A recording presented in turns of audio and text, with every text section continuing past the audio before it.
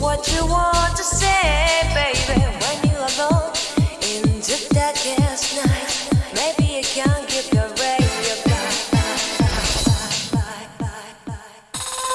Open your heart and show your eyes that your destiny. And cry out loud, baby. The future is waiting for you.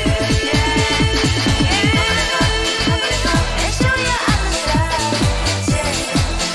your destiny.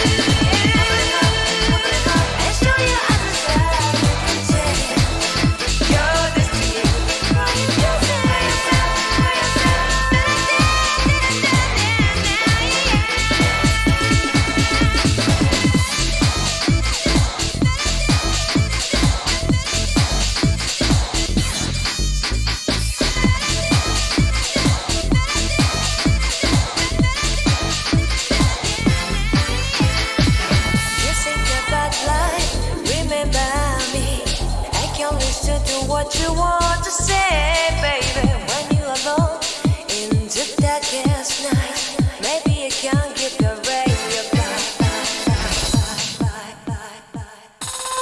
Open your heart.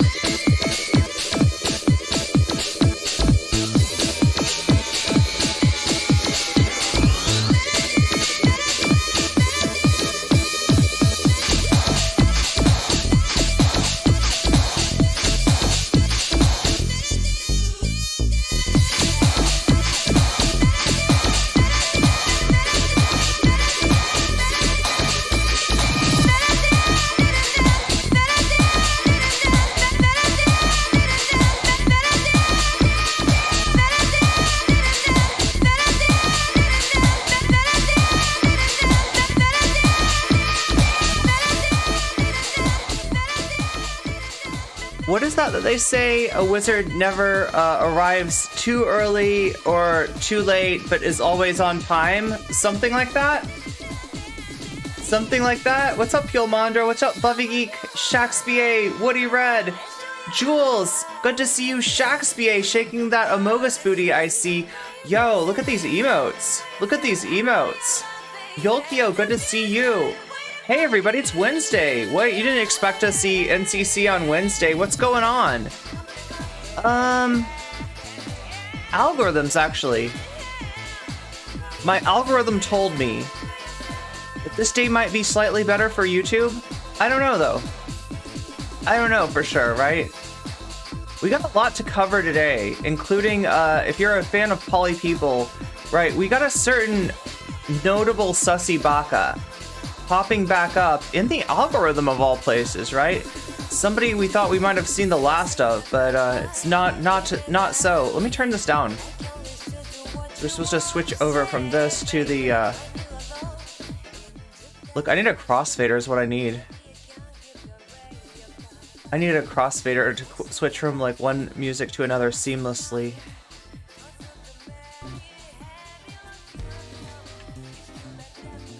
Yeah, that's not seamlessly.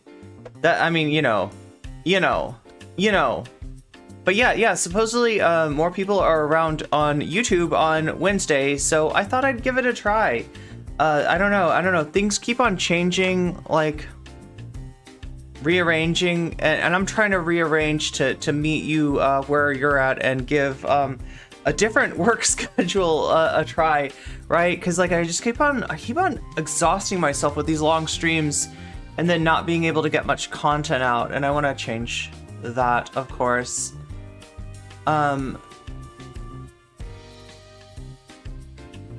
Is this how I think it is? Yeah, I think it is who you think it is. Yeah, look at this, Will and his video essay. That's what we're going over today. Yeah. Will's been through a lot lately, right?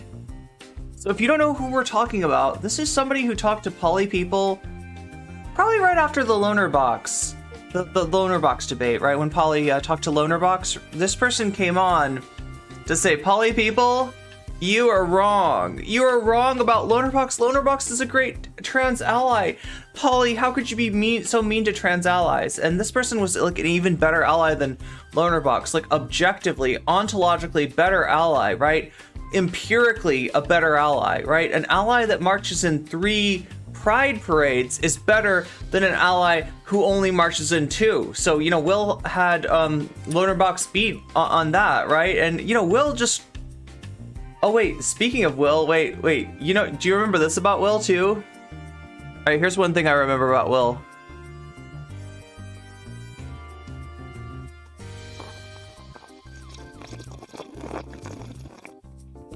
Okay, I had to make sure that was that slurp audible? Was the slurping audible?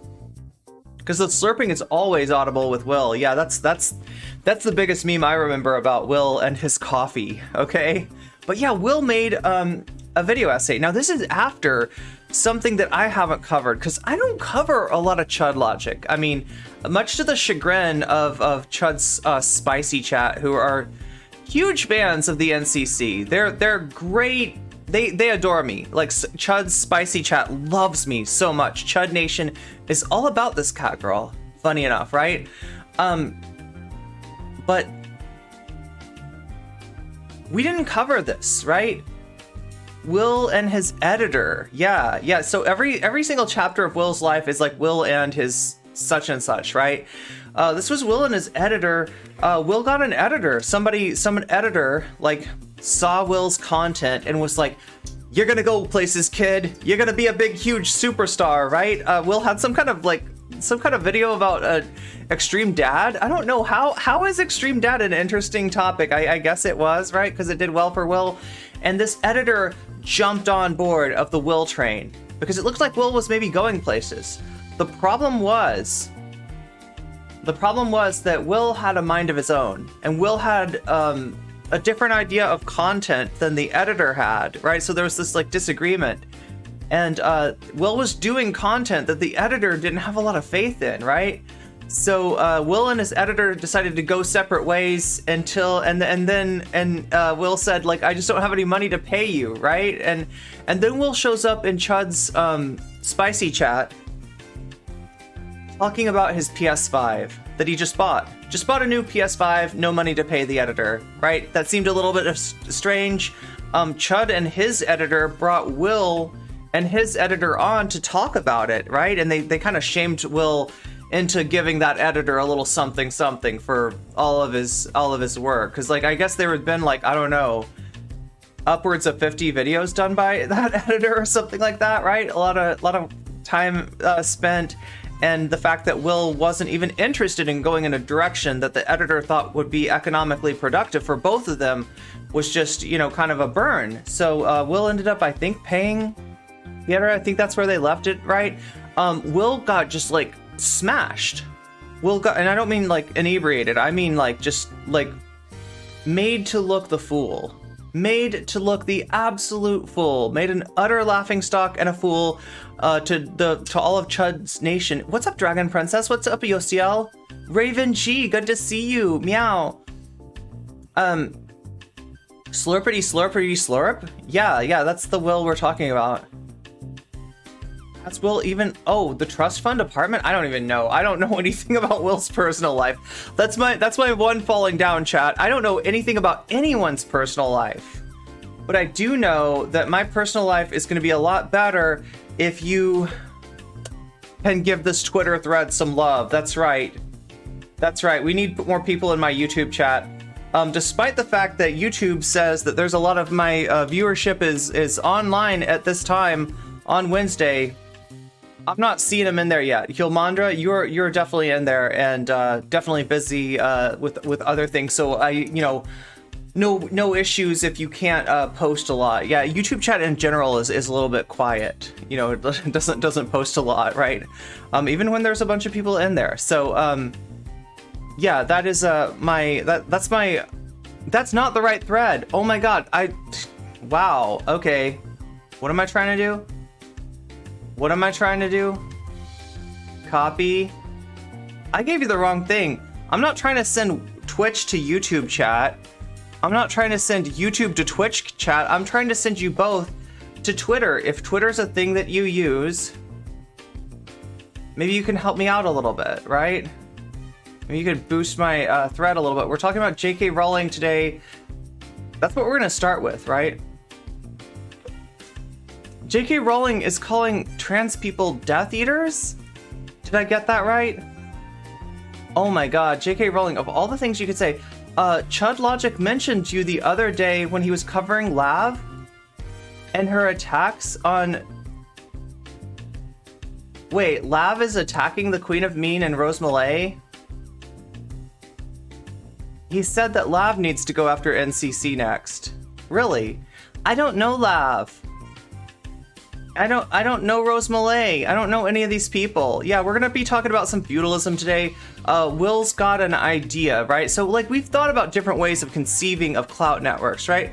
The one that the clout network is maybe a term that I coined. I think it kind of is. Bad Empanada took it and ran with it, but Bad Empanada made a little like improvement, right? Bad Empanada brought us the clout human centipede. The idea that's kind of been kicking around, but not codified until Bad Empanada made a video on it. That what we're seeing is we're seeing like bad takes coming from like Vaush, right?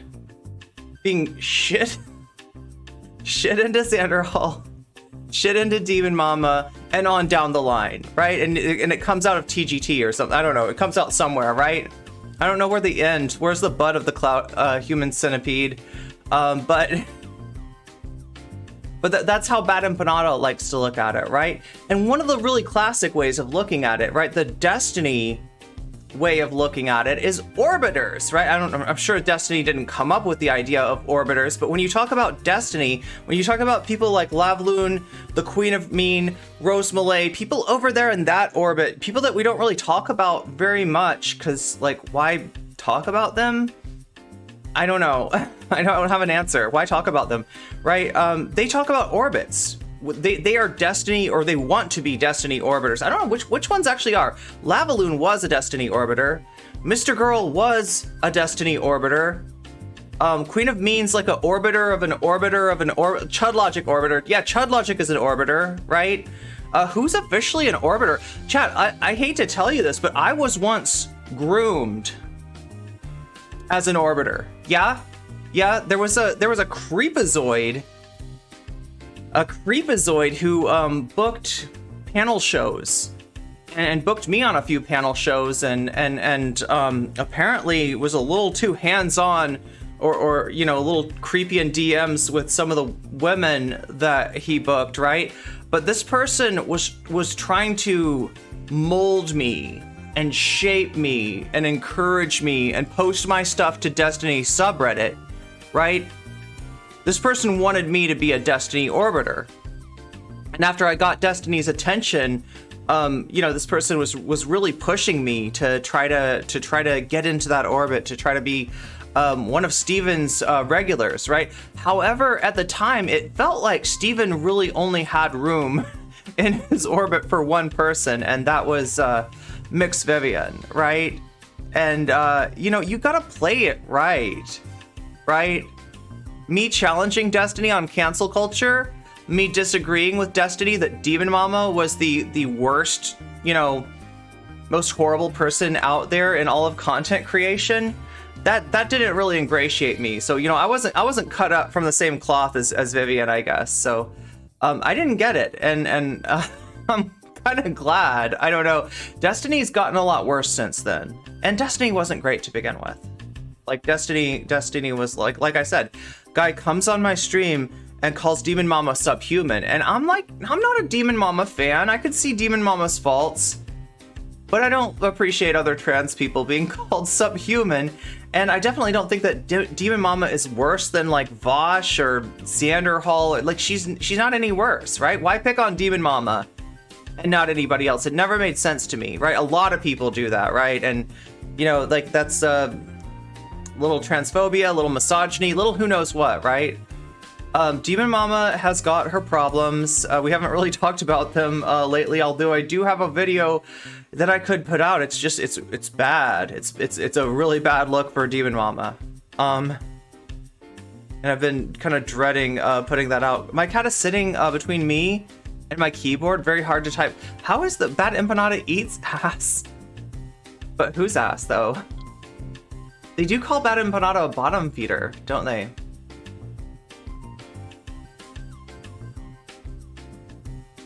There's that. There we go. I feel like my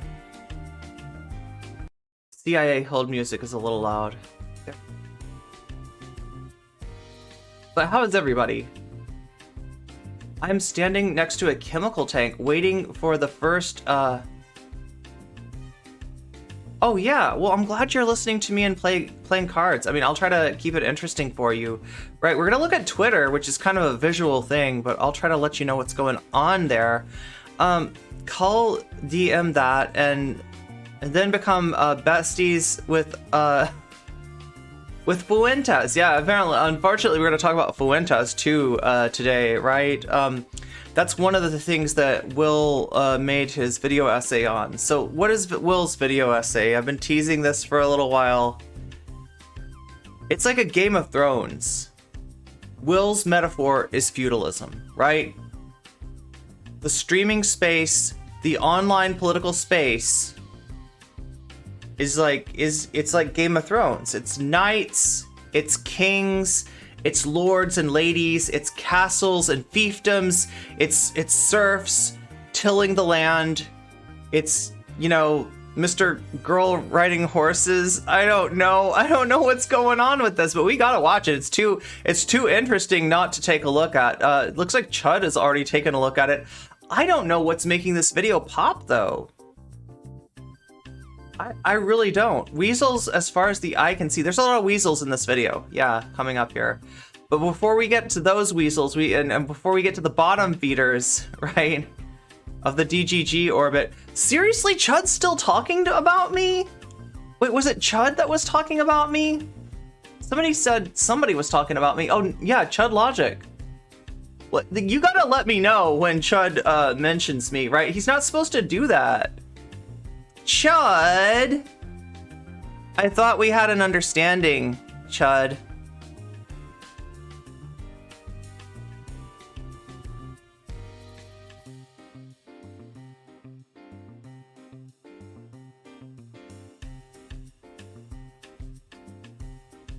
I thought we had an understanding.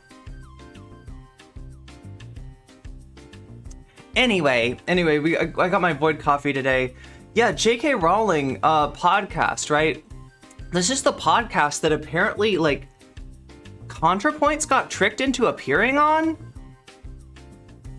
I don't even understand how that happens. Like, right, I like ContraPoints a lot, okay?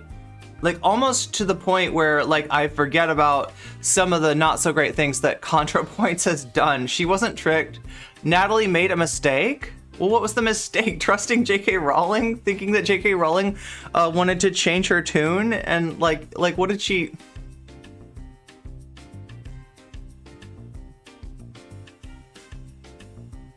But yeah, y'all gotta let me know. You gotta let me know when Sussy Bacchus from Twitch Politics talk about me, right? There's certain agreements in place that is supposed to prevent this from happening, but I don't know. Maybe we don't have an agreement anymore. NCC didn't slurp loudly. Sad. Wait, I didn't? I was trying to. Wait, did I not? Could you hear my slurp? The mistake was doing a podcast. Oh, yeah, the Westboro. Okay, so this is a Westboro Baptist church lady who left the church, right? And I think that's probably why ContraPoints thought it would be okay. But wait, did this have to do with the J.K. Rowling, like, podcast? I'm gonna make some tea, actually. This coffee is strong. This coffee is very, very strong. Oh my god, we got weasels in chat. Anyway, I've been edging you for long enough here. Let's take a look at J.K. Rowling and what she says about trans people, right? Which is funny, because, like... Okay.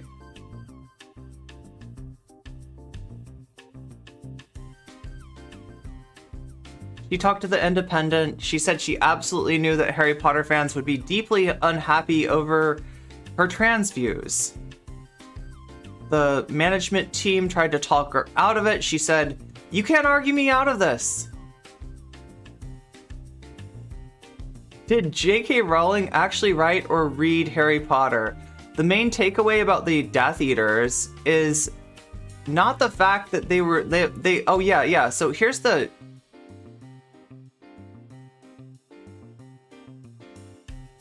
quote, okay? This is on Katie Montgomery's Twitter. Talk about mixed bags. Anyway, when asked what she said, what she would say to people who claim she's become like the villains in her books, Rowling said, so yeah, a lot of people have been noting this for a long time, right?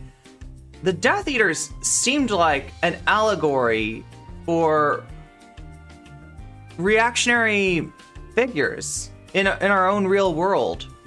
Reactionary figures who attack marginalized groups. That's really what the Death Eaters feel like, right? And yeah, there's like an eliminationist, undertone to this whole thing. Why did people keep appealing to J.K. Rowling using her own books?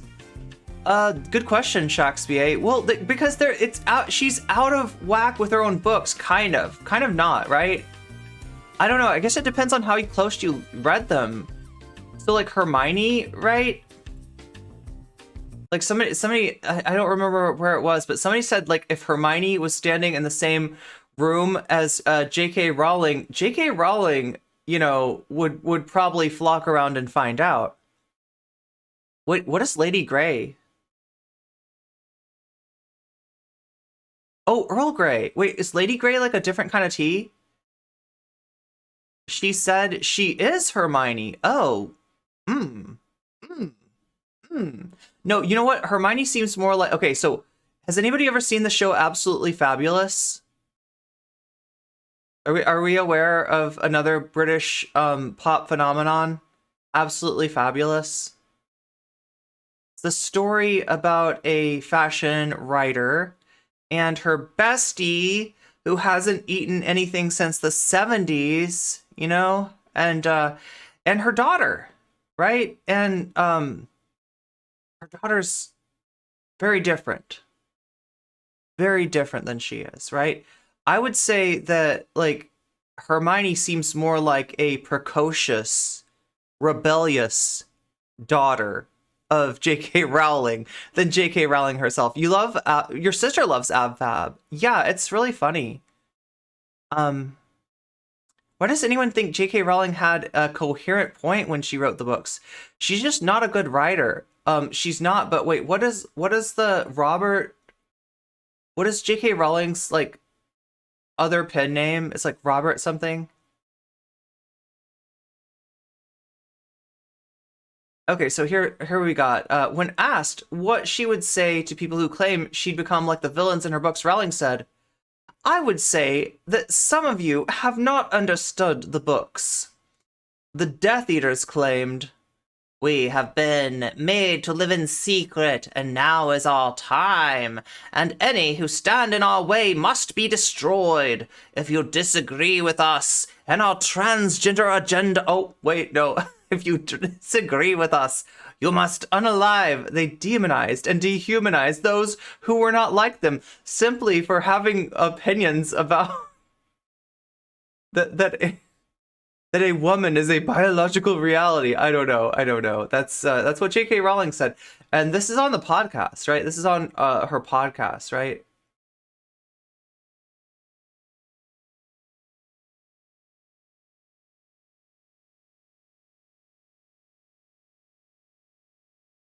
The main takeaway of the Death Eaters is not the fact that they were made to live in secret. It's their cultish devotion to biological essentialist racial purity. Yeah, the Death Eaters were trying to rid the wizarding world of muggles, aka humans, and mudbloods, people of wizard human mixed heritage, right? So that was the Death Eaters thing.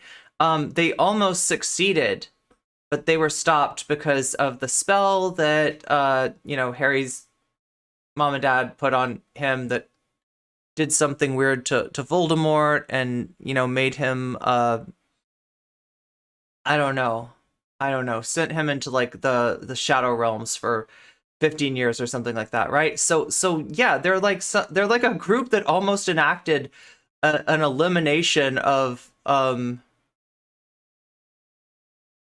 guess like humanity and wizard human people as well. So gave Harry a Tampa Bay Lightning's branding. True. I really misunderstood the allegory as written. If the Death Eaters are the people standing up to TERFs, I guess they were the real heroes. Robert Galbraith, yeah, is her other pen name. She is Umbridge. Yeah, I mean that one fits. That one fits. Although I don't know.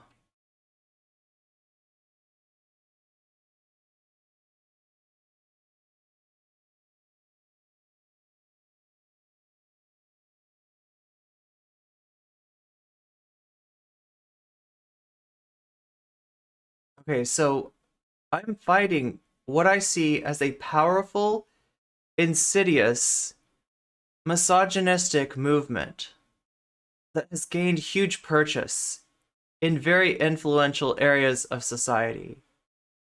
I do not say, and she's talking about trans people. She's talking about trans people. Like, I wonder what she said about Drew Barrymore and Dylan Mulvaney, right? The TERFs were really having a normal one over the picture of Drew Barrymore. Drew Barrymore got on her knees to show compassion for Dylan Mulvaney. I think she was like uncomfortable with like somebody, the host of the show, getting down on her knees, and then Dylan got on the floor too on her knees, and they both had a moment, And you know, I mean, it was sweet. It was sweet, and I don't know how you could get mad at it, but Turf somehow managed to get mad at it. I imagine J.K. Rowling mad as well. Okay. Let's see what's up with this Katie Montgomery thread.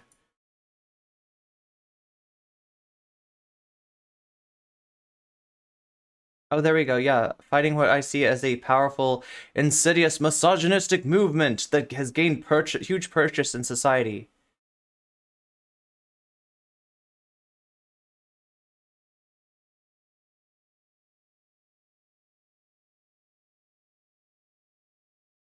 So this is like a comic here. The villains in my book are supremacists. They believe that how you are born determines your role and value in life, despite that not being how things work. They seek to wipe out those who are different than them, and they use hateful slurs to describe their victims. Ah, so they must represent the bigots like gender critical PO. That's right. They represent trans people. Okay, that's...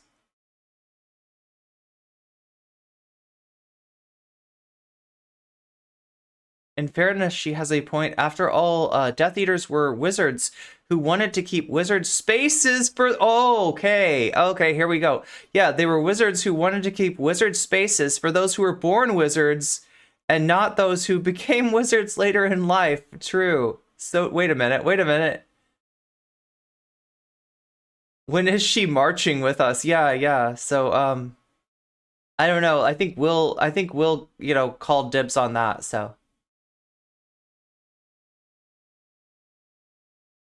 I'm surprised that nobody's like clipped the, because she said this in the podcast, right? And we're not gonna watch the, we're not, I mean, like, I don't know, should we listen to the podcast? I don't think you want to listen to the podcast, like, right? I feel like that would be too much. Oh, that's where she'd march with us. Yeah, in 2020, she said she'd march with trans people if they were discriminated against on basis of being trans. Yet, in the wake of Republicans cheering and calling to eradicate transgenderism, a very, you know, Voldemort kind of thing to say, she didn't even tweet in support of trans people because of, yeah, she was too busy attacking us. Wait, what does she say here? I respect every trans person's right to live any way that feel. Wait, is that the old one? Yeah, that's from June of 2020. Will mugged J.K. Rowling and stole her ticket to the march. True.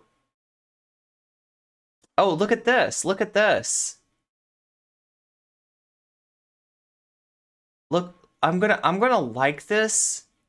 Oh, yeah, look at that. It's already getting more attention. I'm gonna retweet it on Oh, wow. Okay, yeah. And then like copy the link for anybody else who wants to do the same. Do you see what I just did? I liked it. I retweeted it. I could have also made a comment on it. But talking to my own alt, it would feel weird. So instead, I'm gonna have you talk to my alt. Here we go. There it is again. Westboro Church Lady was the one doing the JKR podcast. So wait, did it have Contra? Wait, the Westboro Church Lady is in charge of the...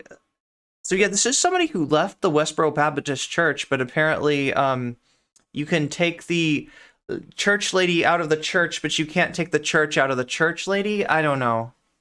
I don't know. Something like that. Contra's episode has not aired yet.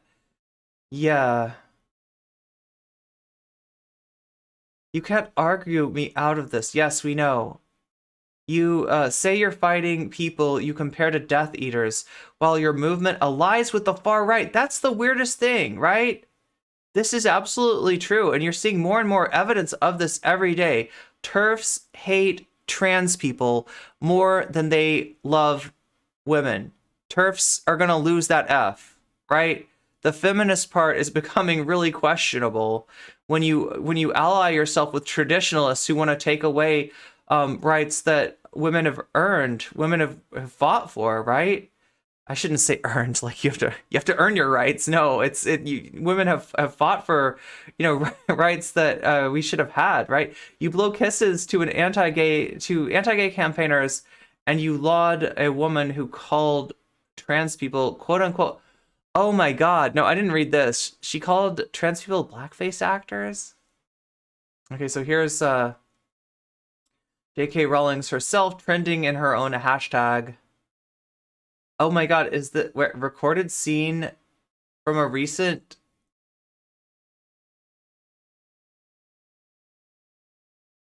Jesus Christ. Wow.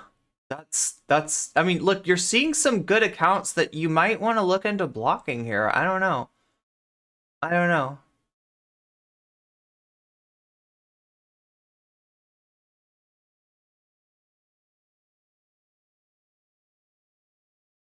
Yeah, people are making the same point. She said that she would march with us if we're discriminated against on the basis of being trans. You got Michael Knowles saying that he wants to eradicate transgenderism. Oh, here we go. Jesse Gender. I find it funny that J.K. Rowling might sue people for calling her a transphobe. Like, oh my god, could that happen? Any Brits in chat? Any Brits? Can you tell me, could this happen? I know that slander and libel work vastly differently.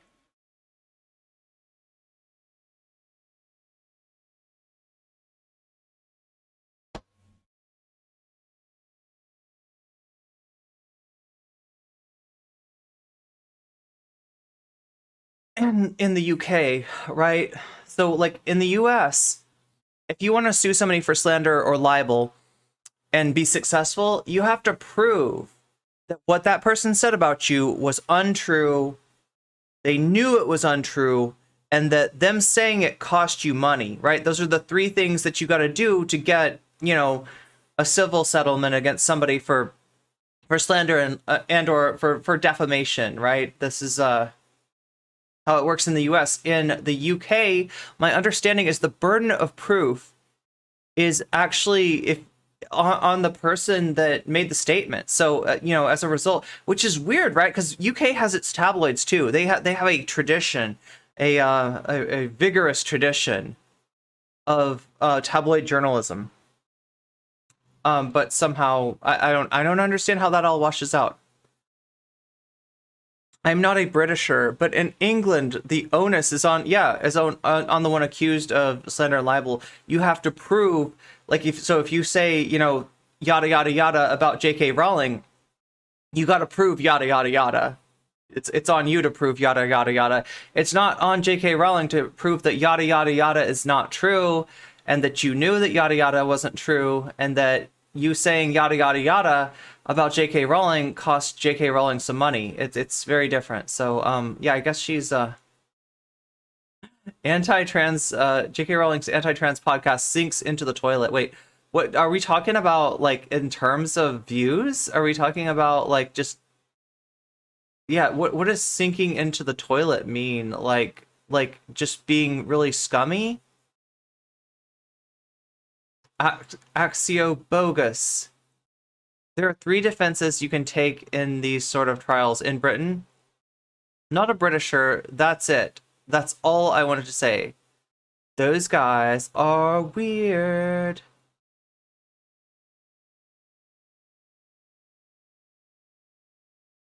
Well, maybe that's why Chud Logic never, like, you know, talks any smack about... Maybe that's why Chud Logic is talking about this witch instead of J.K. Rowling. Right? Wait, did I get that right? Chud Logic just said that Lavaloon should go after me? Why would Lavaloon go after me? Why would Lavaloon care?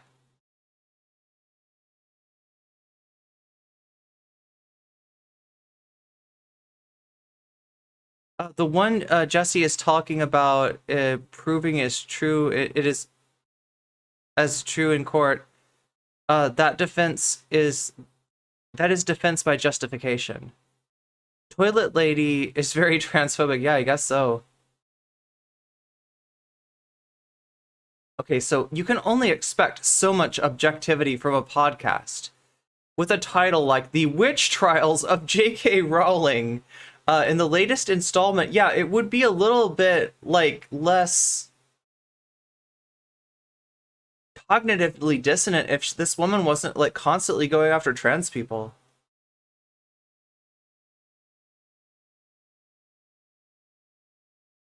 Its latest installment, however, still somehow manages to lower the bar to the floor level.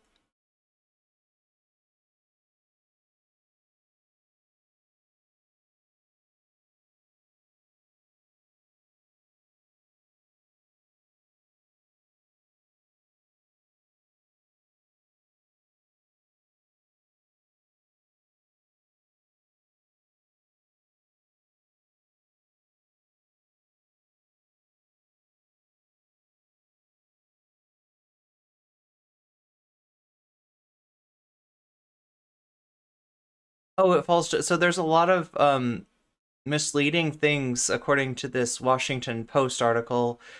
Wait, is the Daily Beast article paywalled?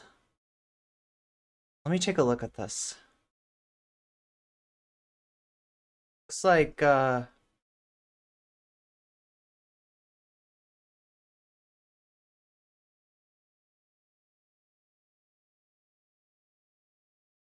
yeah, it's paywalled. I think it's paywalled.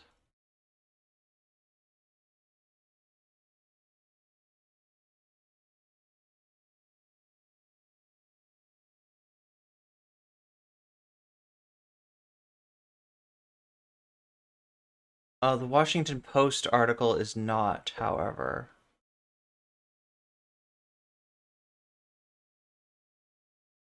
Let's take a listen to this. This perspective piece was written by Monica Hesse. Listening to the witch trials of J.K. Rowling is exhausting work. A podcast promised clarity from Harry Potter author on how she feels about trans issues. But it falls to the audience to fact-check her.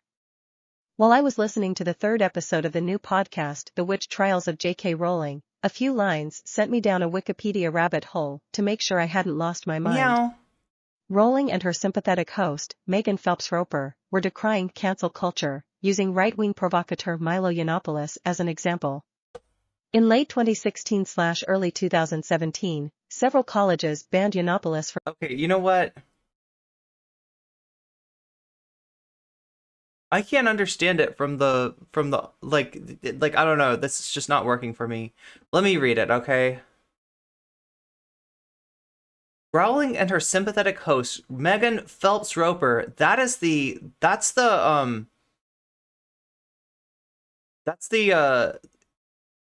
Westboro Baptist Church person, right? We're decrying cancel culture using right-wing provocateur Milo Yiannopoulos as an example.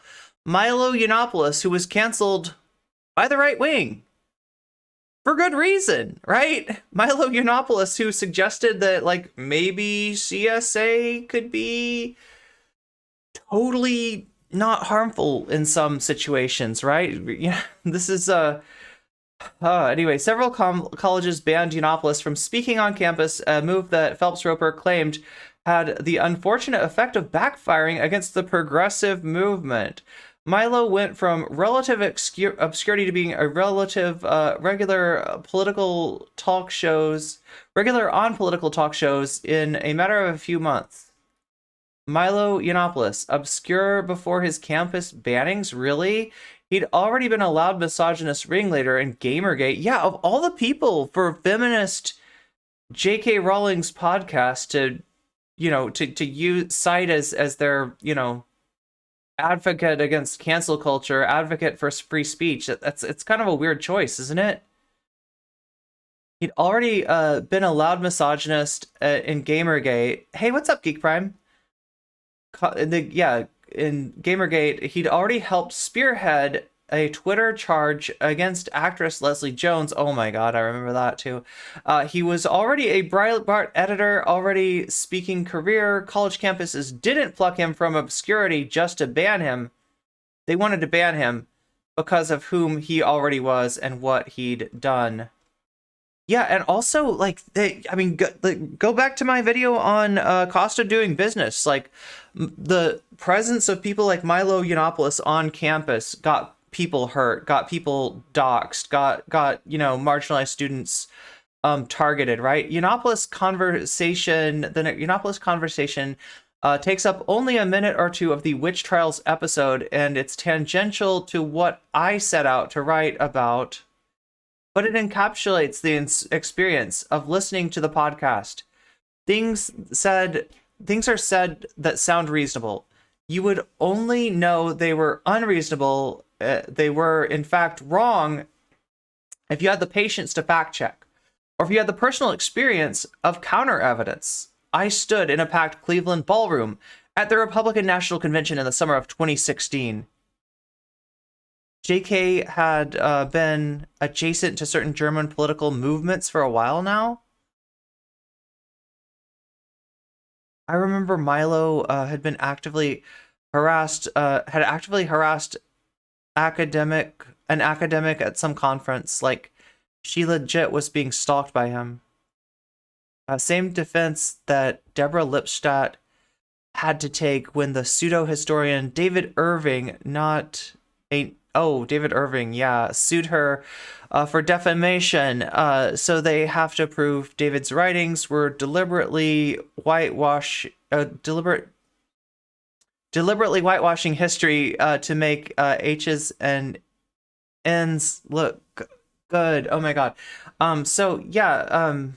Cleveland Ballroom at the Republican National Convention in summer of 2016, and I personally watched Unopolis get a standing ovation. Obscure my eye. Oh my god, what a weird phrase. Can it really be true, as the episode implies, that legions of teenagers began identifying outside the gender binary solely because social media platform Tumblr gave them profile options beyond male and female? Is it common for transgender rights advocates to virulently protest feminist conferences? As the podcast asserts, to answer that last question, you would have to already know, because the podcast won't tell you, that the feminist conferences protested by transgender rights advocates are typically gatherings that specifically exclude transgender women from the umbrella of the feminist movement. You would have to know. So these are, TERF conferences, right? Like specifically. Oh my god. So yeah, they're basically using that feminine. No wonder they're keeping feminist in their, in their labels, in their CVs, right? It's a fig leaf. It's a fig leaf against what they really are, which is a hate group. And like I said, you can't ally yourself with radical traditionalists and call yourself a feminist. It doesn't make any sense. You would have to know that there are many feminist organizations and individual feminists, such as myself, who find this exclusion unconscionable, that transgender women don't want to take down feminism. Yeah, I don't know. Even this is a little bit underselling it, right? Because it makes it sound like trans people want to be included in these conferences, when in actuality, these are... The reason that these conferences are of interest to trans people are because of the demagoguing against trans people that goes on at them. It's not listening to the witch trials of J.K. Rowling is exhausting. It's exhausting because it requires constant vigilance. It's exhausting because the phrase constant vigilance, I've realized, entered my own lexicon via Mad Eye Moody. Okay, a beloved Harry Potter character, because Rowling is a brilliant and beloved storyteller who is astonishingly good at entering lexicons, manipulating language, and telling fantasy stories. I don't know if I agree with that. It's how she became famous. It's why events surrounding Rowling in the past few years have felt a god-awful mess. Is J.K. Rowling transphobic? That's why I was listening to the podcast to begin with. It promised that Rowling would speak with unprecedented candor and depth about the controversies surrounding her, from book bans to debates on gender and sex. Since 2020, Rowling's status as a celebrated liberal and literary icon has taken a nosedive because of tweets and references that supporters of trans rights view as transphobic, but that Rowling says are merely trying to protect women and girls. If sex isn't real, then lived reality of women globally is erased, she tweeted in the summer of 2020, as part of a thread protesting gender-neutral phrasing related to menstruation. Great. She followed up with a lengthy blog post lamenting the new trans activism and questioning whether young people were identifying as trans because they've been persuaded via social fads rather than innate identity. Yo, she sounds so much like a anti-metal 80s mom here, right? I don't know. There's like this weird. She said transgender rights movement offered cover to predators like few before it. She began retweeting random accounts that said things such as, "My grandmother had the right to get an abortion," to female-only spaces, and did not feel any social pressure to use... Oh my god. Yeah. To use somebody's preferred pronouns. Okay. For the reason, some reason 60 plus years later, I do not have any of these. I won't dissect Rowling's every tweet and retweet.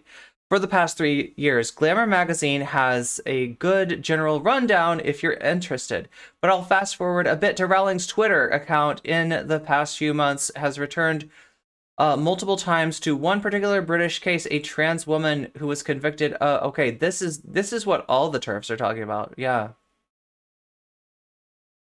Trans woman who was convicted of R before she transitioned, who was now set to be transferred to women's prison. Rowling's attention to the story, and they very much want this person to... Anyway,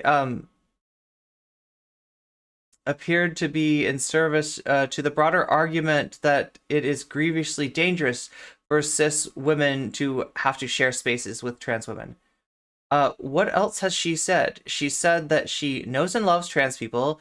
She has said that trans people need and deserve protection.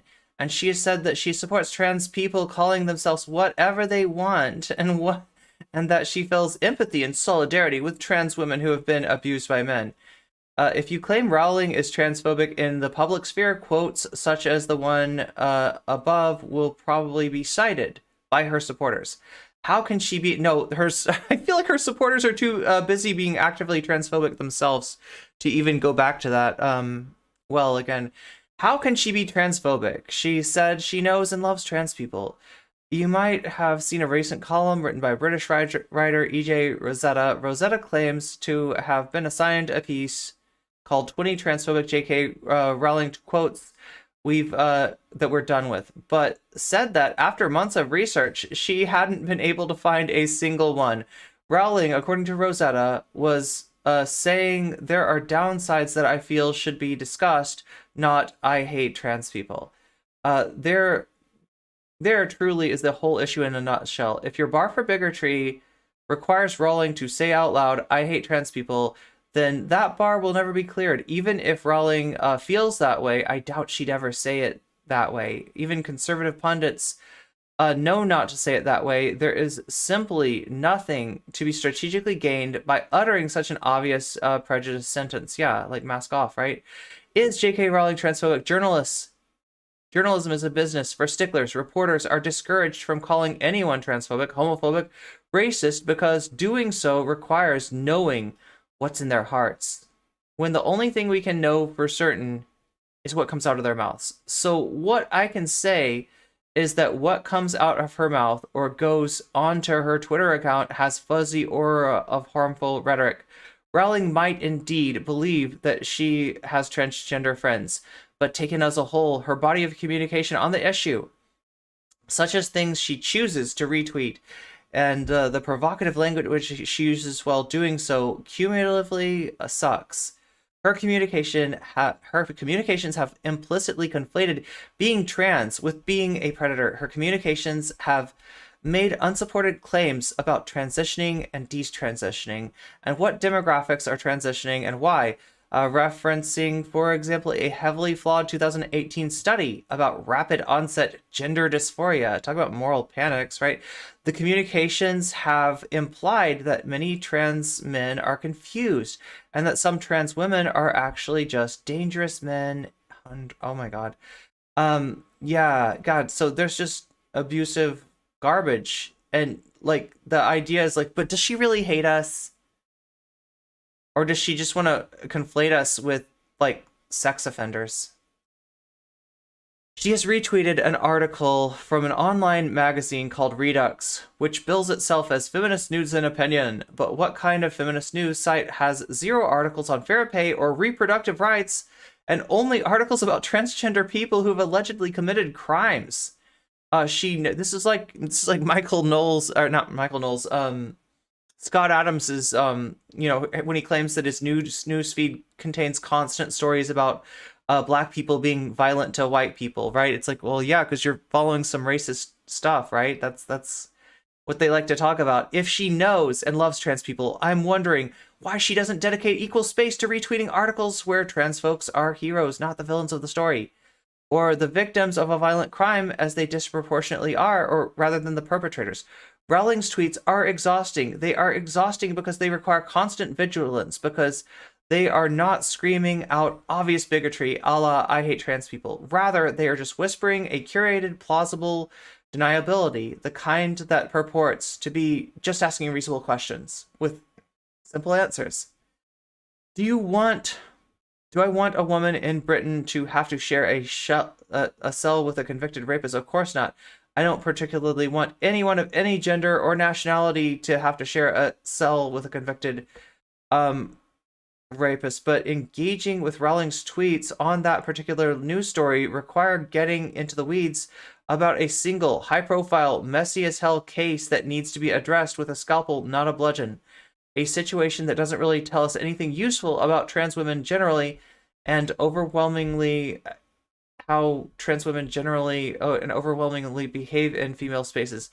I do not know what is in Rowling's heart, but reading her Twitter feed, this is the overall effect. Her Twitter feed does not ask its readers to think. It asks them to fear. It creates phobias of trans people. It creates trans phobias.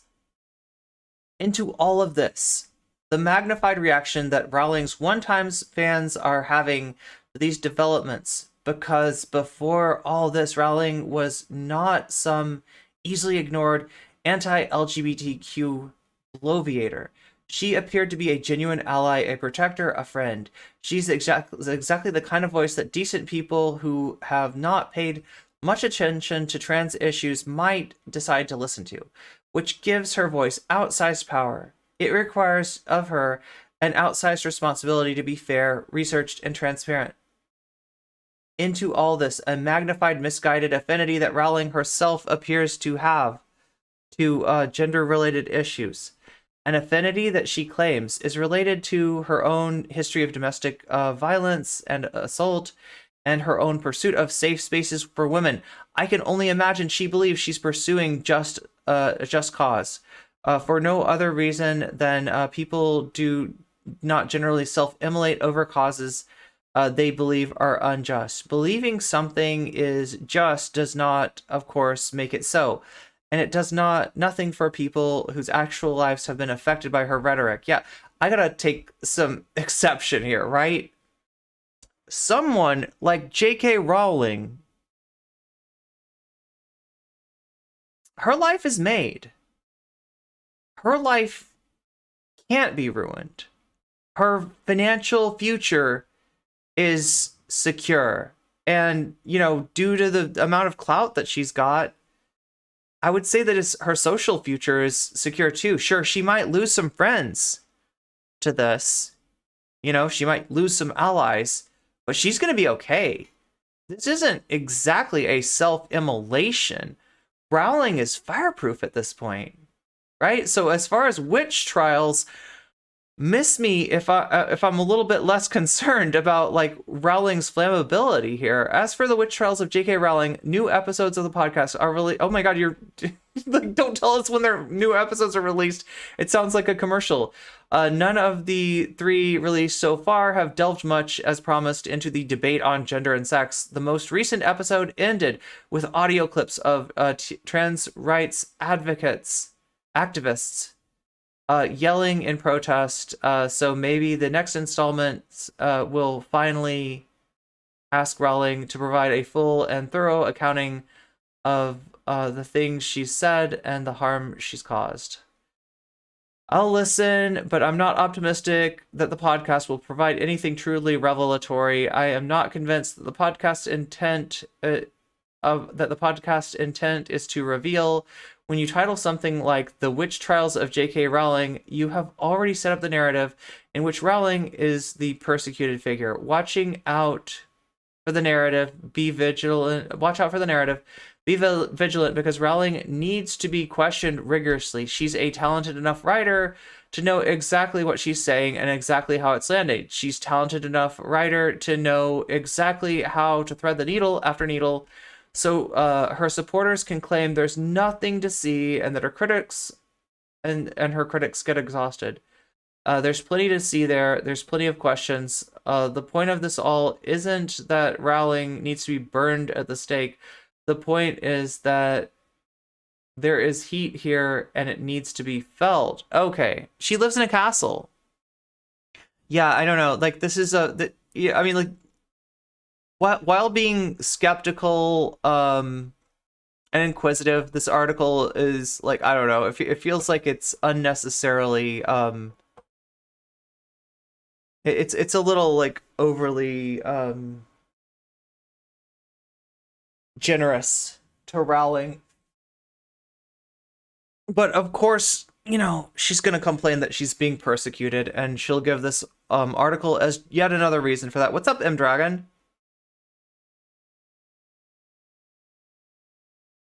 I always imagine that instead of living in her castle and using her millions for good, she lived in a $1,000 a month studio with nothing in it but a twin bed laying on the ground, with the only light being the dim screen of her laptop, and she's just tweeting all day. It could be. It could be.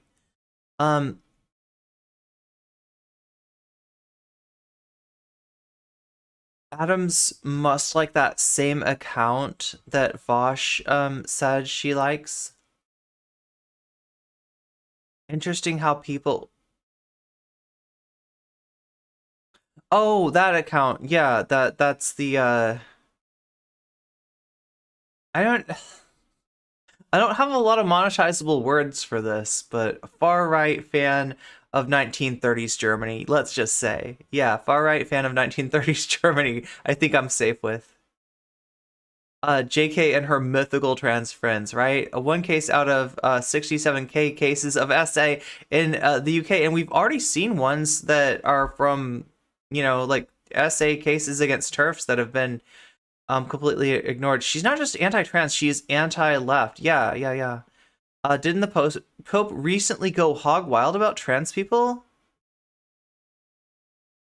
Not that anyone has posted in my Discord, which, by the way,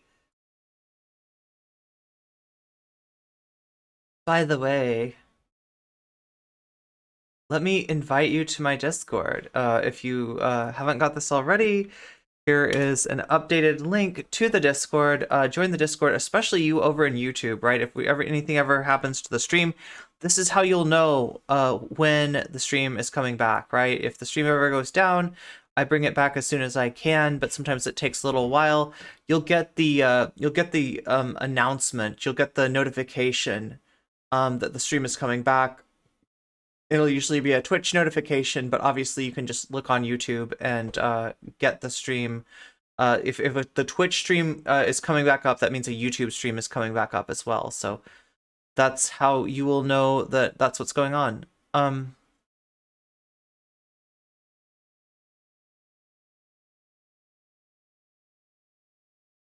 J.K. Rowling's boring. I don't know how else to say it.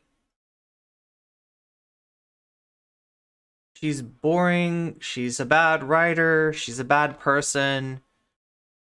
She's got one note and it's hate.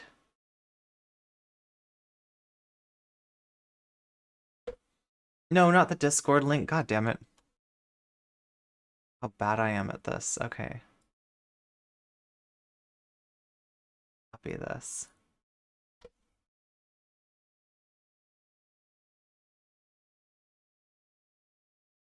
Gender ideology. Okay, so what? Okay, there we go. Yeah. And then next up we have get ready to rage after this after this video essay, right? Because this is okay, so let me just give you a little rundown. This video essay is gonna be funny. If you know Will, you know that if there's one thing that he's good for, it's a laugh. And we're gonna have a laugh at Will's expense. And then we're gonna Vaush calls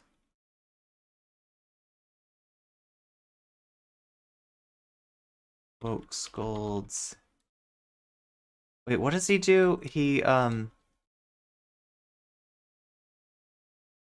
Vaush, see, quote unquote, CIA loves, right? Wokescolds and tankies. But then if that's true, why won't they pay me? Right? I've been called both of those things, and the CIA refuses to pay me because all of their money goes to Vaush, apparently. I don't know. That's what they said. That's what they said when I called. To find out, like, if I'm stoking all this leftist infighting, like, right, I should be getting that bag, and I'm not. And I'm not, because Vaush is getting that bag.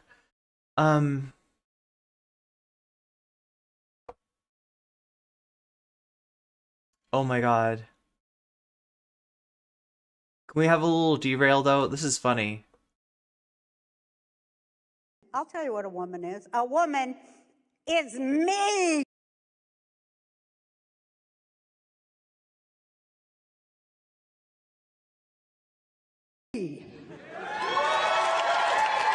Everybody, welcome back to my channel. I had to film this on my phone because I lost my camera charger. Just really quick, I wanted to mention that I have a Discord and I started streaming on Twitch because I... So this is Sam Collins. Sam Collins is awesome, and this is Sam Collins going over the recent Roseanne Fox special. Why is Fox having comedy specials? What is it like? It's like a Fox News thing. Follow. My Discord and my Twitch will be down in the description. I stream a game called Dead by Daylight. If you guys like that game, you can come stop by the stream, say hey. It's really fun. It's my favorite game. So today I wanted to review with you Roseanne Barr. Do you know who Roseanne Barr is? No? Well, are you really that young? If you guys don't know who Roseanne Barr is, she was on the show Roseanne. Why does it make me think of you when you get possessed by Demon Mama? It's me! And other stuff. I used to really like Roseanne when I was younger, so that's how I know her. She also used to do stand-up comedy, but she got maybe Disney didn't want Roseanne on their network. Canceled a while ago because of a racist tweet that she made, and this is kind of what sparked her spiral downwards. I'm just gonna read this here for you. Like, no, I mean, like, I don't know, like, she had a really popular show in the 90s. In some ways, the show was groundbreaking because instead of trying to give you like a comfy artificial reality of, like, you know, a great apartment, like, you know, the way that Friends had a great apartment. It was, you know, an apartment that no one on the salary of the jobs that they had would have been able to afford.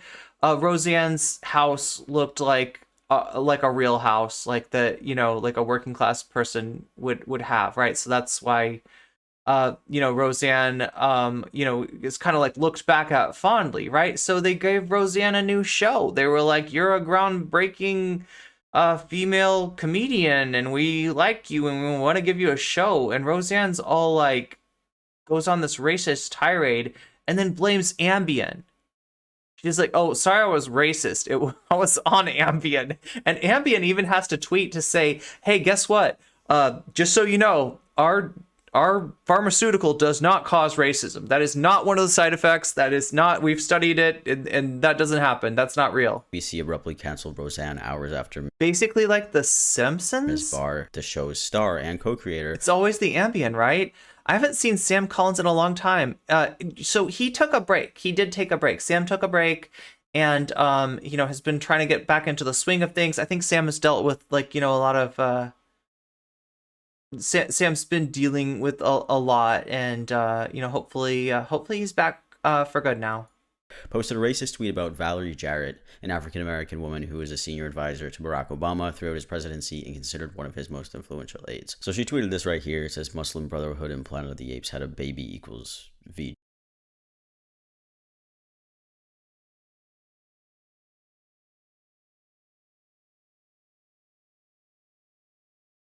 She got canceled for that, and then she actually watch her excuse. Pulled the tweet up. When was this? This was 2018. Holy shit. She said, guys, I did something unforgivable, so do not defend me. It was 2 in the morning and I was Ambien tweeting. It was Memorial Day too. I was Ambien tweeting. Yeah, like that's a thing. Oh, sorry. God, the Ambien tweeting got me.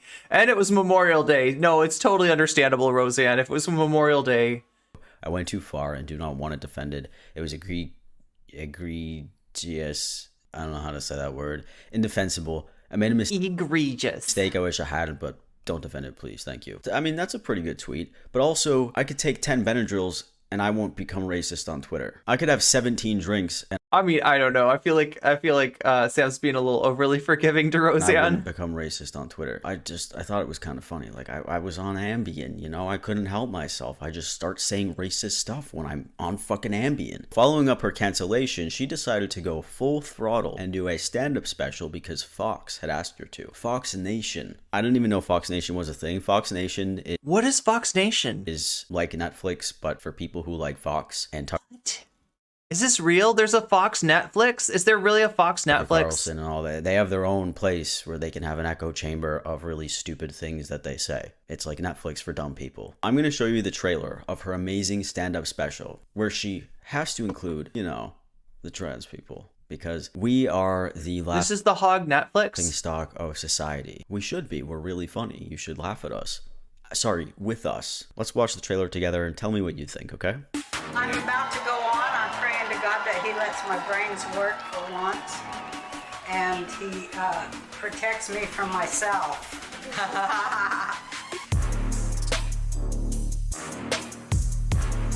That didn't look like God. That looked like the devil coming out of her. Ladies and gentlemen, please welcome to the stage... It looked like the Joker. Roseanne Barr.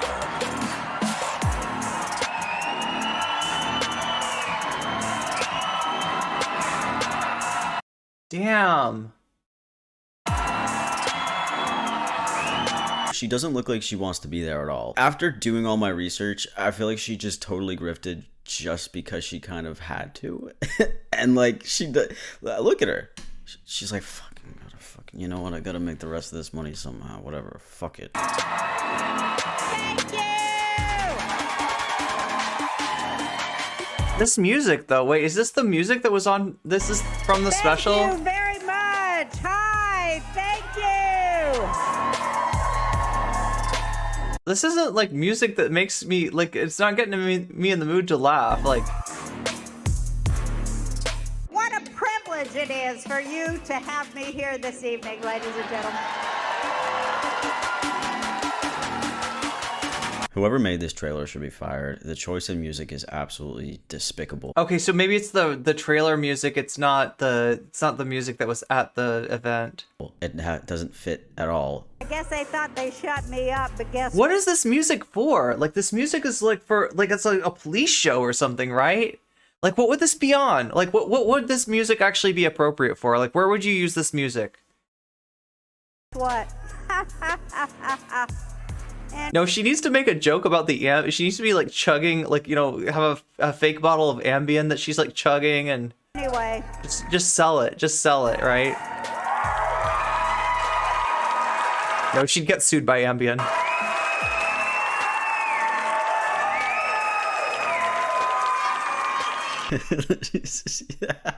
She's like, guess they're showing up. Yeah, I mean, they really did, because all I have is this special on Fox Nation, and I don't really know what else. Anyways, what's a woman? Me. Where are my peeps that are going to get really offended if I do not offend Wait, Roseanne wants to move to Israel and become the prime minister? everybody? Where are my peeps at?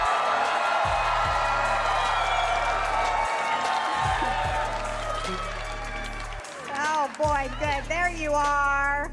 There you are. Don't worry, I'm going to get them all tonight. What's going on in Israel, by the way, right? Like, I mean, I don't know. Like, I've seen protests. They're wearing like Handmaiden's Tale, you know, like outfits at the protests. Like, there's it's so like there was a few years that Netanyahu lost after being prime minister for a long time, and now he's back, right? Right. That's right. That's More than right. halfway through the trailer, haven't seen a joke. Absolutely none. Is that right? Looks enticing. Now I moved to Texas and it's just beautiful. Like I look out my bedroom window, I can't believe it. I see all these gorgeous little tiny baby deer in my yard eating the grass around my pool. It's so fantastic, you know. Yo, it feels like she doesn't really like the deer. I think she yells at the deer. She's like, "What are you doing eating my grass?" Because I can pull out my AR-15 and No, I knew it. I knew she wasn't gonna be nice to Bambi. blow them just to smithereens. Oh my god! Oh my god, she hates Bambi. Legally, it's no, it's like legal in every state. What are you talking about? Like, what state is our ARs not legal in? Is there a state that ARs are not legal in? So fantastic. Open carry, bitches. Hell yeah.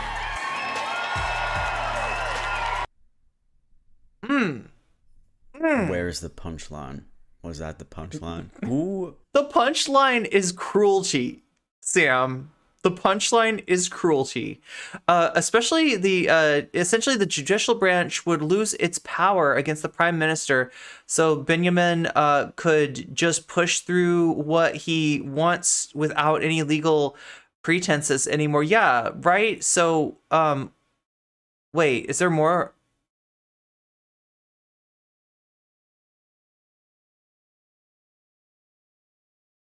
Did I miss something there? Looks out there. Yeah, there's more. There's something with the Constitution, right? Didn't they like somehow like nullify the Constitution or something? No, and sees baby deer and says, "Oh, I would love to." He put the West Bank under control of a religious Zionist colonist who wants Israel to annex the land. They never have had a constitution. Just shoot him. They're so cute. Let's shoot him. Hell yeah. Someone fucking commented They have the basic at the end of laws. the video. They were like, they said, I like how she ends with "hell yeah." Like she doesn't know if she should have said that or not. That's the fucking trailer. The trailer is actually better than the entire special because I watched the entire special, so you don't have to. Oh my God. I mean, you still could. I was actually blown away by how awful it was. Not even trying to be biased. What's up, Jakar? It was so bad. And I'm going to show you some of the jokes, okay? She's talking about kids here, by the way, because she was talking about her own kids. No concept of reality. They've been living in a bubble forever. Asking questions have nothing to do with the real world. What is my gender, Mom? What is my gender? Your gender is... Wait. What? What? Isn't that a conservative parent's dream, though? Drumstick Pony, thank you for the follow. I don't know how I missed that. Sam's hair is awesome, yeah. No, but like, isn't that a conservative parent's dream? Is that your kid asks you, you get to dictate your kid's gender? You know, like, usually when they're complaining, it's about, like, my kid says that their gender is this, but clearly, the birth certificate says, you know, like, right? That's, anyway. I don't think she spent a lot of effort on these jokes. Get a job. That's your gender. Mom, what's my gender? Like, how? This doesn't even make sense. Is this the ambient talking again? What are they thinking? This reminds me. What were you thinking when you wrote that joke? Me of if I was watching SpongeBob. It reminds me of when SpongeBob and Oh Squidward no! were on stage. Oh and no! SpongeBob was trying to get a laugh. He couldn't get a laugh. Your gender is get a job. But I did. I got a job at the Krusty Burger. Oh, brother, this guy stinks! Ask it, what is a woman? They don't know that. That Wait, was are you asking your kids what a woman is? Or are you asking like just like are your kids the stand-in for woke America? Like what's going on here? they're asking all the time, what is a woman? That's what your kids are. What the fuck? Yo, these people are the people saying that like the kids of like woke parents are gender confused, right? What is Actually, no, Matt Walsh asked that. We don't ask that. Yeah, what we is don't, that? because we know what a woman and a man is. Actually, if anything, like She's mailing it in. trans people are very She's phoning it in. She's zooming it in. aware of men and women. I'll tell you what a woman is. A woman is me. That's what a woman is, okay? It's me. Okay. A man is me. My girl did a couple of lines before she went on stage. Oh my she God! Throughout this entire special, she kept constantly. There's every using the chance white that's pronouns. true. There's every chance that's true. Curious as to why. A woman is someone who cleans up everybody else's That's what a woman is. A woman is Where did she get these jokes? somebody whose boobs hang down to her knees with a prolapsed uterus from giving birth to 5 ungrateful little privileged never had to work for anything in their whole damn life. Okay. I mean, I get the audience that she's speaking to. Like, wealthy, white. I mean, like, really, like, grandparents, right? I'm reading the Pope's interview where he came out against gender ideology. He's quite explicit in both senses, I get. Oh, wow. Says that breeding is a human vocation. Wait, is he talking about the Jordan Peterson milking machines? Is he afraid of the milking machines taking over? Damn, she really attacked her own kids. I'm confusion. I'm confusion too. This is Roseanne Barr attacking her kids for being privileged because she's wealthy. What? A grateful little pieces of Hey, what's shit. up, Von Diva? How dare Meow. you have a successful mother. My Sorry about the loudness. Was that what? Did I break your eardrums with the demon mama? pronouns are kiss my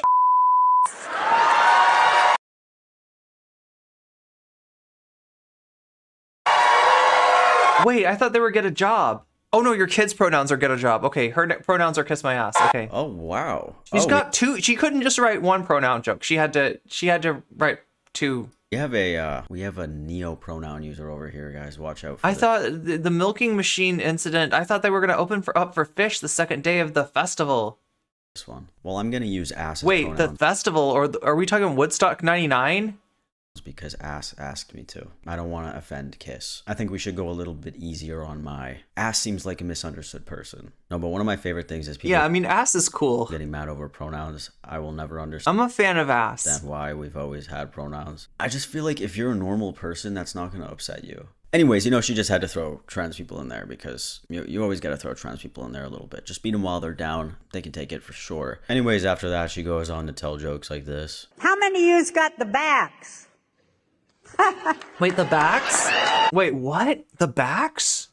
Wait, what are we talking about? You always win with ass, yeah? Few of yous, you probably Yeah, that's right, Von Diva. You got ass. had to get it right. Can we get some asses in chat? Are those whose emotes are those? Nabil with the ass emotes. Hell yeah. Hell yeah. Were you forced to get the backs? Oh, the Yeah. backs. I thought she said the backs. I thought she was going to say, because she talked about like the boobs displacing. I thought maybe her back had displaced too, and she had like part of like the skin was hanging down, or I don't know. I don't even know, chat. Okay, no, we're talking about the vax. Oh no, God, she's going to get me in trouble here. Boy, what a Vax is good, YouTube. If you're listening, please don't get confused. She's the one that's against it. I'm the one who's for it, okay? Please don't give me another strike. That makes me mad. They Just forced because I'm people watching Roseanne Barr. to get the backs. I hope they have to pay for that. She got the backs. What they did to us. Wait, what they did to you? Wait, what did they do to you? They should definitely Wait, who's gonna pay? Fauci? Wait, who's she talking about? pay for that, you know. Who is they? Trying to help the world by having a vaccine. Like all the doctors and like all the medical professionals? Who's gonna so pay? people don't die. Yeah, they should. Roseanne Lobar. They should definitely pay for that. The rest of the special is just ass. She basically just takes a Wait, bunch is it just ass? Is it like wait? Did they force you to get the ass?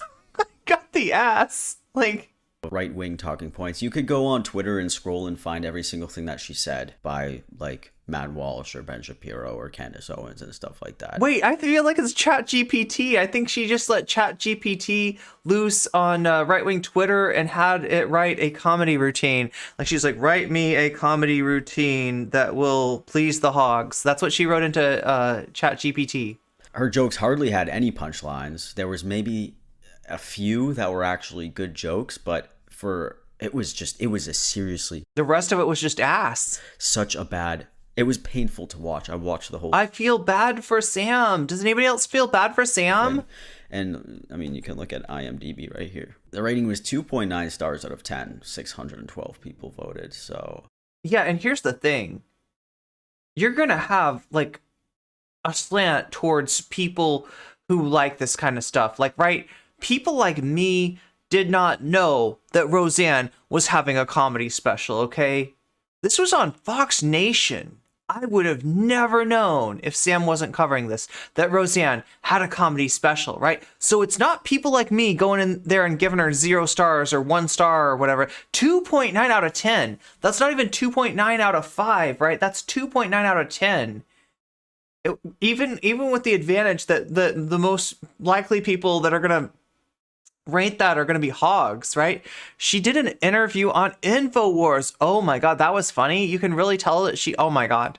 there was a reason why this was just one night only. That's how InfoWars is staying relevant. They gotta get guests. And she got interviewed after she did this special, and here's a couple of things that she said with our good old friend, the guy. Oh my God. I think this is going to be what you're talking about. Conservatives often defy logical consistency. That sounds like an awful thing to go through. I know, right? Sam did it for us. Sam was like, let me do it for you. And like, never mind. I don't know if you know the meme. I don't know if you know the meme. Let me do it for you. Who wants to fuck M&Ms? Man, I had a rough couple of years there. I got fired because basically I racially misgendered somebody I thought was a white woman.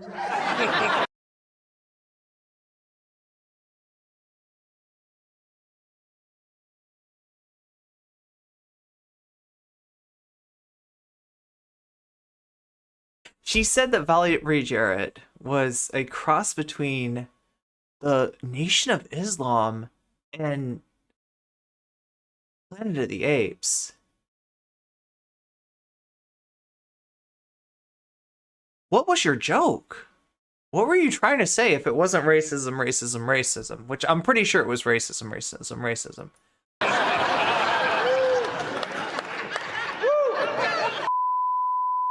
Huh? I know. I thought the was white. It's true. A lot of us thought that in our defense. We're sitting down for a full No, you didn't. hour with Roseanne Oh Barr. no, it's Tucker. It's even worse than Alex Jones somehow. It'll be on Fox Nation, but she joins us now. Oh yeah, that's right. She was talking about how she thought this woman was white, okay? I'm trying to talk about Iran. I imagine that her point was that her point was, quote unquote, brown people are weird. trying Yeah. to talk about Valerie Jarrett wrote the Iran deal. I know, but you've told me this 3 How does that have to do with Planet of the Apes or Nation? Okay, I guess it doesn't make sense. 300 times. Do you know that That's what my tweet was about. I know, you've explained this literally 300 times. I thought the bitch was white.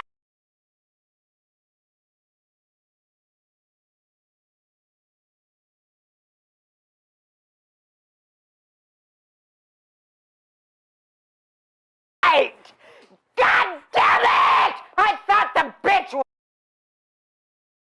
was white!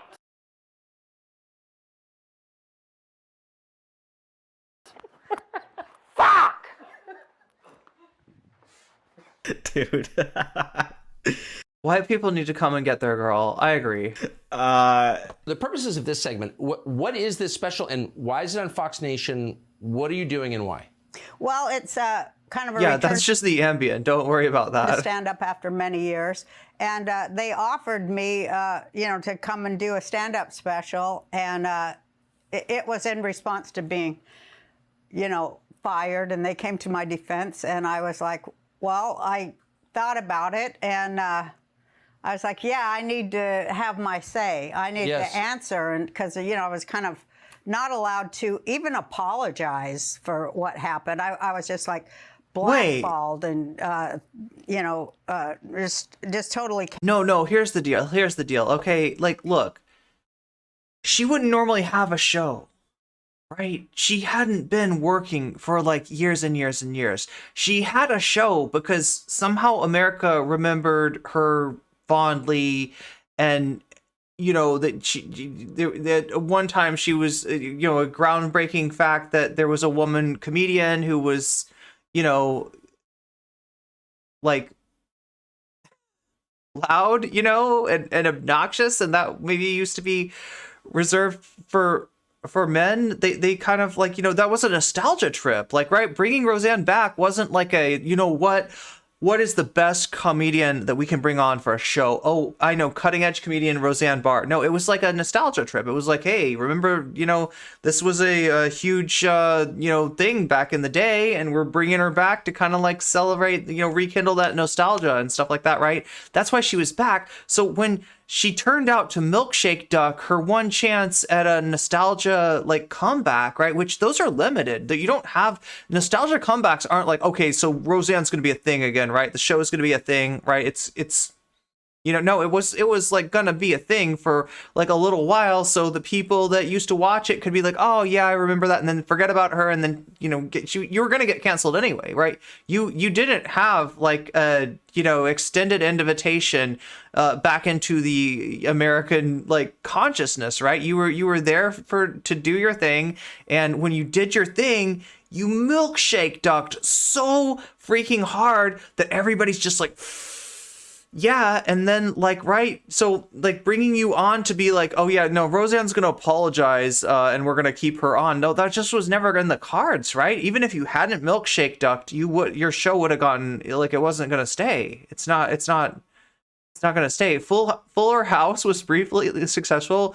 It made her return inevitable. Back in the day, her show was pretty progressive. Yeah. So that's kind of, that, and the fact that it was that it was like groundbreaking in certain ways, that it was different, and that it featured a middle class family rather than a family that couldn't possibly afford the lifestyle that they had at the salary that they would have had, right? Which is generally what you'll get from an American sitcom. There were reasons that Roseanne as a show was interesting, and there were people that would sort of talk about it because it was like a interesting pop culture phenomenon from back in the day. But I don't think that there was ever like a realistic path back to relevancy. Like, it was never going to be what it had been. It was just kind of it was just like a nostalgia drug or something. Roseanne used to be funny. Same as Gina Carano. There's an entire mediocre Hollywood celebrity to right-wing pipeline. There was a story where they had to choose between keeping the power on. Oh, in the show, yeah. In the original Roseanne, right? Back when it was relevant. During the special, you can even see that she has a comedy tick, but she has to filter it through the red meat she has to throw out. Canceled from even commenting on what happened. So I thought, well, stand-up is a great place to come back and say what happened and tell the truth about it. Also, she had a great point with that. You could have used a stand-up special to kind of come back. It doesn't feel like she's back to apologize, though. Like, I mean, unless they just didn't show it. Like, I don't, like, there was that tweet that looked like a half-hearted apology. I don't feel like there was ever, like, a real apology. She doesn't want to apologize. She wants to complain about being canceled. Stuff. She didn't do it the right way. Also, don't do it on Fox. Whatever. She was already in the gutter anyways. You can't recover from that. And also to talk about cancel culture itself and how the horrible goddamn it is cancel and how culture. Fascist. And jokes are a great way to, you know, scorn. Yo, don't talk to me about the fascism of cancel culture when we're in the midst of Death Santos and Trump trying to make a comeback. Please, miss me with that shit.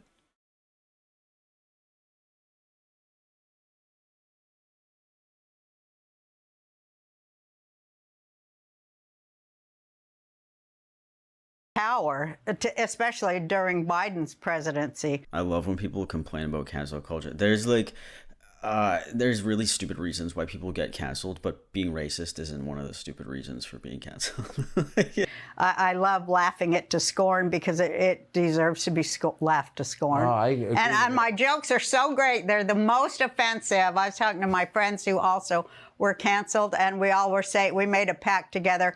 When we come back, we're going to be even more offensive than we've ever been before. So. Have you seen her YouTube channel? She looks absolutely miserable in a lot of her videos. Oh, that sucks. My stand-up is more offensive than I've ever been, and I'm so I wasn't aware that she had a YouTube channel. happy because When you're doing stand-up comedy, Jokes, everything we saw was whining, you right? just don't go up there and be as offensive as possible. I mean, like, yeah, you know those transgender people suck and they shouldn't have rights because they're fucking fucked up. There's different ways to say an offensive joke. That's not how you say it.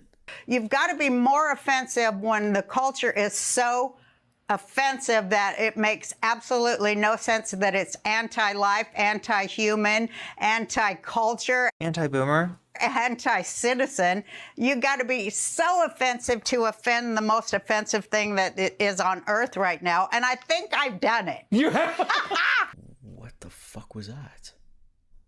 That was a run-on sentence. Fucking, I don't know, man.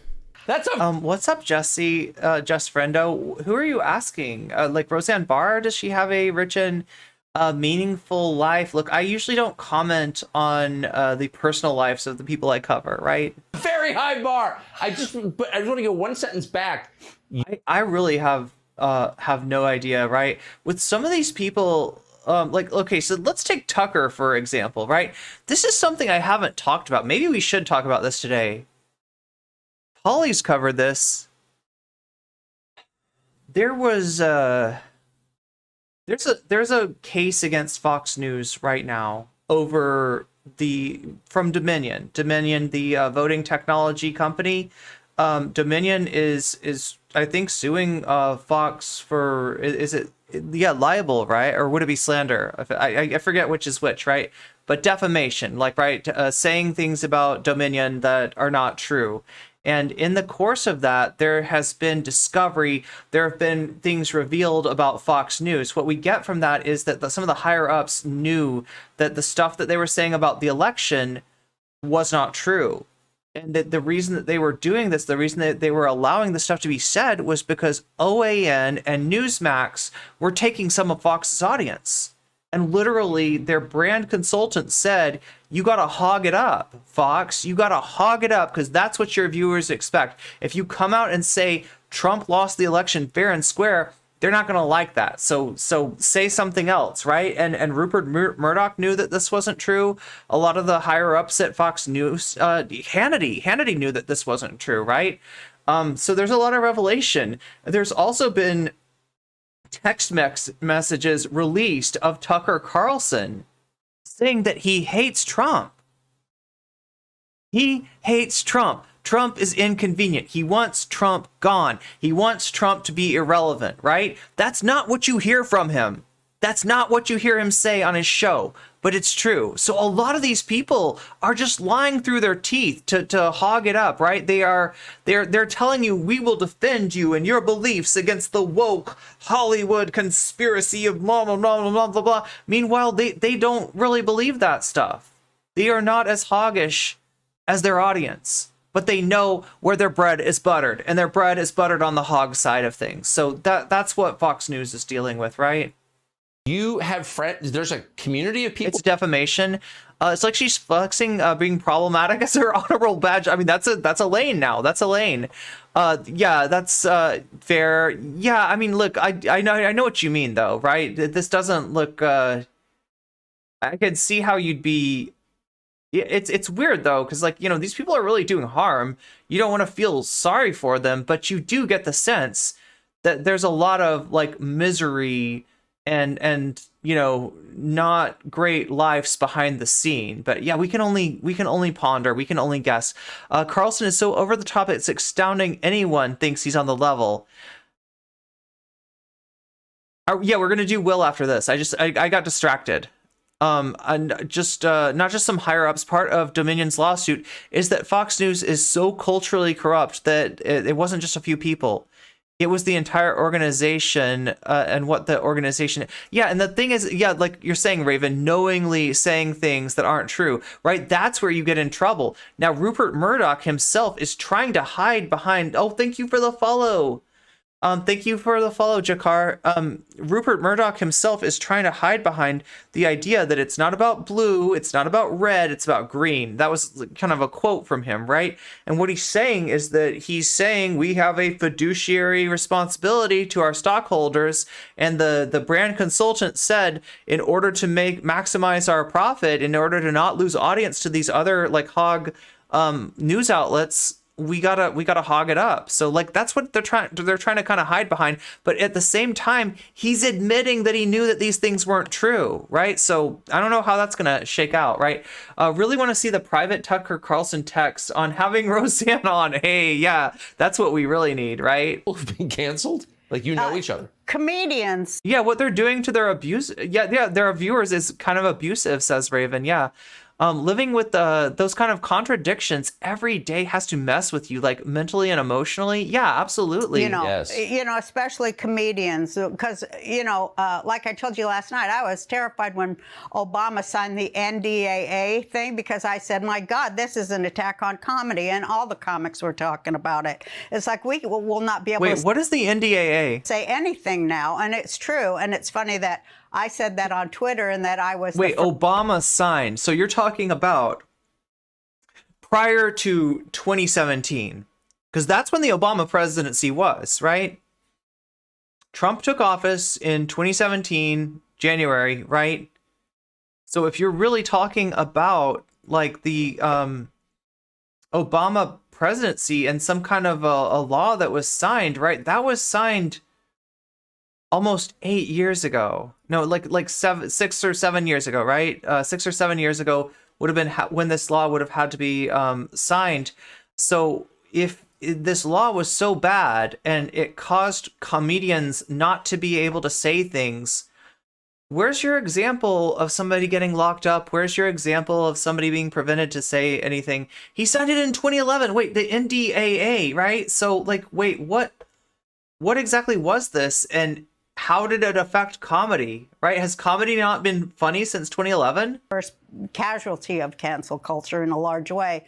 You can say things, just don't be racist. That's all anyone was trying to say. Like, you just can't say racist things. That's not okay. Wait, what is the NDAA and what does it prevent you from? It's not normal. You can be funny, just don't be racist. But, you know, so many of other comics have fallen too and can't find work and, you know, have no livelihood because... Like Joe Rogan? Oh, wait, no, Joe Rogan just opened a new anti-woke comedy club in Austin, Texas. I'm sorry, not Joe Rogan. You know, unless they, you know, are ridiculous. Oh, no, she is sniffing a lot. Ridiculously sucking up to what the left considers to be... Well, the left has no humor at all, so let's be real. They have no sense of humor at all, nor do they have any sense... You cannot say that after making such an unfunny comedy special. ...of humor about themselves. Like anybody in power... No sense of humor.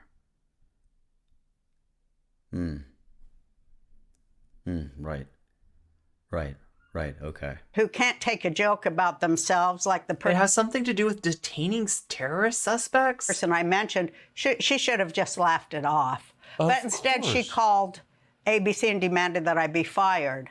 I mean, she has a good point. All of you, the next time somebody's racist or homophobic, transphobic, whatever, just laugh. We gotta laugh it off. We gotta learn to laugh at ourselves and people who don't like us. Don't worry about it. Someone comes up to you, calls you a slur, be like, ha, it's all good, man. We're cool. It's fucking funny. It's so funny. I gotta pee really why bad. can't you just laugh at yourself? You know, Y'all want some weasel? Y'all want some weasel? I'm gonna pee really quick. I will be right back. We will do, we're gonna do,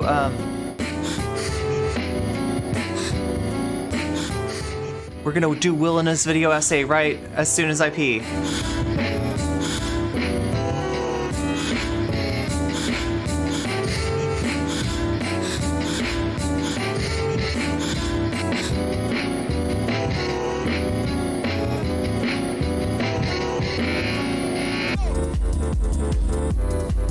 Weasel!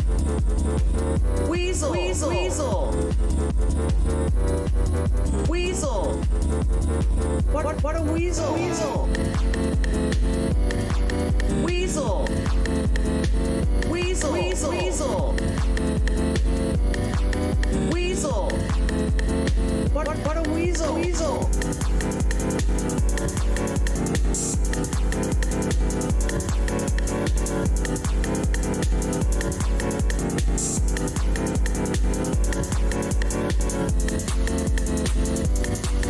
Weasel!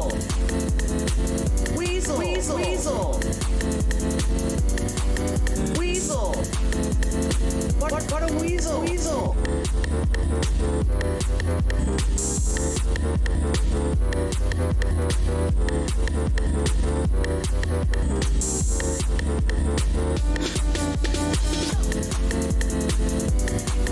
Weasel! Weasel! Weasel! Weasel! Weasel! What a weasel! Weasel! Weasel! Weasel! Weasel! Weasel! Weasel! Weasel! What a weasel! You got back in just in time for some weasel? Right. And some void coffee too. Let's make this happen.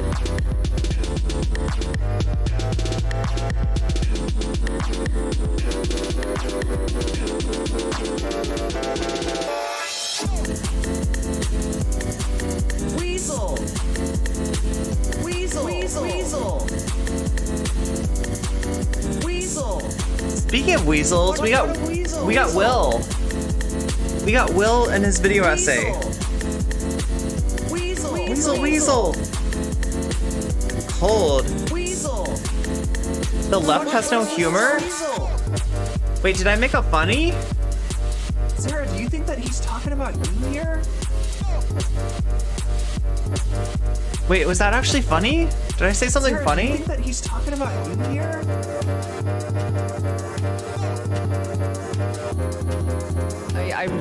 Fuck. So Logan Paul's giving my cat an abortion. I gotta go. No, not that. Oh my god, I gotta do it this way. Copy the link. Copy the link. Meow, meow, meow, meow, meow, meow, meow, meow. Meow.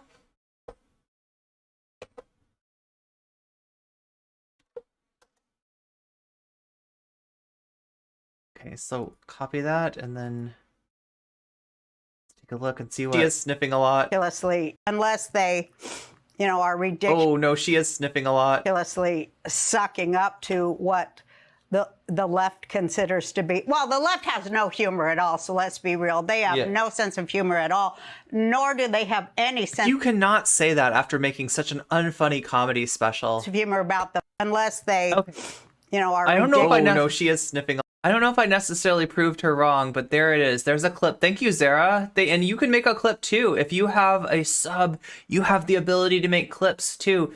It takes a little getting used to. It's a little bit difficult. Always clip too much rather than too little, because sometimes the funny part is just at the very end, and if you clip it off real tight, you might actually miss the funny part. So always leave it going too long. I can always, when I put it on TikTok, when I put it on YouTube, I can always, you know, cut off stuff easier than I can add stuff back to it. So yeah, feel free to clip away because you have the ability to do that. Okay, so what are we doing? We're talking about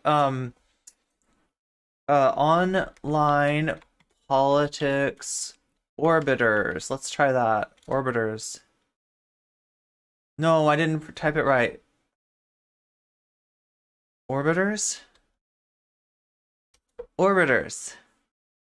Orbiters! Orbiters, there's actually a channel.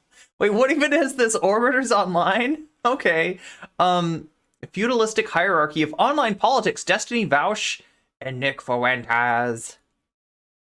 Oh, it's so loud. It's so, oh, okay, good music though, good music. A man's a man, but when you see a king, you see the work of many thousand men. So this is like the George Eliot, the great man of history theory in action via Will. Can you imagine if it's a flat Earth? It could be. Sniffling? Yeah, she's stealing Zizek's bit. Wait, you mean if chatters make a clip on Twitch, it might turn into a TikTok? That is true. Can confirm.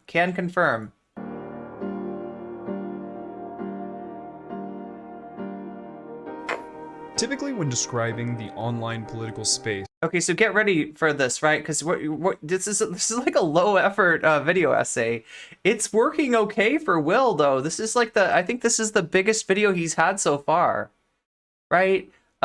So yeah, like you're just gonna see a bunch of people's faces superimposed on stock footage and maybe Game of Thrones and maybe like Monty Python, Knights of the Holy Grail.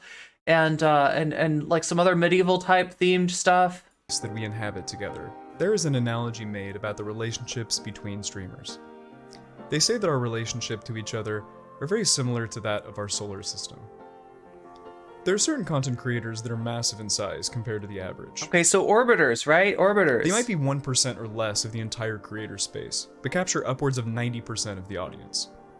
Smaller creators who are trying to break into the space sometimes find it best HUD Logic, I don't know who that is. We got Pisco. To try to collaborate with bigger creators in the same I think that's genre Pisco. to try and grow. Who's orbiting around Pisco? I can't even tell who that is. There's there's Stephen Kenneth. Oh no, it's Mr. Girl. Oh no, it's Mr. Girl. Does this aesthetically remind you of anything? Aesthetically? Their own audience. Oh wait, who's that? Who's that? Like down there. They fall into I can't tell who that is. Orbit around these larger. Who is that? Does anybody know? There's Destiny's the sun. Who's Mercury? Content creators, and thus are often dubbed orbiters. I mean, yeah. As an orbiter, a lot of your success is tied to staying in the good graces of the creator. I feel like this is mainly a Destiny thing. Like I hear it applied to other people. I even hear it applied to like Twitter. You know, kind of different like Twitter accounts, right? The TV screen with the CRT display, Chud Logic? You are now orbiting, due to your dependence on their audience, until one day, you have enough fans to create your own orbiters. Wait, you're not saying that it's ripped off of the Slander Hall video, are you, Azera? As of late, I have found using a celestial model to describe the relationships. Wait, is it the Slander Hall video? Is that what you're saying? Between content creators to be limiting. I started wondering if there was something here on Earth that I could use to mirror the relationships more accurately. Yeah, he wants to stay grounded. That's what Will is all about, staying grounded. Let's stay grounded with Will. Something I could use to perhaps predict my own way to the top, or warn me about the potential pitfalls I should avoid. I began to start mapping out the relationships between the many streamers I follow. Thank you for the follow, Ton of Steel. Meow. And what began to form was different. Is it the Slander Hall video? The relationships began to look a lot more feudal. Wait, feudal. What do we got there? We got Destiny. Oh my god. What is that? So I gotta admit something to you, all right? I do not care about Destiny. All right? If there's one thing above all other things, Well, no, okay, like the charity was good too, right? But like, you know, Keffels, it wasn't really Keffels, right? It was really like Destiny's reaction to Keffels that got Destiny off of Twitch, right? That has been immensely positive. I don't like talking about Destiny. I prefer not to talk about Destiny. I don't, you know, I'm not a fan of any of the, you know, channels in his orbit, right? I would just rather, oh yeah, it's like Wicked Supreme. Okay, we got, I'm trying to see who we got here. Can people name these can people like name the people here? I see Wicked Supreme. Who else is there? Is that Cherry?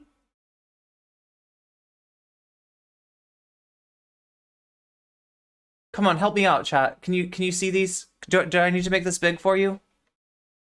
Brittany Venti. Like, this is just to tell you like how little I care. And also who's being torn to pieces. Maybe that's Mr. Girl. I don't know. Is it Mr. Girl getting torn to pieces by the dogs in the background?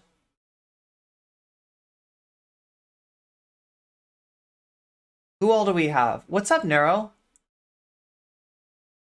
I'm probably alone in this, but I can't stand the weasel stuff. You can't always mute it? You can't mute it? You got weaseled? Are you saying you got weaseled? You are actually alone in that Goku's hair. Mr. Girl and Lav, names are on the collar. Wait, do we have to like look really close at this then? Let's take a look here. Sorry you got weaseled, Goku's hair. Okay,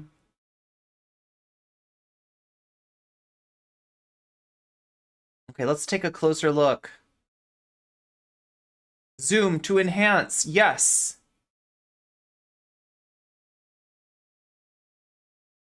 Wait, how much? There's names on the collar and somebody could read the names.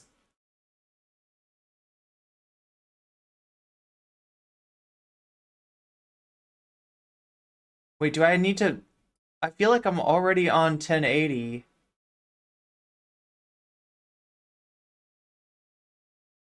So far we have Brittany Venti, we have Wicked Supreme.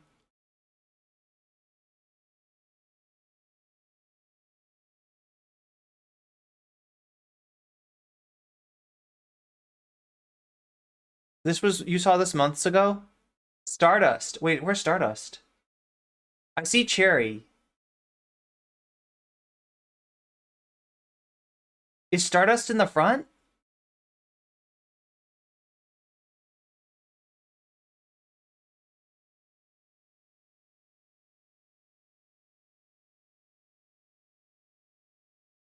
Like this is just literally like a list of street. Wait, why is not Chud Logic here? Why is not Chud Logic here? Shouldn't Chud Logic be an orbiter?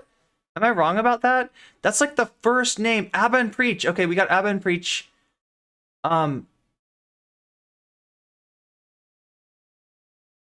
Is Chud Logic second? Like top row, second from front? Is that supposed to be Chud Logic? I think I just remember the names. His wife is in front of him. Wait, oh, Melina. That's Melina. Okay, okay. Taftage. Wait, no, wait, is that Taftage? His wife is in front of him. One of these is Melina, one of these is Taftage, I guess. No, I got it wrong.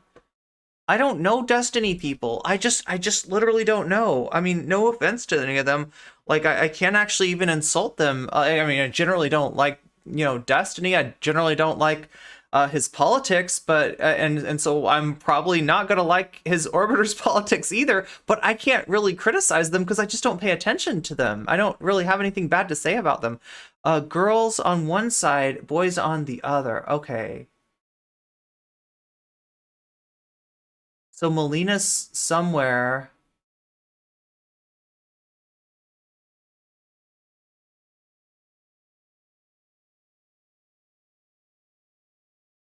Is get in a fight with Destiny people to get attention? I don't think so. Watch this and decide, right? Will is going to identify 3 different kingdoms. Stevens is one of them. So he's going to talk about 3 different kingdoms. One of them left. Vaush. Kingdom of the left. One of them center. Destiny. Kingdom of the centrists. And one of them right.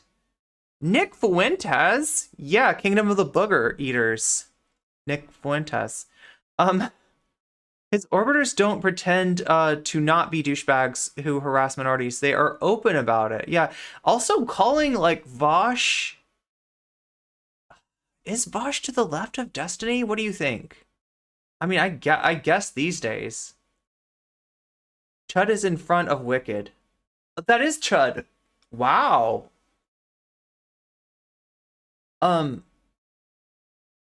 Like, wow. Okay, that's some interpretation of Chud logic, like, right? I can't see the girls. Oh my god, I see what you're saying. Okay, so there are the girls behind me. He's sitting on his throne of bones. He's got like a mean wolf. Wait, what is the wolf's name? Oh, Forethought. Okay, so that's one of his mods. Oh, okay, so maybe the wolves are mods. It was before Start. Yeah, Start. I think you're right. I think that's Stardust. Here, let me shrink this down a little bit so you can.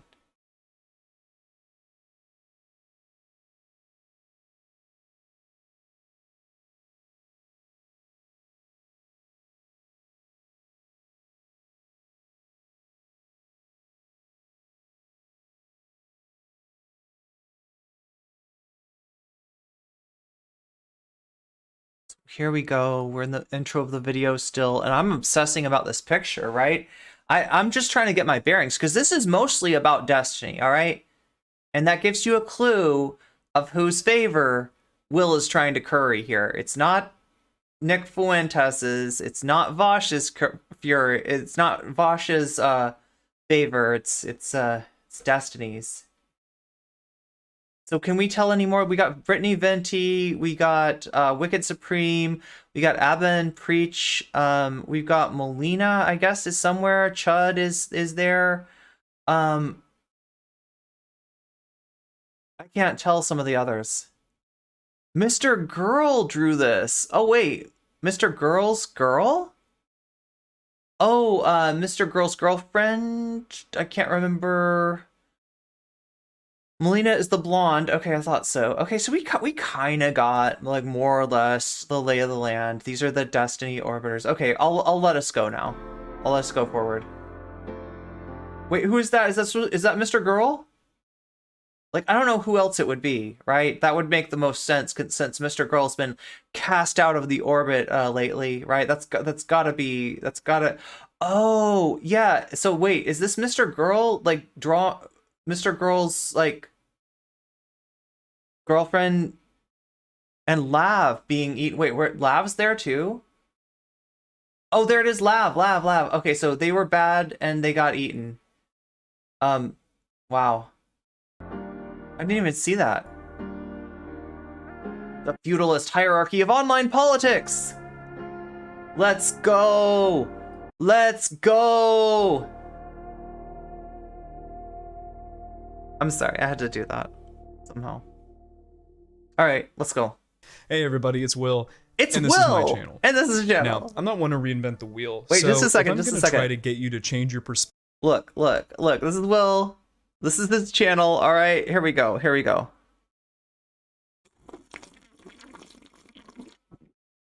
Is that showing up for you auditorially?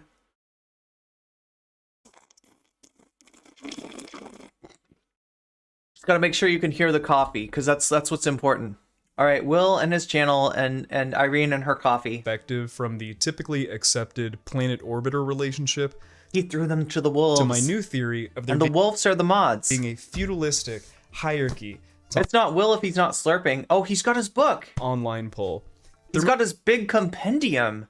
Look at that thing. Must be a good reason. And of course there is. It's me, baby. I think that I can Ooh, pick up Neville's food, nice. show how streamers interact with each other more accurately than ever. And with this elucidation, I can use it to potentially explain how some content creators get their audience. Or at the very least, I can tell you a fun story. Gather round so that I may tell you the tale of the 3 kingdoms of online. So there, like, let me give you a little spoiler here. There's some things I'm going to agree with Will on this, right? This is not a Will's political takes, right? This is not, there's no actual politics in this. This is analysis of politics, of, I guess you could say, social dynamics between streamers and how that translates into audience dynamics, right? And there's some things that I think that Will gets right here. Or there's some other things that I feel like maybe Will isn't privy to, right? There are other people who have analyzed this sort of thing, famously Bad Empanada with his human clout centipede, right? I don't think there's a lot of analysis of like where the takes come from, where the politics come from, how our Overton window is truncated in a certain direction by the people with clout, by the people with power. I think there's some things missing here, but yeah, I think that, like, you know, some of Will's analysis here is on point. Online politics. 3 monarchies with the largest shared audiences and influence, minus a few that I want to quickly talk about now. People like Hassan the Hun, who moved his entire kingdom to an island far away from what we would normally call online pull. He sold the essence of his friendship to the devil and made a Okay, so just some history. Hassan and Destiny did content together early on in Hassan's career, right? Hassan's the one person that I could think of, maybe Vaush being the other, that got at least some of their audience. And by got, I mean like retained after the breakup, right? Some of their audience from Destiny. So this was a long time ago. Destiny had just completed an arc where he trounced all these alt-right figures, right? JonTron is probably the most famous debate. He debated Lauren Southern, the Kira Chats back when Kira was more chuddy, right? He took on all comers and, you know, kind of like left them in the dust, right? And, you know, this was around the same time as ContraPoints was making her videos and analyzing the alt-right pipeline. You had Xanderhall putting out his video. I almost fell into the alt-right pipeline, but it's okay. I'm okay now. I'm all right now. I didn't fall into it, right? You had all this, you know, kind of like discourse on the alt-right, how people got sucked into it, the way that algorithms functioned, and also, you know, like I gotta pay some respect to alternative influences, right?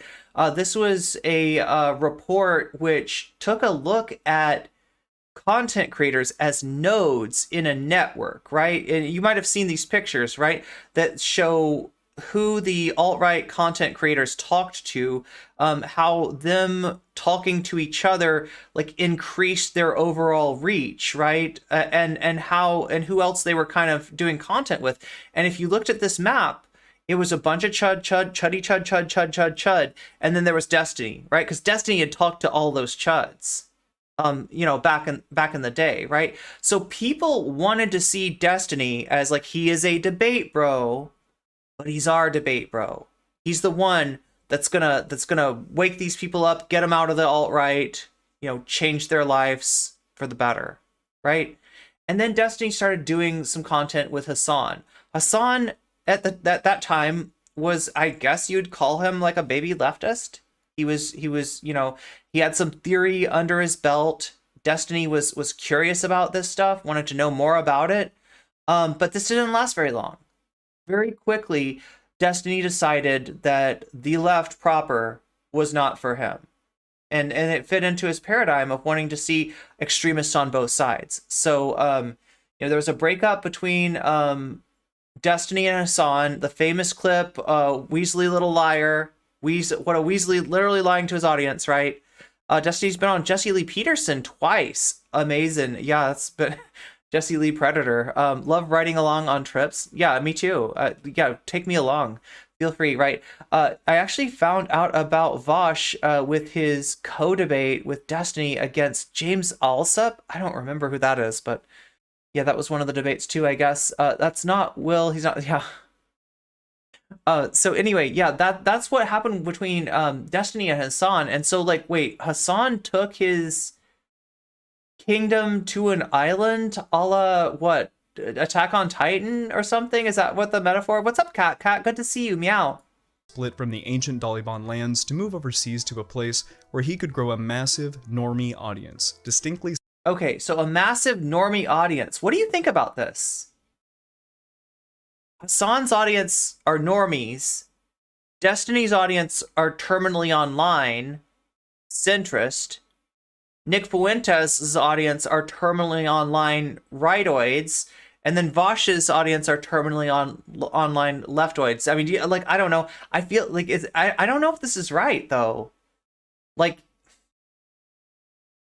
the only way that I can see Hassan being on an island is that Hassan doesn't talk about other streamers as much as other streamers. Hassan does not talk about, will occasionally mention Destiny, basically only covers Destiny when Destiny's taken an L. Heavy quotes on leftoids. Yeah. I mean, that's how Will sees it, right? And that's how Twitchpol sees this. Like, their idea of the far left is Vaush. That's, yeah. We don't exist. We don't exist. I don't exist. Polly doesn't exist. Shakespeare doesn't exist. Nobody else exists. But like, Vaush is as far left as you can get, apparently, right? So separate from the area of online poll I want to focus on today. So we will skip content creators like him. There are online media outlets like The Daily Wire, The Majority Report, Piers Morgan, The Young Turks, even people like David Pakman, who have their own completely different environment that they have to navigate, being content creators catering to a more mainstream audience. We might all be online together, talking about politics, but they are far away from the groups that I want to talk about. Looks like the blonde in front is Taj, and in front of her is Kyla. Oh, not so erudite. Okay. This is the person that President Sunday went to war with.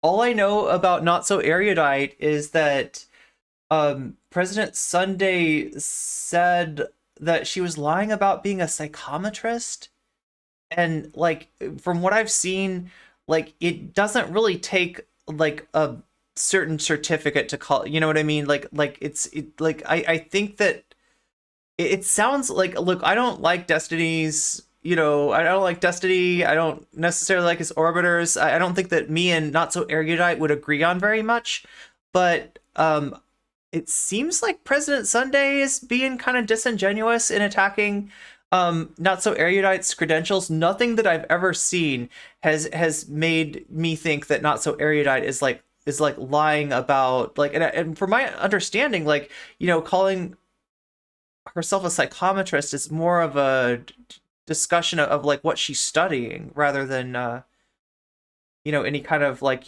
claiming some kind of professional credential and trying to grift based on that. I just don't see it. Am I right? Did anybody want to disagree with me? Because I haven't looked into it too much. I just know that President Sunday's always trying to start some garbage with somebody. Whether it's Keffels, whether it's Polly, and it's usually disingenuous. There have been some really bad people that President Sunday's criticized, like Mr. Girl, but then President Sunday turns around, and when those people pay attention to him, President Sunday's a lot nicer to them, right? So President Sunday's done content with Mr. Girl after being one of the only people that was willing to stand up to the madness that was like, yeah, making this, this dangerous person into like a major like media figure, right? It seems like a bad idea, seems like a bad thing.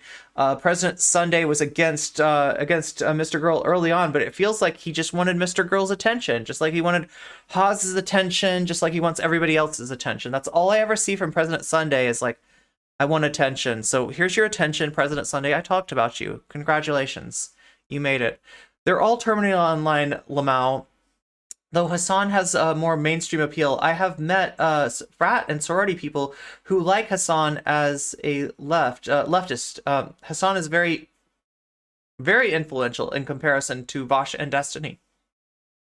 today, because I think that the most powerful bonds that content creators have between each other is... Wait, criticizing her? Yeah, because that's what psychometry is, right? Is like statistics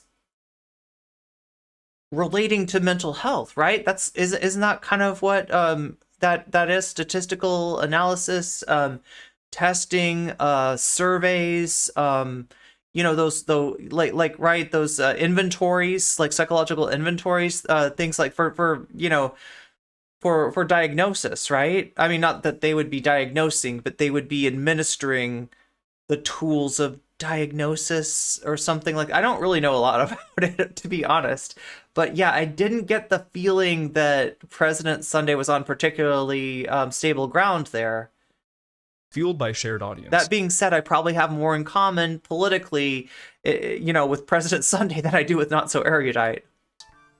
But before I tell you too much about the relationships and power dynamics between the numerous streamers of Online Pull, here we need to go. know who these kings, lords, and knights are. So we're going to start with the Vaush dynamics context. You ready? Today, I am focusing on a left, a right, and a center, whose audiences are currently in the middle of a 100 years war. It's weird to start out with Vaush, right? Because Vaush wouldn't exist the way that he did if not for the existence of Destiny. A lot of what Vaush does, a lot of the Vaushite culture, a lot of this stuff comes from Destiny. Like, right? And the apple does not fall terribly far from the tree in terms of Vaush and Destiny, either in the sense of the takes. They're both known for punching left excessively. You could say that Vaush is to the left of Destiny. Read your last two things. Okay, it's driving me nuts, so I pull up my Twitter. Star Brittany Cherry. Oh, thank you. Okay, so yeah, as far as here, we'll go back to where is this? David Packman. Wait, I'm trying to find this again.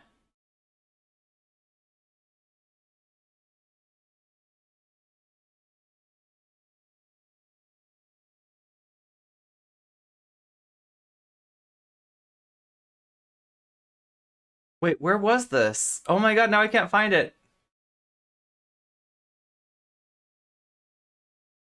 It was like after the solar system. Somewhere here? There it is. Was different than what I had expected. The relationships began to look a lot more feudal. Okay, so Dragon Princess wanted us to know who all's here. So starting at the front of the pack, we have Stardust. So there's two lines. There's one of women, one of men, I guess.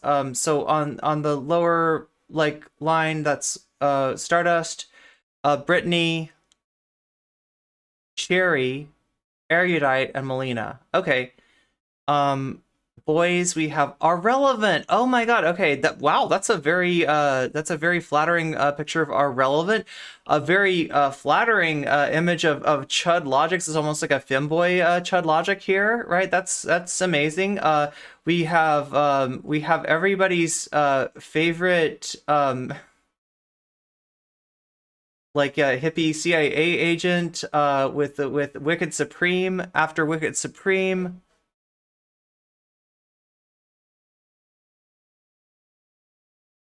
Wait, Chud, Supreme, Abba, Dan. Wait, Dan. Why do I remember Dan? That name sounds familiar. Dan. Why am I drawing a blank on Dan? Oh, Landlord Dan. Wait, no, is this Hark Dan? Like the landlord guy? Posted December 2020. Also interesting, men have money in hands and girls have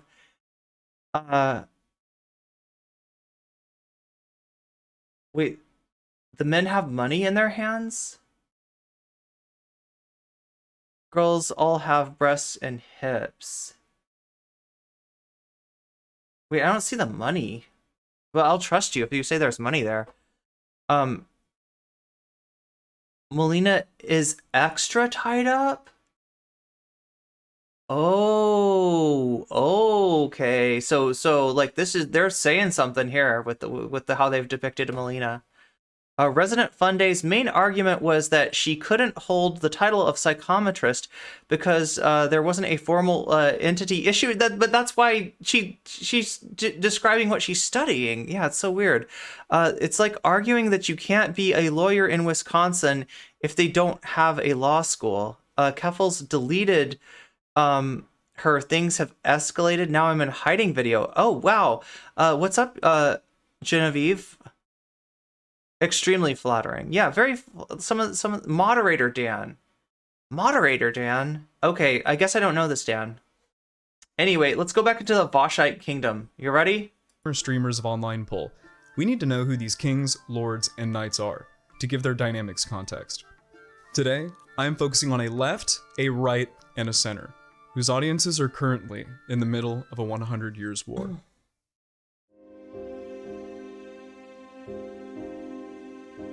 The Vaushite Empire. King Vaush of the Vaushite Empire arose similarly to Hassan the Hun. Vaush split from the Daliban after a failed coup as Lord Irish Laddie in 2019.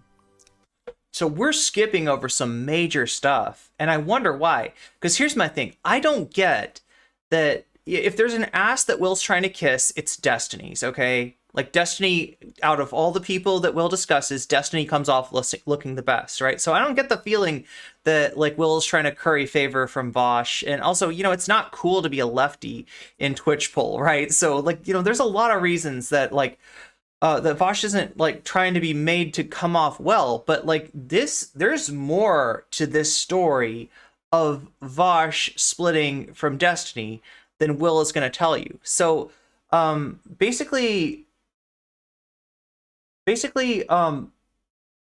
Vaush, I guess, was, you know, very prolific in the Destiny Discord, and you know, argued and people, you know, like thought that Vaush, you know, had a lot to say. Like, you know, Vaush gained like a following within the Destiny Discord, right? Destiny would bring Vaush on when he was more interested in lefty kind of subjects, right? And Vaush was definitely presenting himself as a leftist, as knowing more theory than Destiny, and being more ideologically like wed to the left than Destiny. This is Irish Laddie at the time, though. Remember, this is Irish Laddie, right?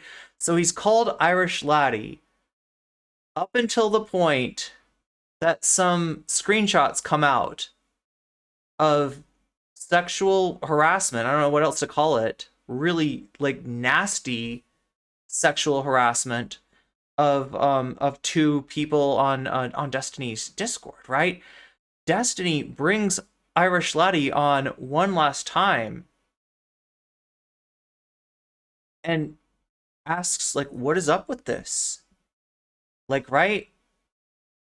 And like, I think that what Destiny thought was like, okay, this is how this story ends, right? This person's gathered a following within my own community. I'm not comfortable with how far left they are. I don't know to what degree Destiny was really worried about protecting his community, because he had a vested interest in kind of, you know, like in ending Vaush right then and there. So it's hard to tell. But if you listen to the stream, Destiny sounds like he's genuinely concerned, and he should be, because the stuff that Vaush did was disgusting, right? There's also screenshots of people involved in the Vaush community, most famously White Nervosa, Vaush's sysadmin, basically, you know, in discussing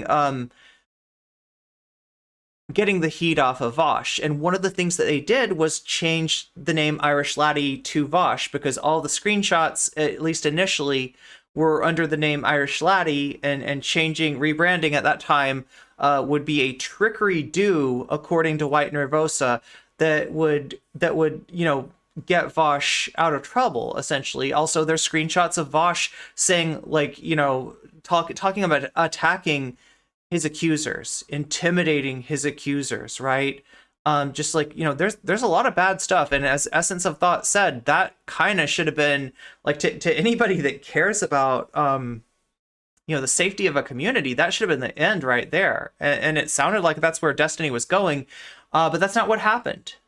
That's not what happened. After harassing, intimidating, and bullying the accusers, Vaush did eventually apologize, make some sort of an apology when he was forced to, right? When he couldn't get away with what he did, he made an apology, and a lot of his community will tell you, okay, well, that's that. That's that. He made his apology. We're not carceral leftists. We don't want somebody to have to pay for their sins forever. So since Vaush apologized for, talking to the survivor of SA about, like, essentially, proposing the same kind of thing that they had been abused with, right? I mean, this wasn't marginal stuff. This wasn't like, just kind of like a little bit over the line. This was just way over the line. This was cruel. This was inhuman. What Vaush did to this person, right? But yeah, no, apparently according to Vaush's community, either those screenshots are fake to the ones that are newer, or to the ones that are older, that's all in the past. And he's made amends for that, and he absolutely didn't. That he got caught, and he made some kind of statement, but it was only because he had to, right? So, anyway, that's how Destiny split from, or that's how Vaush split from Destiny, right? And you're not getting any of that from Will. I don't know. Does Will not know about this stuff? Does it not? It seems like it would be something, and especially here's the weirdest thing, right? Most of these people hate Vaush's guts. Most of the Destiny-aligned people, which I think from, Will's friends, from Will's presentation of the subject matter, it feels like, that's who he's trying to curry favor with. It feels like that's who he has the most empathy. It's definitely who he paints in the most favorable light is Destiny. It is a little strange that, like, you don't get some of the worst aspects of Vaush, like, covered in this, and I gotta chalk it up maybe just to Will not knowing about it, because it feels like if he did know about it, he would say something. I think these center right people are exciting police state clowns. Since the split, he has amassed his own large kingdom of left-wing content creators. Lord Avalon, after seeing the holy... But yeah, you're not going to hear... See, we skip right to Vaush talking to Hunter Avalon. Light of the left made a transition that is still proving difficult, but his place in Vaush's fiefdom was made solid when Vaush humanized him in a debate, while he was getting massive flack during his transition from the right to the left.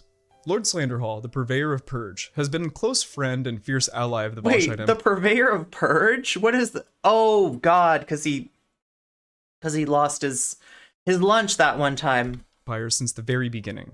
He is perhaps one of Vaush's oldest lords. The demon, first spawned in early 2020, has risen in popularity over the years and is well known for her trans, supply chain, and education takes. She is... So that's a very anti, these are things that, I'm trying to think. These are basically the things that Destiny people will use against Demon Mama. She's, her takes on supply chain, her takes on... Get this back here. Ally of the Vaushite Empire since the very beginning. He is perhaps one of Vaush's oldest lords. The demon, first spawned in early 2020, has risen in popularity over the years. What's the story there with Slanderhall losing his lunch? I think he just had, he got fated than a hoe. He was getting fated than a hoe before Damien Luck. Before Fulcrum, right? Before Fulcrum had come in and fated than a hoe. He was getting fated than a hoe. So yeah, that's what happened. He had too much of the vapey vapes. But there is there's some old school Demon Mama right there. And is well known for her trans, supply chain, and okay, so her takes on trans issues, her takes on supply chain, right? Education takes. And education. Okay, so the education thing is what Hans tried to take her down for. The supply chain thing, it was her talking about DIY HRT, and the supply chain, I don't think she was really trying to speak to supply chains, right? I don't think that's really what it was about, but that is what other streamers made it about, right? So, you know, like, again, I can find plenty of things wrong with Demon Mama's takes, right? And it's a lot of what's wrong with Vaush's takes, right? You know, the assertion of anti-white racism being, you know, a large factor. You'd almost think a bigger factor than anti-black racism. You've got, you know, essentially attacking marginalized people, calling them Wokescolds.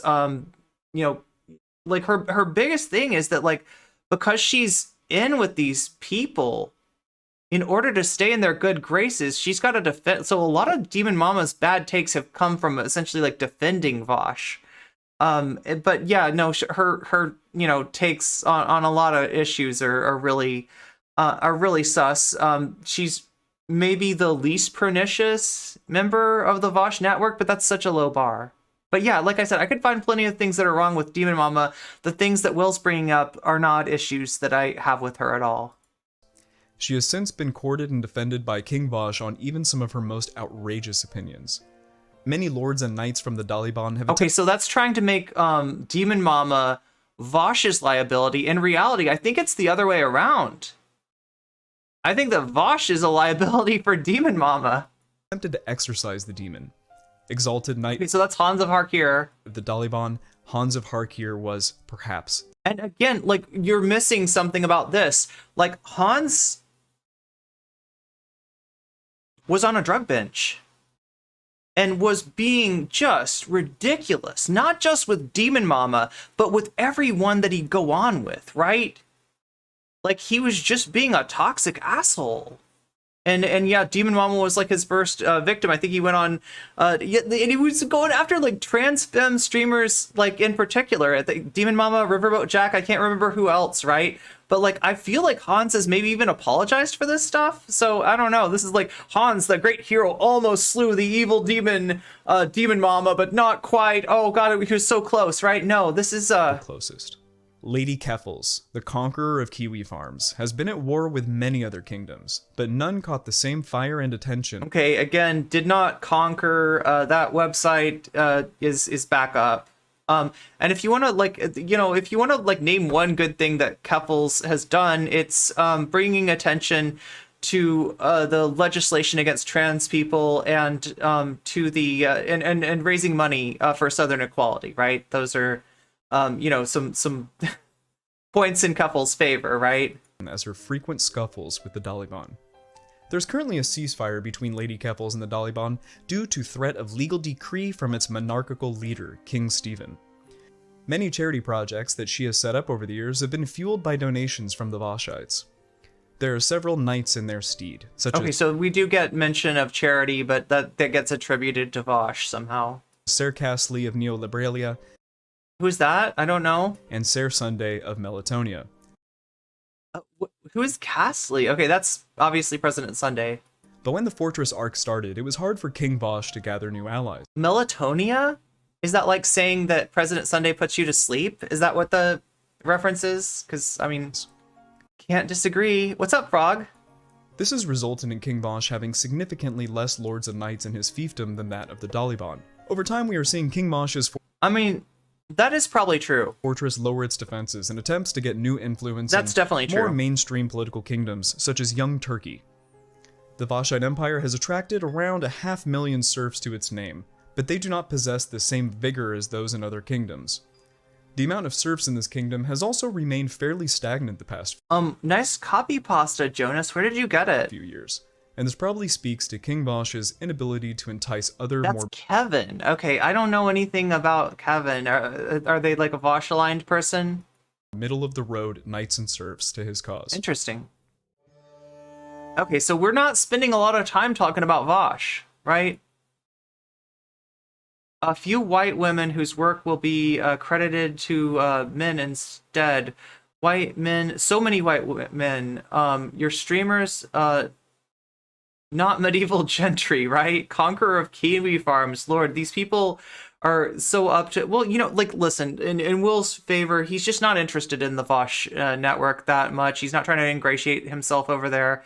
and it's yeah, he's just trying to get through it, right? This is a very short segment versus the amount of time he's going to spend talking about Destiny and those people. And like, you know, I just get the feeling that he's more interested in some things than other things, right?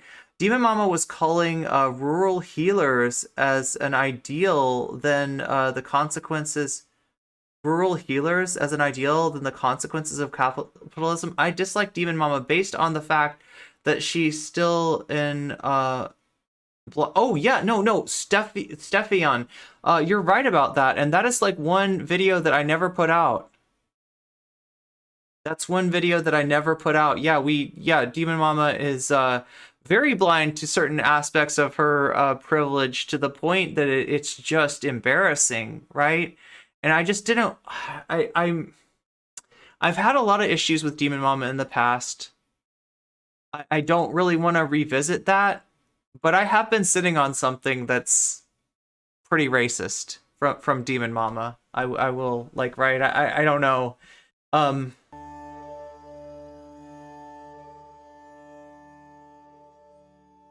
Inshallah, the Daliban. Okay, so we're doing the Daliban.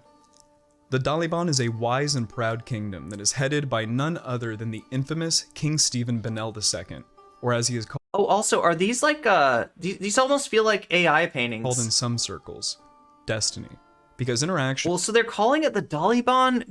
Can anybody explain why Destiny and his fiefdom is called the Daliban? Like, what is this? Where did this even come from? I don't know. I don't know why. Look, I mean, this is going to sound super naive. If anybody from Chud Logic's community is watching, you could probably tell us, right? I know you all watch me. I know y'all can't wait to see what I think. You want to see me tear into Will. I'm actually not going to here, because Will's not talking about politics. Will's talking about analysis of, you know, political streamers more than politics. So I don't have a lot to, like, you know, this isn't like Will's, debate against Polly, where, you know, there's a lot of fault that can be found, right? I'm going to disagree with some things that Will says. I'm going to say that Will is maybe a little less than knowledgeable about certain subjects, but certain things that Will says I find largely unobjectable. I don't know why it's called the Daliban. Does anybody know? I've seen this, like, everywhere. It sounds racist. Yeah, it does. Yeah, it does. Who made this video? It's so cringe. Yo, Cringe Jesus himself, Will and his channel made this video, right? AI art generator, show me no comment check as a 1980s Steven Cronenberg dark sci-fi movie? Oh my god. Wait, 1980s. Which one would I be, though? Would I be in Naked Lunch? That's a 90s David Cronenberg, though, right? It's like Taliban. But where does the D come from? Oh, okay. Is it really that simple? Is it really that simple? Destiny, D plus Taliban equals... Wait, that's Naked Lunch is David Lynch? Yeah, D for Destiny, and then combine that with Taliban and you get Daliban. Is that like literally all it is? It just seems so random. It just seems so random. At 4chan level of linguistics, true. With this one man can literally change your life. Ew. Oh, wait. Let's see who else is on the AI art wall. Or as he is called in some circles, Destiny. Because interactions with this Okay, so wait, is that Chud Logic? One man can literally... Okay, so, like, that's definitely Mr. Girl in front. I think that's Chud Logic. And then, I don't know who the other two are. Change your life. The history of the Daliban stretches longer than almost any other kingdom online. 10 years ago, King Stephen first took rise in the ancient game of... So you can see what he's most interested in, you can see what he's most knowledgeable with, you can see kind of where he lines up more with the Destiny community and those orbiters. StarCraft 2. He began to make a shift to debate and political... Although, like I said, Chud Logic's community really did have a you know, Chud and his Chud Nation and his spicy chat are not fans of Will and his channel the way they're fans of NCC and her channel. They love my channel. Content around 2016, and has since then garnered a massive kingdom that even after several insurrections and successful coups has remained one of the largest. Wait, what would the successful coup be? And most cohesive online communities in the world. But how did King Stephen get his crown, and how has he managed to remain influential for so long? Firstly, he got in early. When Destiny first started streaming, the land was open and fertile. King Stephen was at the right place at the right time. Was it Natalie Wynn? Natalie's never talked to Destiny, has she? King Stephen, right? What's up, Paul Squall? Online empire. Secondly, he is incredible at moving serfs to his side from opposing kingdoms. Destiny is a charming and intelligent guy, and is able to use his charisma, debate skills, and silver tongue to grow his empire. With each new conversation had, his circle strengthens. Thirdly, he has been able to network more effectively with other people in the online politics space by implicitly giving away large pieces of his. He has been able to network more. Wait, who do we have here? Mr. Girl. I don't know these other creators. More effectively with other people in the online politics space by implicitly giving away large pieces of. Maximum. This is match. I mean, you know, that's what Chud Logic's. That's what Chud's community said about this too. His kingdom to an extremely devoted set of. Okay, wait. President Sunday, Wick. Ken. Oh, Brianna Wu. Okay, Katie. Wait, is that Katie? Yeah. And then, oh my God, who is this other person? Lords and ladies who. Anybody know these people? Then bestow vassalhood onto an innumerable amount.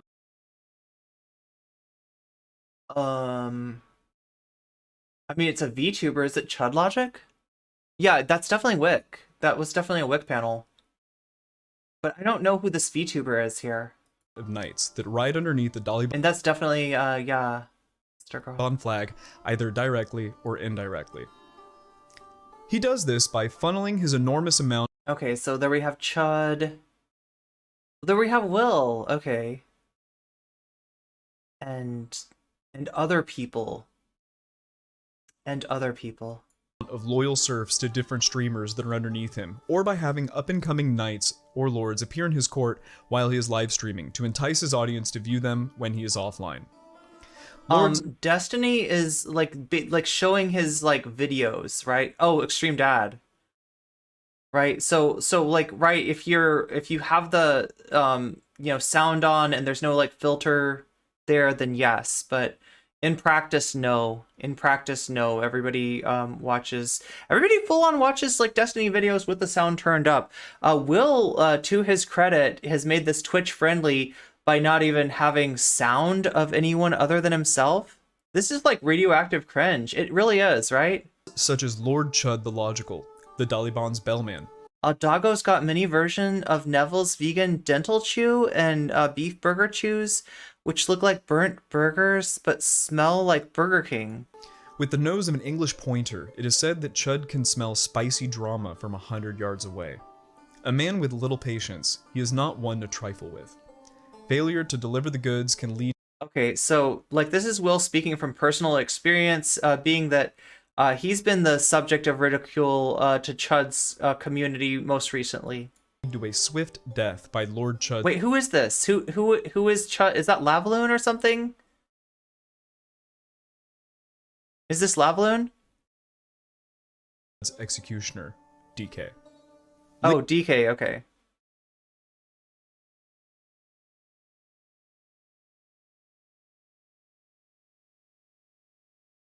Lady Brittany of Levels, the Siren of DGG, has an extremely devoted cult following that has arisen out of the fruits of around 20 to 30 hours of conversations with King Stephen, and various other drama between other lords and knights. She now has her own religion that can systematically categorize any person in the world. Lady Erudite of Psychometronica has seen the largest jump in creator growth in the kingdom over the past year, and has been able to use Destiny's fief in one of the most effective ways possible. Her content ranges from dating advice, the manosphere, to mental health tips. She punches above her weight on... I mean, honestly, this is the kind of content that you're expected to do, right? To stay in good graces with people like this. Even if you're like a feminist, even if you're on the left, right? You have to frame everything in, like, we're going to talk about men's issues today. And then you have to kind of like try to, you know, if you see somebody like Merrick used to be more associated with Destiny than she did with Vaush. She kind of switched over at some point. And, you know, that would be what Merrick would do. Merrick would try to talk feminism to these people by couching it as like men's issues. And like, you know, the like one of the biggest things oppressing men is the patriarchy, right? And it just, it doesn't work. It absolutely doesn't work. But yeah, like, I mean, this is where they're aligned with, right? Vaush will try to shoehorn red pill stuff. Destiny just straight up guzzles red pills all day long. Exponentially larger stream. Oh yeah. Vaush is definitely trying to clone Destiny's success with the red pillow sphere, with the manosphere, right? But by at the same time, like always, you know, keeping everything within the realm of plausible deniability. So he's like, it's not really red pill stuff. I'm not really being misogynistic, as he, like, you know, basically uses misogyny, tactical misogyny, to boost himself in the algorithm, right? Yeah, these are, I think so. This is fresh and fit. Than herself, due to her own extremely solid content machine and the ability to attract audience outside of Destiny's direct vassalhood. Lord Carson of Meta was single-handedly taken from serfdom and placed into the ranks of the lords, much to their dismay. His flock of horses are small, but virile. As of writing this document... Wait, that's Will. That's Will. Is Will one of the horses? Carson is waging an all-out war against the Daliban to solidify his own kingdom. But will he ever truly be able to escape the grasp of the Daliban?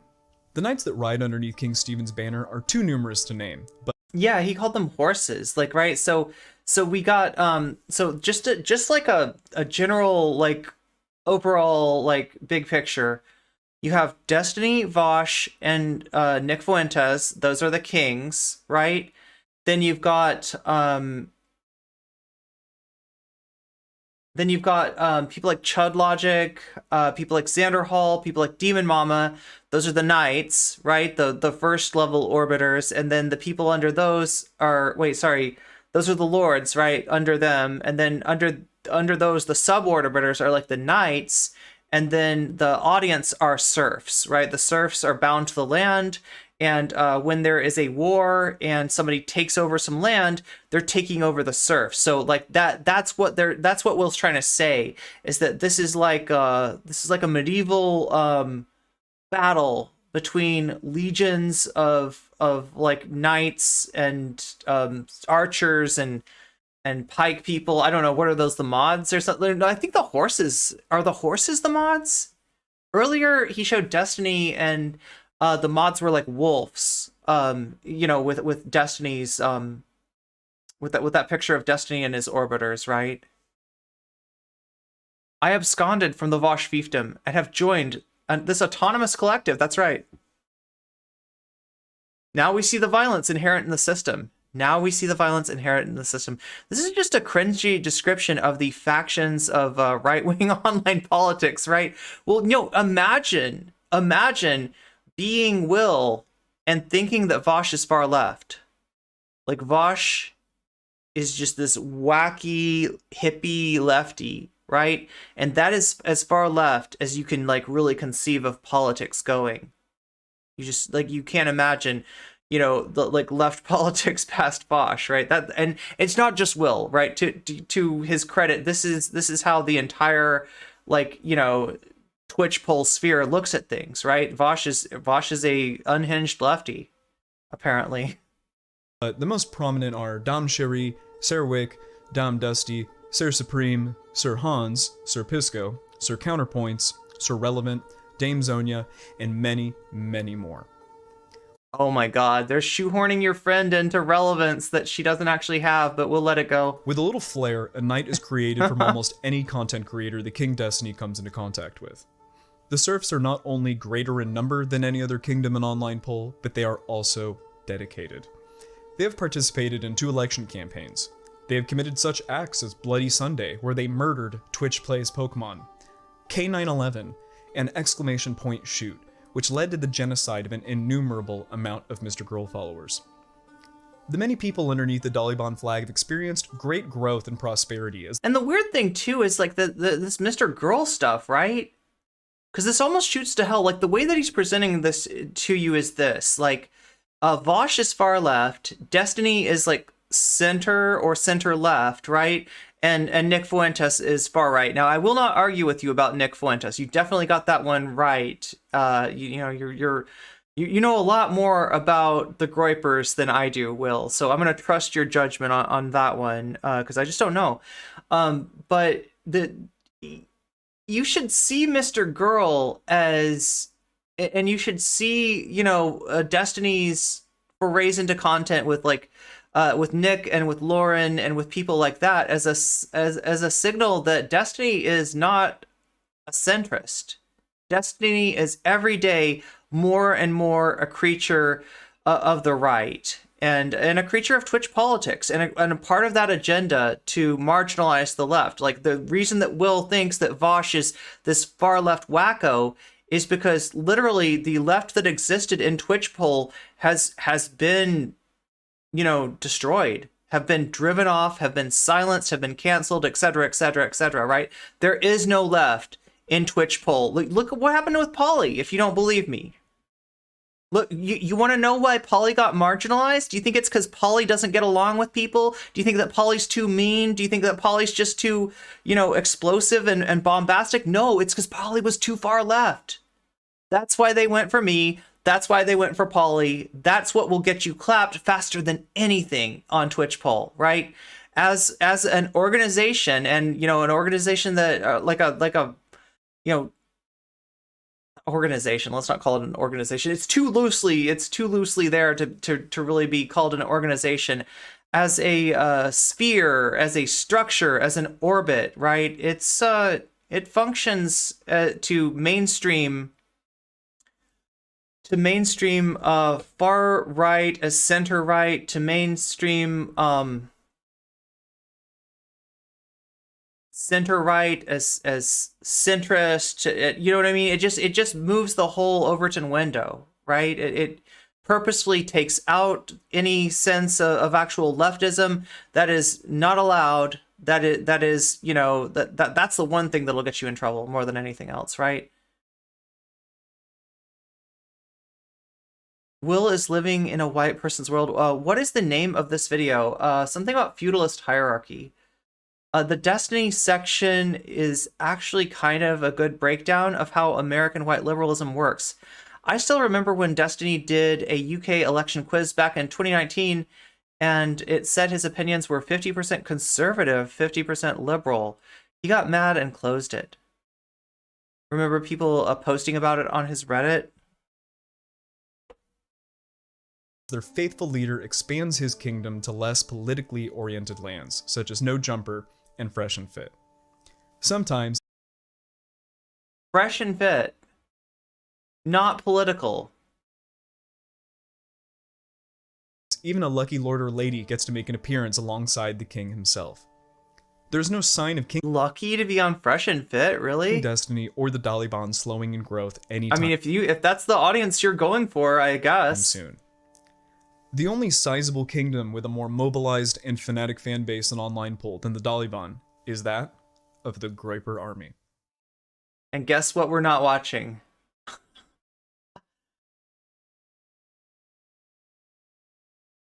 We're gonna skip this part.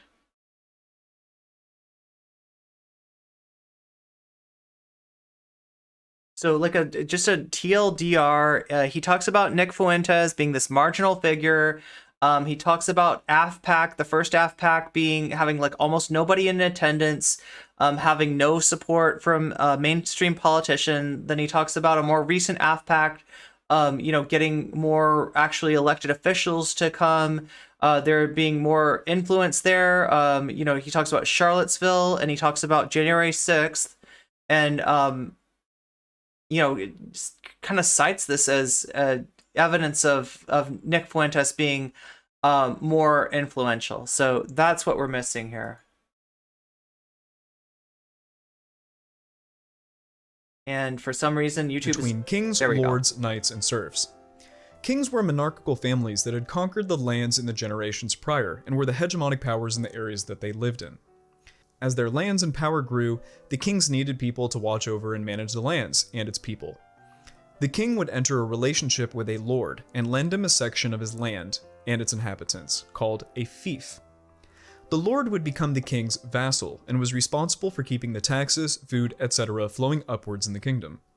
The sections of the lands that the lords controlled had its own set of vassals, called knights, who were people that were loyal to their lords.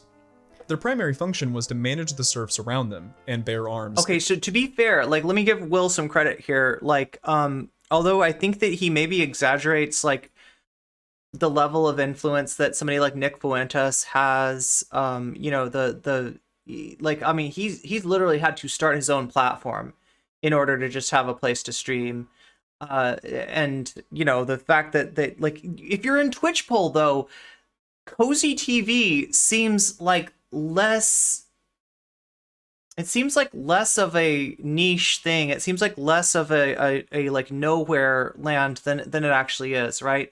There's a lot of Twitchpol people that want to have debates with far-right groypers. There's a lot of people, like, you know, that have cultivated a groyper audience, right? So for them, like, this stuff is less wacky than it is to us. But I'm gonna say that because of that, like, you know, he's kind of overestimating the level of influence. However, he does generally have a negative disposition towards Fuentes and his politics, right? So while these people find the groypers to be useful, they don't necessarily agree with them, right? They're useful as foils. They're useful to make them seem less reactionary than they actually are, you know, et cetera, et cetera. But, like, yeah, he doesn't speak positively of Nick. He doesn't, you know, play apologetics in things like Charlottesville, right? If you listen to a groyper describe Charlottesville, they will question, like, the cause of death of Heather Heyer, for instance, right? Will's not doing that. So to his credit, you know, Will's not groyped up by any means, right? That's but yeah, he's you know, overall negative, but maybe overestimates the influence of Fuentes. If their king ever called for an army. The serfs ranked lowest in the feudal system. They were literally tied to the land that they lived on. Conquering armies would leave them alone so that they could remain productive after the kingdom was conquered, and their loyalty was solely to that of whoever owned the fiefdoms above them. When streaming, yeah, there's no need to platform groypers. That's why I'm not doing it. Began to be popular. Not even gonna show. Like most things, the first people to start were the first people to gather large audiences. Oh, as newer people. By the way, thank you for the follow, Dish Head. Entered the space over time, there was naturally less audience to go around. And with the way that streaming is currently set up, with no algorithm and barely any searchability, the best advice that is given to new streamers... Now that's something that I'll question. Less audience to go around, right? I'm not sure about that. We're talking about politics. Politics is a very interesting subject, right? But a lot of where politics goes on online is like in more mainstream platforms, in places like the Young Turks, David Pakman, or even more to the point, like traditional news media, like, you know, CNN and Fox News have their own online outlets, and you know, all of the political press, you know, has its own, right? So what I would say is that there's a lot of the audience, potential political streaming audience, that's untapped. Like, if you're trans, right, you're in a situation where you can't choose to ignore politics because politics is no longer choosing to ignore you. I think that these people just don't know how to tap a larger audience, right? What they know how to do is, you know, bring in, like, terminally online people. Like, they know how to, like, there's certain websites, right, that they kind of just they're tangential to. And I mean, like, honestly, there is like a relationship, you could say, between like Twitchpol and Pol, and much in the same way that Pol is jaundiced, like, towards the right, Twitchpol is similarly jaundiced. But, like, you know, his whole statement that Hassan has cultivated a normie audience. I don't know what you mean by normie, right? Like, am I a normie? Like, right? What exactly is a normie? I think there's more audience than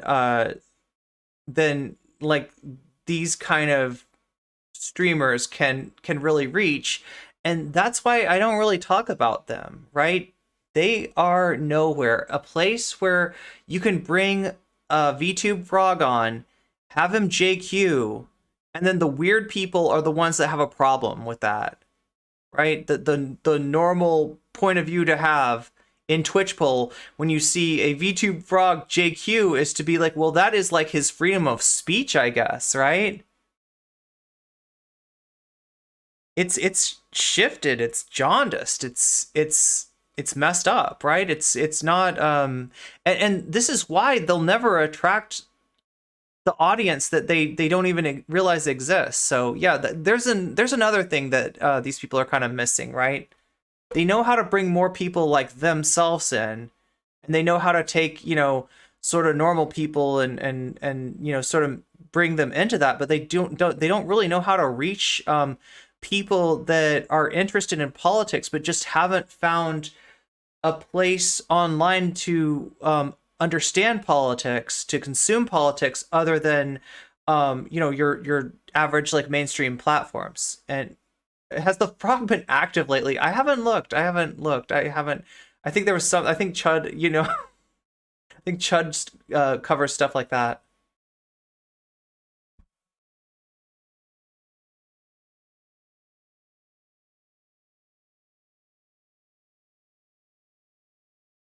The funniest thing about this video is that Nick Fuentes has been the most successful of the three white kingdoms, just by virtue of his political organizations. The one black creator they mention is they talk about Fresh and Fit there.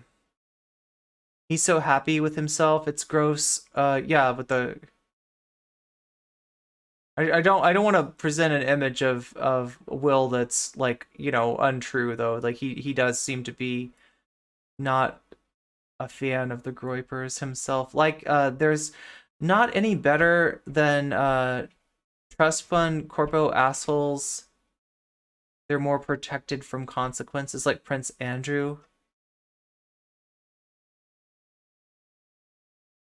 Less audience to go around does happen if you're running a cult of personality and telling your serfs not to watch anything else. Yeah. Even in New Zealand, lesbians are being called child abusers, and people are protesting and threatening drag story time.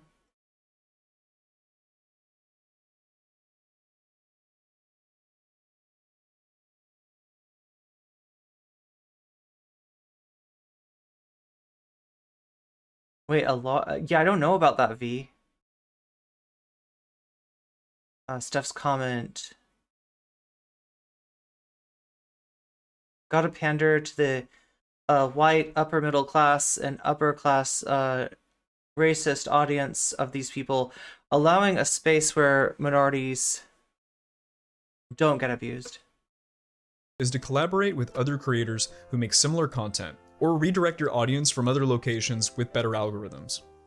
I think that by normie he means people who started watching Hassan through collaboration with big streamers or React content. Destiny, Vaush, and Fuentes have large audiences of viewers that are unique to them and have minimal overlap.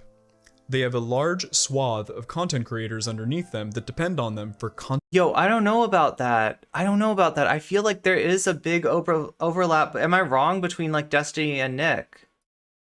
And that will happen when you do content with somebody, even if you disagree with them regularly. Proximity and exposure. And yeah, like, I mean, there was like a competition between Destiny and Nick in terms of influencing Sneeko, right? And Sneeko obviously went the way of Nick, but like I don't think that happens without them being kind of in the same sphere. The problem with Vaush's Kingdom is that they regularly antagonize their audience of minorities causing them to bleed followers. I think that's a good point, scientist.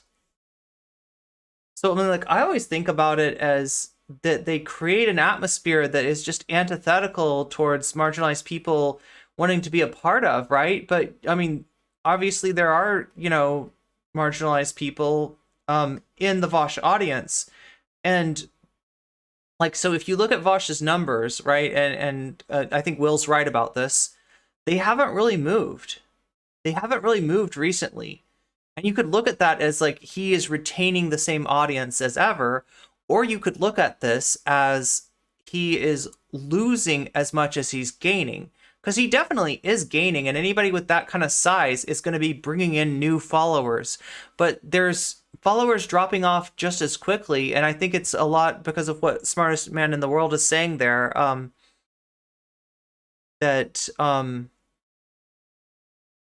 Or what scientists said in terms of antagonizing marginalized people within his own audience, right? If he didn't do that, if he was able to retain those people, then, maybe he would be growing to some extent.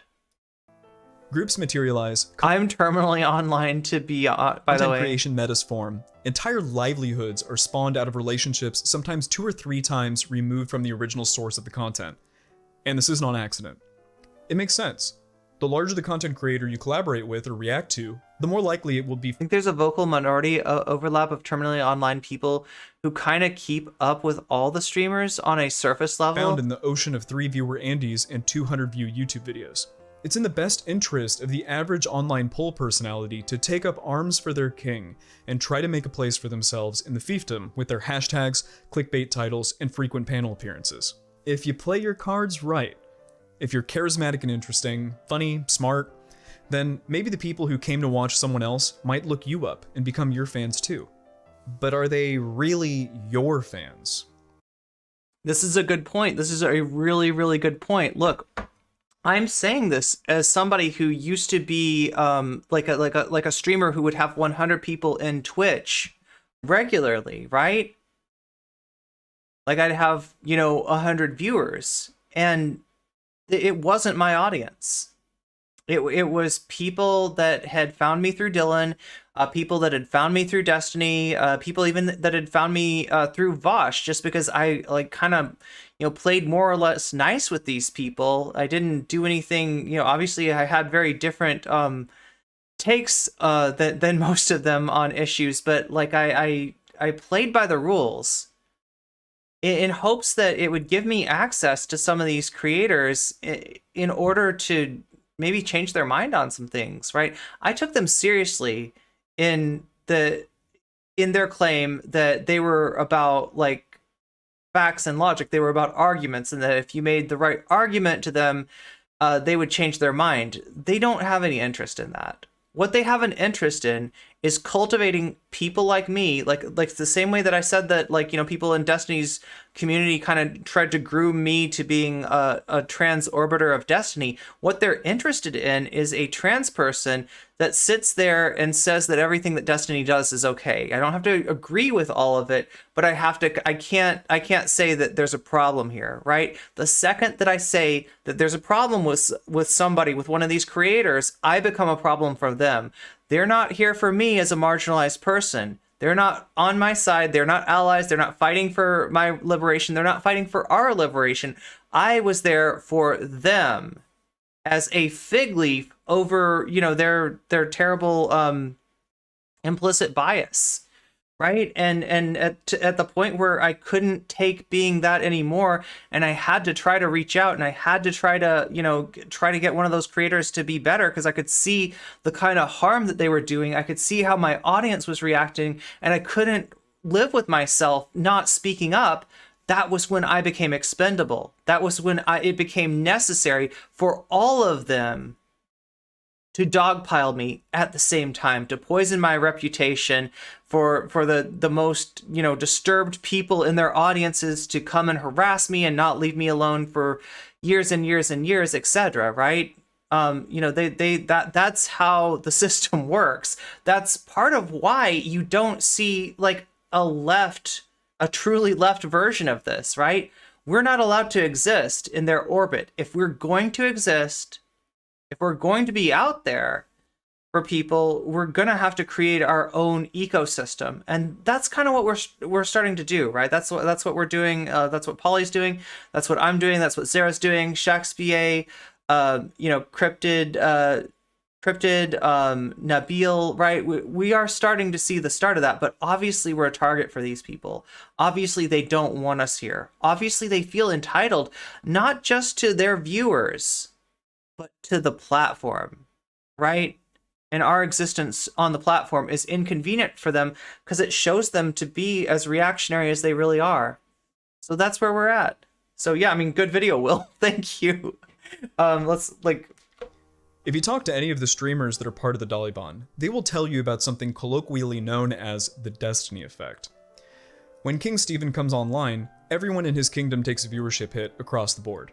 This leads to some members of the Daliban planning their streaming time around when Destiny isn't. So that's what he's talking about, them being like not your viewers. In the past, there, and I don't know if this still exists, right? But there was a thing called hosting. Like, so whenever I would be offline, right, I have a list of streamers that I like, that I support, and that's in order, and like whoever's on that's like in the top of that order gets hosted. So in other words, my stream, if you come to my stream looking for Irene to be on, you're gonna see like, Cryptid, or you're gonna see Polly, or you're gonna see Zara or somebody like that. I don't know if this still exists. I heard that Twitch is phasing the hosting out, right? But, with a streamer like me, there's a marginal effect. You get some audience, but it's just, the people that were hoping that I was on and I'm not on. So it's a minimal effect. With somebody as big as Destiny or Mr. Mouton or, like a larger streamer, Chud Logic, if you're hosted by something like that, it's a large effect. But what that provides is kind of an illusion of a streamer that is, allied with these people, that is friendly to these people, that is getting on that list, their streamer shelf, being lifted up, and you thinking that you're more influential than you actually are. You being boosted by, a decent number of viewers that aren't really your viewers. They're there because you're friendly to Dylan. They're there because you're friendly to Chud. They're there because, you're friendly to Demon, well, not Demon Mama anymore, but like right back in the day, like some of my viewers were actually like Demon Mama viewers. And so when you actually stand up to the network, or even just like one person within the network, because it defends itself, you get a reality check of how many of those viewers are really yours, right? Oh, I always cheer you up. Thank you, Zugil. Thank you for saying that. That's really sweet of you. Streaming to maximize their viewership. If you're curious about your rank in the Daliban, see how much audience you retain when the rest of the monarchy goes live. If you're curious about who you're beholden to, look to where your audience goes when they aren't watching you. Content creators inside of these kingdoms are as incestuous. Oh my god, that's really cool. I'm glad. That means a lot to me. Wow. As the royalty of the Middle Ages. People all across the hierarchy and from other kingdoms cover and react to. So what do you think he means by incestuous? Do you mean like shares the same audience? Is that what that means? Or is it more like that there are relationships there that are transactional, so that even if like some of these people dislike each other on a personal basis, disagree with each other on a political basis, you're not going to hear this because there's too much at stake, right? This is what people, this is what the Queen of Mean was mad at me about when I spoke up about what Dylan was doing. I was literally doing something that you're not allowed to do. The way that the rules work, the way that the morality works for Twitchpol is that a smaller streamer speaking up about what a larger streamer is doing to, the marginalized group that they belong to is like a mortal sin, right? So like there was, justification for them going after me. There was justification for them harassing me, right? They felt justified. They felt that the horrible things that they were doing to me were justified, right? They have a very they do have a sense of morality. It's just a very backwards sense of morality from anything that I would consider moral, right? Each other's content, which drives viewership back and forth between that's really players sweet. involved.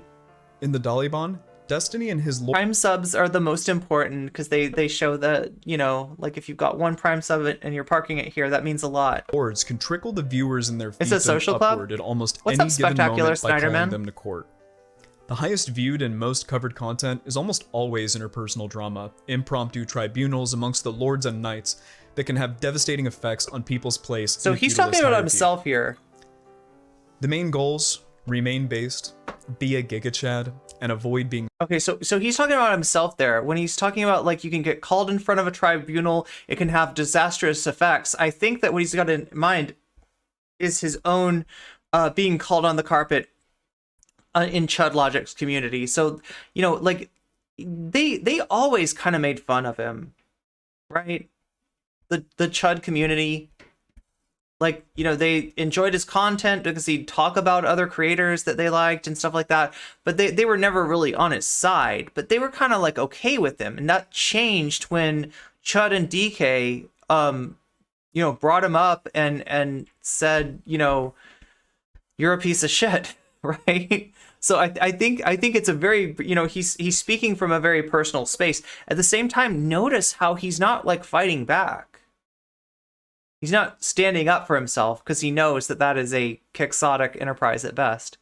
Mostly a lurker on YouTube, so I'm looking to sub there soon. Oh yeah, the new cosplay. I was actually looking at that. So yeah, the new cosplay, you all broke 200 sub points, or we got to 200 sub points, right? And that triggers the original Kami Babe, Nanuchka, me doing a cosplay. And I've been looking at, like, it's not as easy as you would think to find like one shoulder strap unitards, but I did find one. All right, and then I gotta get a like a hammer and sickle tattoo. And then the other thing is the one thing that I'm really having trouble finding is like a Russian or a Soviet army hat. That was one. I don't know if I can find that. I don't. That might be something I have to forgo. But that was part of Nanucha's costume, along with a USSR flag draped over her shoulder. So we're gonna get all those things together, and you know that they're gonna clip chimp me when I'm cosplaying Colonel Nanuchka, and they're gonna be, look at no comment chick. She's a tanky. She's literally cosplaying a wrestler, but no, she's a tanky. Soy at all costs. It's one of the fundamental things that separates this group of online pull from the David Pack, maybe Paul Squall. Can you post it in the Discord? TYT, or the Ben Shapiro types. Most of the streamers in the three hierarchies described will die on their sword holding this opinion. Online pull is Are you in the Discord? Primarily an entertainment space. I feel like I need a cosplay suggestion channel. I didn't used to think this, but after a couple of years of trolling around this space, I can safely say that it is entertainment first. Yeah, that's right. Colonel Nanuchka from Glow, from the original Glow. So if you watch the Netflix show, it was based on an 80s wrestling promotion, right? That just barely got going. Like it was struggling, right? But it's like, I mean, just like the show, just like they were struggling on the show, they were kind of like the real version of this was struggling. And the character that Alison Brie plays, Zoya the Destroyer, is based on Colonel Nanuchka, right? Who was a heel. She was a baddie bad, right? Because she came to the ring with a Soviet flag draped over her shoulder. This is the 80s. So like, height of the Cold War almost, right? And she comes in like saying that Russians always win and all this other stuff, like, don't say "Kami go home," right? And she was antagonizing the crowd. But just because of her personality, she actually became, and I found this out recently, she became a babyface, right? So there's heels. Heels are the baddie bad wrestlers, and then baby faces are the goody good wrestler. She went from being a baddie bad to being a goody good because people liked her that much, right? So hopefully you'll like me as Colonel Nanuchka. And okay, I don't want to get you too excited. I think there's some chance that we can get the actual Colonel Nanuchka on stream with me. I think there's some chance, okay? Like, don't get too excited. Like, I'm gonna try to make this happen. I don't know if we can do this or not, but I think that we can bring Colonel Nanuchka on Bird Brains. I think we can get her. I have found maybe a way to get connected with her. I found somebody who interviewed her on YouTube, and I think I can get in contact with him, and hopefully through him I can get in contact with her. So yeah, like hopefully that my dream would be to interview Nonochka as Nonochka, and you'd be seeing double, like, right? It would be amazing. We'd be the ultimate tag team against the Debate Bros. With a little dash of political commentary on the side sometimes. Is it any one person's fault that the dynamics no. Okay, so I said I was going to agree with Will on some things. I agree with this. I agree that Twitch politics is like 90% drama, at least. Maybe 95, maybe 97% drama. Like, most of what goes on is not politics, right? It's sensational, it's censorious, and it is interpersonal more than it is political. I mean, it's political in the sense of like the struggle between communities more than it's political in the sense of actually, you know, talking about anything meaningful politically. Most of what they do is just, you know, basic bitch politics, when they even do that.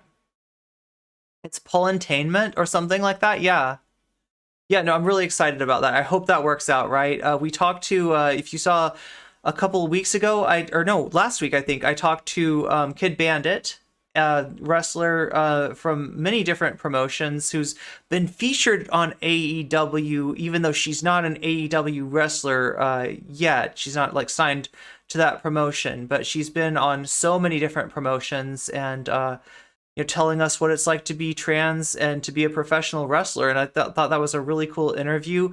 I myself have some experience teaching kickboxing, and you know, I'm knowledgeable about MMA. I feel like women's MMA has been given the short stick, though. Like, right?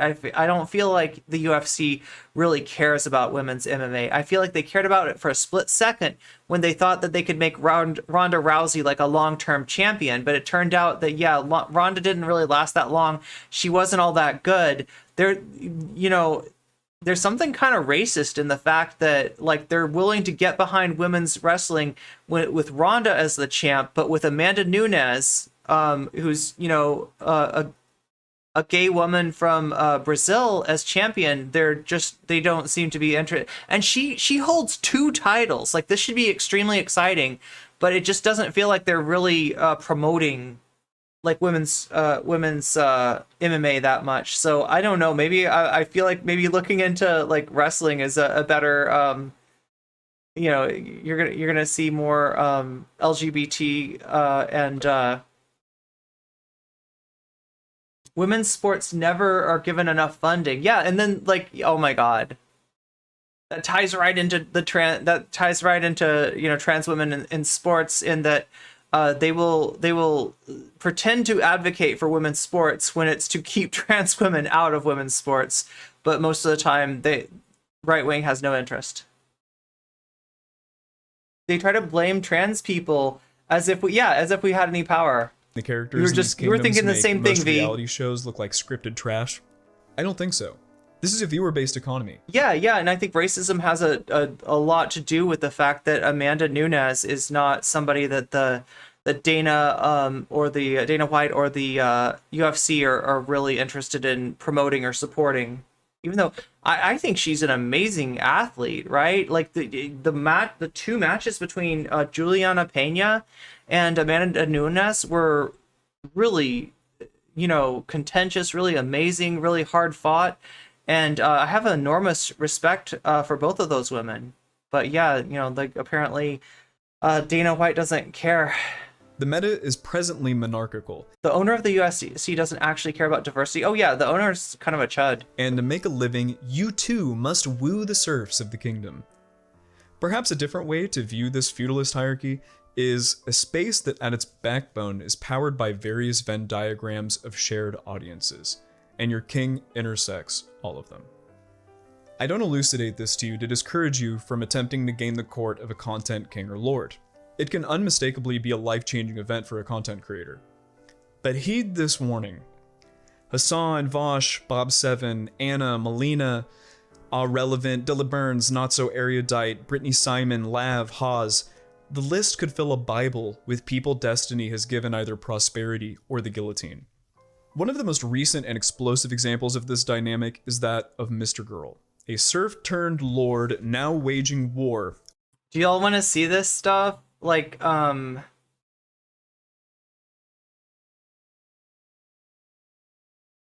don't know, Mr. Girl's kind of ick. With the Daliban to establish himself as the king of his own castle.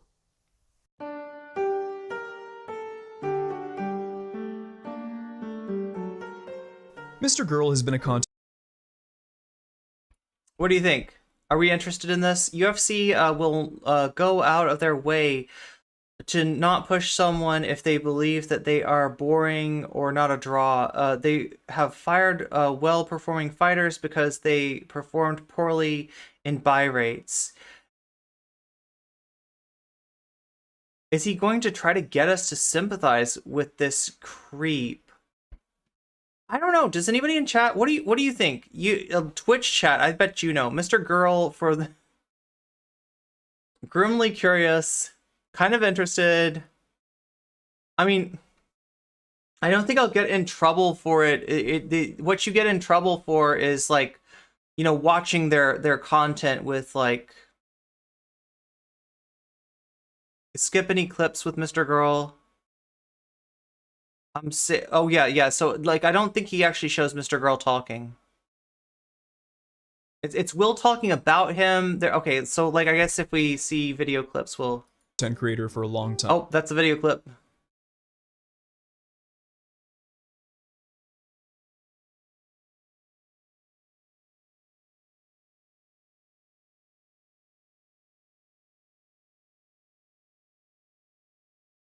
Hood was implicitly extended to Mr. Girl, and Lord Carson became King Destiny's friend and loyal Daliban flag carrier for the following year. So, I mean, this is some disgusting shit, because, like, there are a lot of things that Mr. Girl normalized, which are, like, 100% not okay, right? Which are really good reasons not to do content with him in the first place. Not to do anything that might boost his career, including arguing with him, right? You know, this was what was disappointing about President Sunday, is President Sunday was calling people out for doing content with Mr. Girl, and then ended up, you know, doing content himself, right? I can't even really get into the there's like, so, but you'd think that would be the reason to have an issue with Mr. Girl, to not want Mr. Girl in your clout network if you're Destiny. That's not what it was, though. Destiny loved the salacious nature of Mr. Girl's content, right? The you know, engagement driving, controversial. You know, the Mr. Girl kind of like first came to light for talking about cuties in a non-critical sort of way, right? And said some really disturbing stuff about it, about the film, you know, about the film Cuties, right? This wasn't a problem for like anybody. What was a problem was when Mr. Girl talked shit about Destiny. That's when everybody started to burn their bridge with him, right? When Lord Carson began his streaming career, he was on Twitch, and his audience was a mix of largely Daliban serfs, as well as a sect of his own fan base that he had accumulated from creating provocative and thought-provoking YouTube. You see this? Okay, yeah. So here's where I'm going to be critical of Will. Will is way too interested in Mr. Girl's content. Essays. Oh, it's so provocative. It's so thought-provoking. Oh, yeah, we really got to give this a thought, you know? Over time, the Daliban foot soldiers, intrigued by Mr. Girl's strange but comprehensive worldview, began to follow Lord Carson. Strange but comprehensive worldview, yeah, and like the fucking cult of Pedialyte, right? And became indistinguishable from. This is disturbing. That this part of Mr. Girl, this was like when you saw Stardust like tweet out in defense of Mr. Girl, like begging Twitch not to ban Mr. Girl. This is what this was about. Right? She said that Mr. Girl was like a pillar of the community and that he provoked the kind of like amazing conversations that no one else could. Like, this was like, you know, taking stuff that most people are grossed out by and saying, I don't know, maybe should we be grossed out by it? You know, maybe there's a case to be made for, I don't even want to get into it, right? I feel like original fans. Like, he got banned for a reason, right? This new fan base dedicated, and Twitch, there's a lot of sussy bakas that Twitch does not ban, so that should tell you something. Specifically to Lord Carson, Wait, oh, yeah, then he had, yeah, okay, yeah, that's true. I forgot about that, yeah, the stuff that he did to Stardust was horrible, and even puts, like, Vaush's, you know,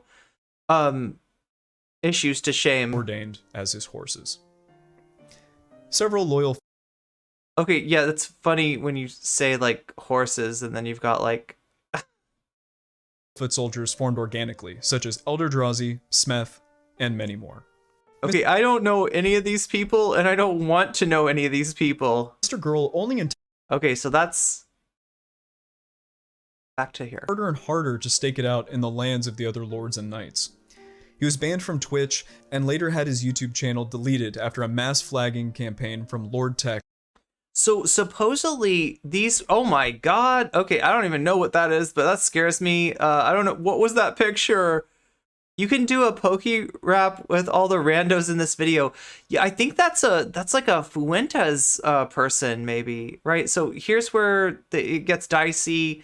I guess Mr. Girl did some posts that were critical of Destiny on his own subreddit, and I mean, Destiny does sometimes get criticized on his own subreddit. Usually it's not that big of a deal, but was it a skeleton? I didn't catch it. I don't know. I'm just like, known as the anything that he does is gonna be like Destiny subreddit. Lord Carson and the horses began to flood the square. Before long, one of Destiny's squires named Forethought banned Lord Carson from speaking on the subreddit, and a decree was made that gave members of the Taliban permission to murder horses. Okay, now that's weird. Isn't that like a German soldier? So like, wait, okay, yeah, I didn't even realize this, right? There's a lot of, so Destiny's portrayed in a good light here. On my first pass, on my first watch through of this video, I didn't realize what kind of light he was putting on Mr. Girl. This is a pretty positive, like, treatment of, like, just an absolute monster. Horses perusing the subreddit on site in a massacre known as !shoot. Like what people said about what Mr. Girl did to Stardust is true as far as I know, right? Destiny, Vaush, Fuentes, Demon Mama, Xanderhall, Bad Empanada. There's a Mr. Girl documentary on YouTube. He is a bigger reprobate and danger than I realize. Okay, oh my god. Well, I mean, like that kind of thing would have to be like a YouTube only. Like if it's got actual. Like I think where you get in trouble with Twitch is if it was a clip of like Mr. Girl talking, right? Of a banned streamer talking. That's what Twitch doesn't want you to show. When the dust settled, King Stephen offered to reinstate Lord Carson's place on the subreddit, but Mr. Girl refused to take a podium constructed from the glue of his horses. So these are like his stands. Like that's what Will means by horses.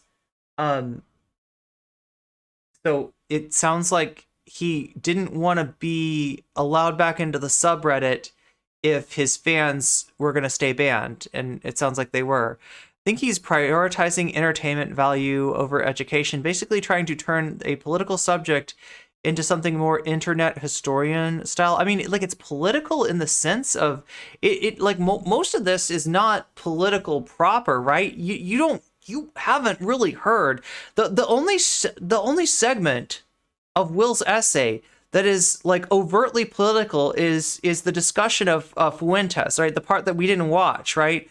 He does talk about like Fuentes' relationship to Charlottesville, to January 6th, right? That's about as political as it gets. He gives, credence to the fact that like Vaush is a leftist, that Destiny is a centrist, right? But you don't actually get any discussion of politics. Just like Will said, this subject matter is just, there's only a spritz of politics even in it.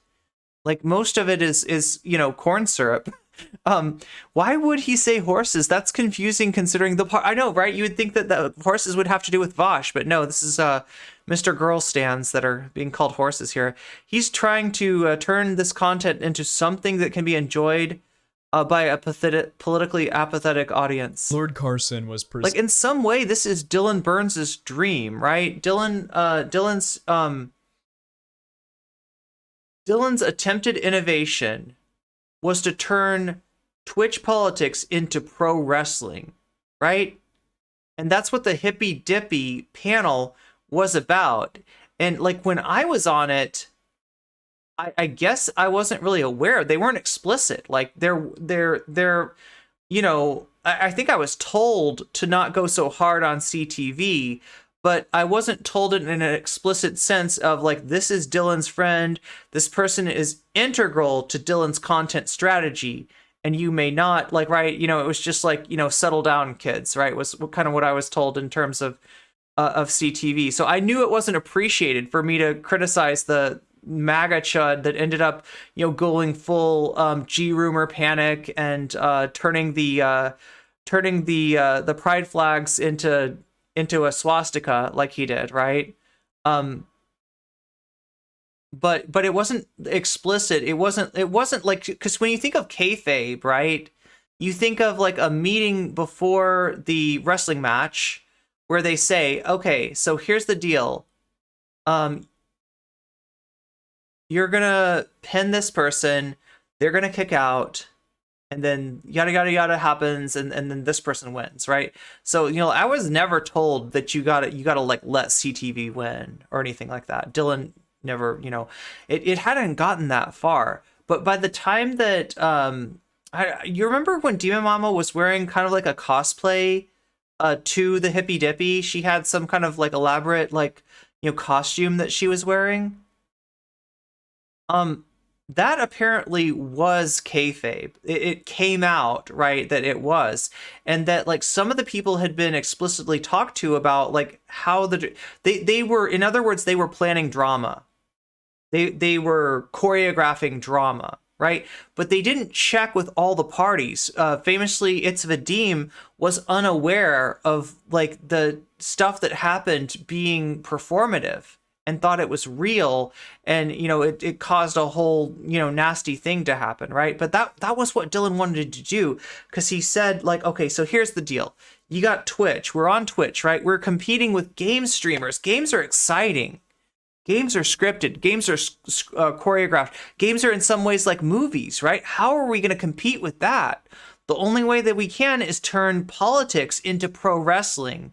And I guess people didn't realize how serious he was about it. But yeah, he really wanted to do that. Now, obviously, you know, he took an extended hiatus during the you know, like when the Ukraine conflict started, and so like I don't even know, you know, if he's doing the Hippy Dippy, like what's going on with Dylan now. But yeah, that was what he wanted to do with the space. He wanted to kind of control the drama. And if you look at the blow up between him and Prime, where Dylan takes, you know, accusations of sexual harassment and turns that into a drama stream, right? And then the rest of Twitchpol decides that like this is a bridge too far, that this can't be allowed to happen, and they even meet and try to set up what was called the Cancel Council, right? It was supposed to be a group of people who would meet and adjudicate any sort of conflict behind the scenes, right? And they would decide who gets canceled, who's on the outs, who's on the ends. So who's on the ends, right? So, you know, like there was a massive attempt both in terms of, you know, Dylan and in terms of Prime and Twitchpol to try to, yeah, what is this white nonsense, right? Well, it was colloquially called the Cancel Council, right? And the idea was that they were worried about the fact that somebody that was valuable to them, like Prime Kai, could have his reputation ruined. Now, in actuality, the things that, you know, ruined Prime's reputation were the things that Prime did, right? Were acts that, you know, Prime himself did. It wasn't like Prime, being canceled. It was just some weird ways that he interacted with somebody that was supposed to be booking for him, right? But because of the damage to Prime, who was integral, right? If you look at Wink, you all know Wick, right? Wick that does the panels, right? Before Wick, Prime Kai was the person who did the panels. Prime used to be a huge creator, used to get huge numbers, used to bring all the big names onto his panels, right? And that kind of winded down when the accusations were made against Prime, through Dylan's drama stream, and like the entirety of how that all went down was just gross.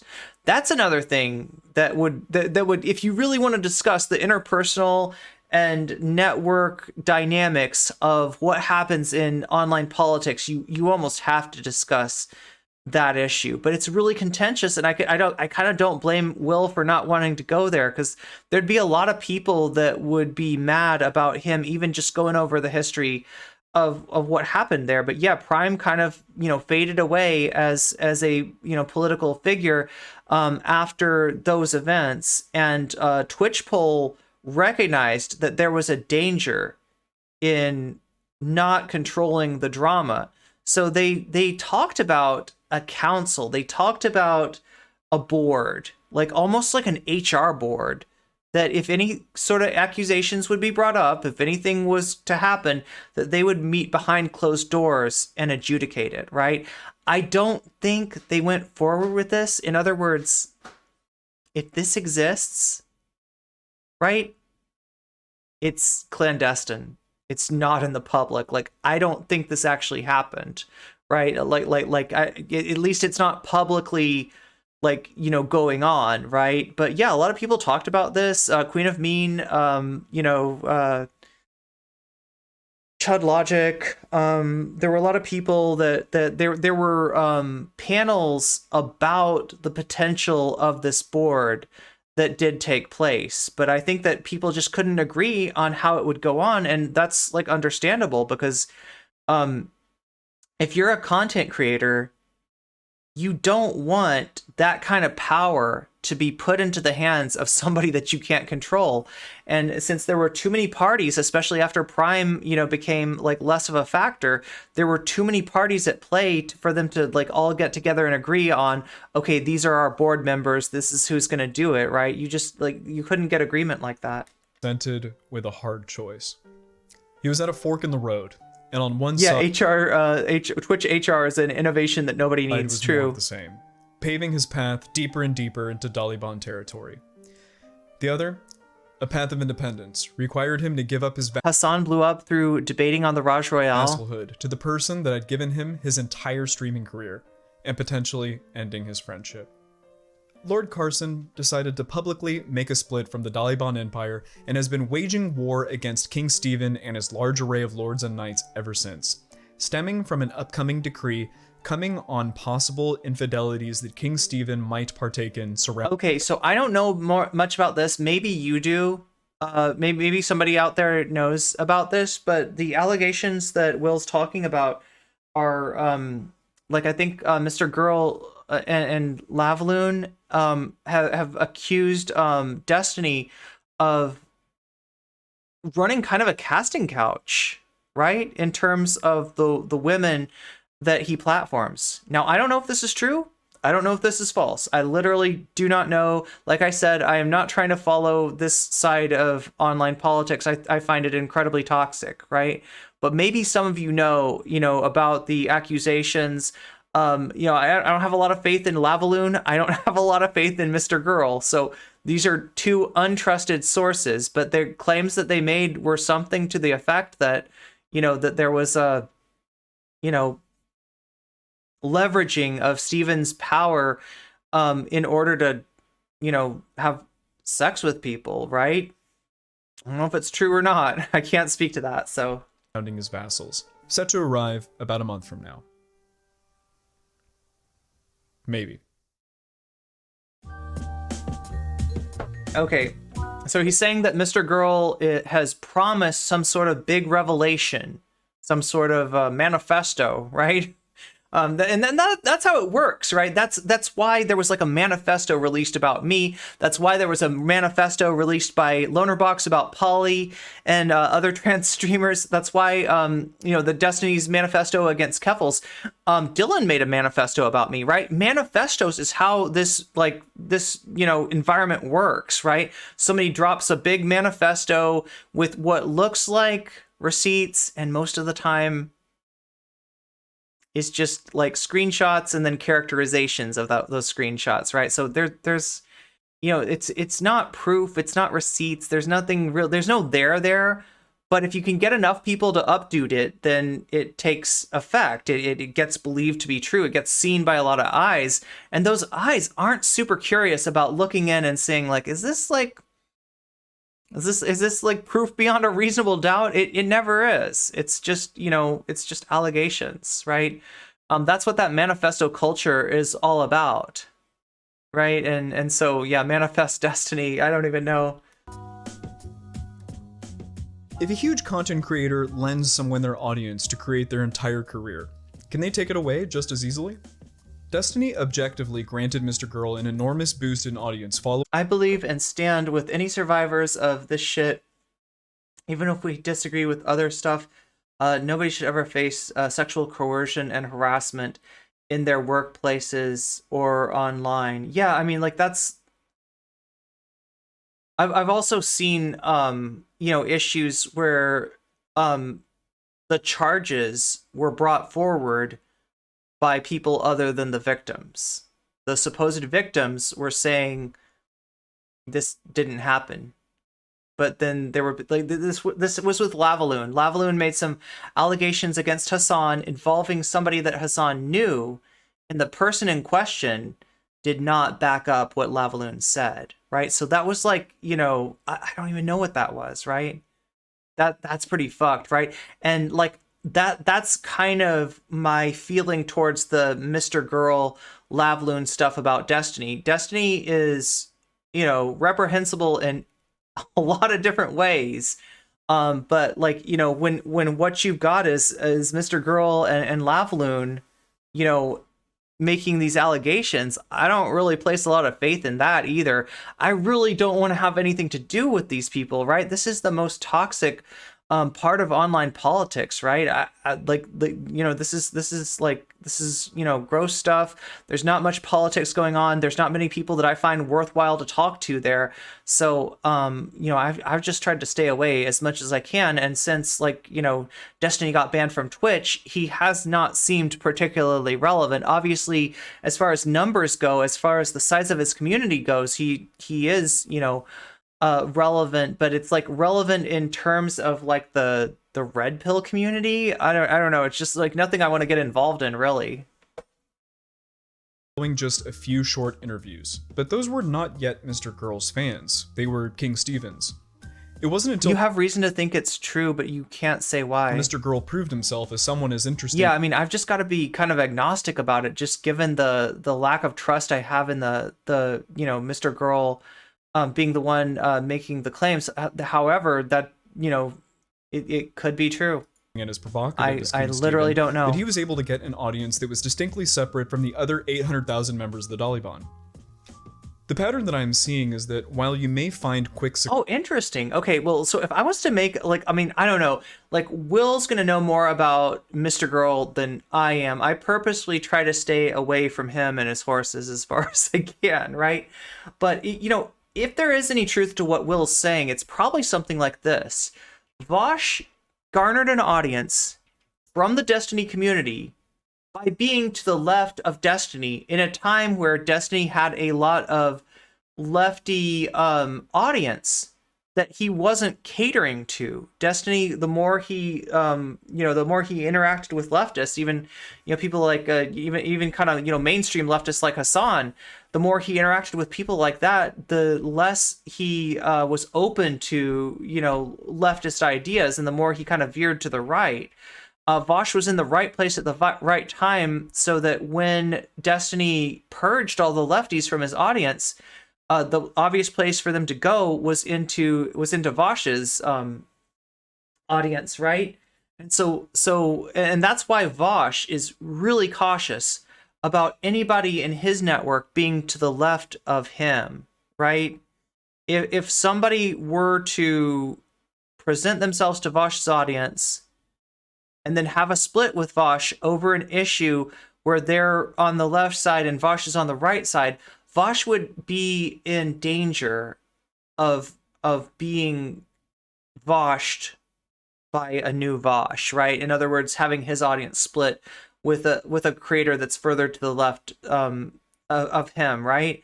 So I guess if I was just to kind of guess, maybe what Mr. Girl represents is Destiny's right flank.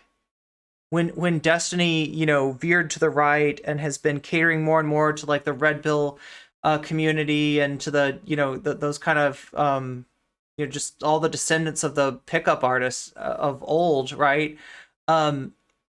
Maybe Mr. Girl, you know, represents like his right flank, and maybe the coup that Mr. Girl is trying to lead, and, you know, to the extent that he's garnered an audience that's separate, maybe this is like a maybe slightly to the right of Destiny.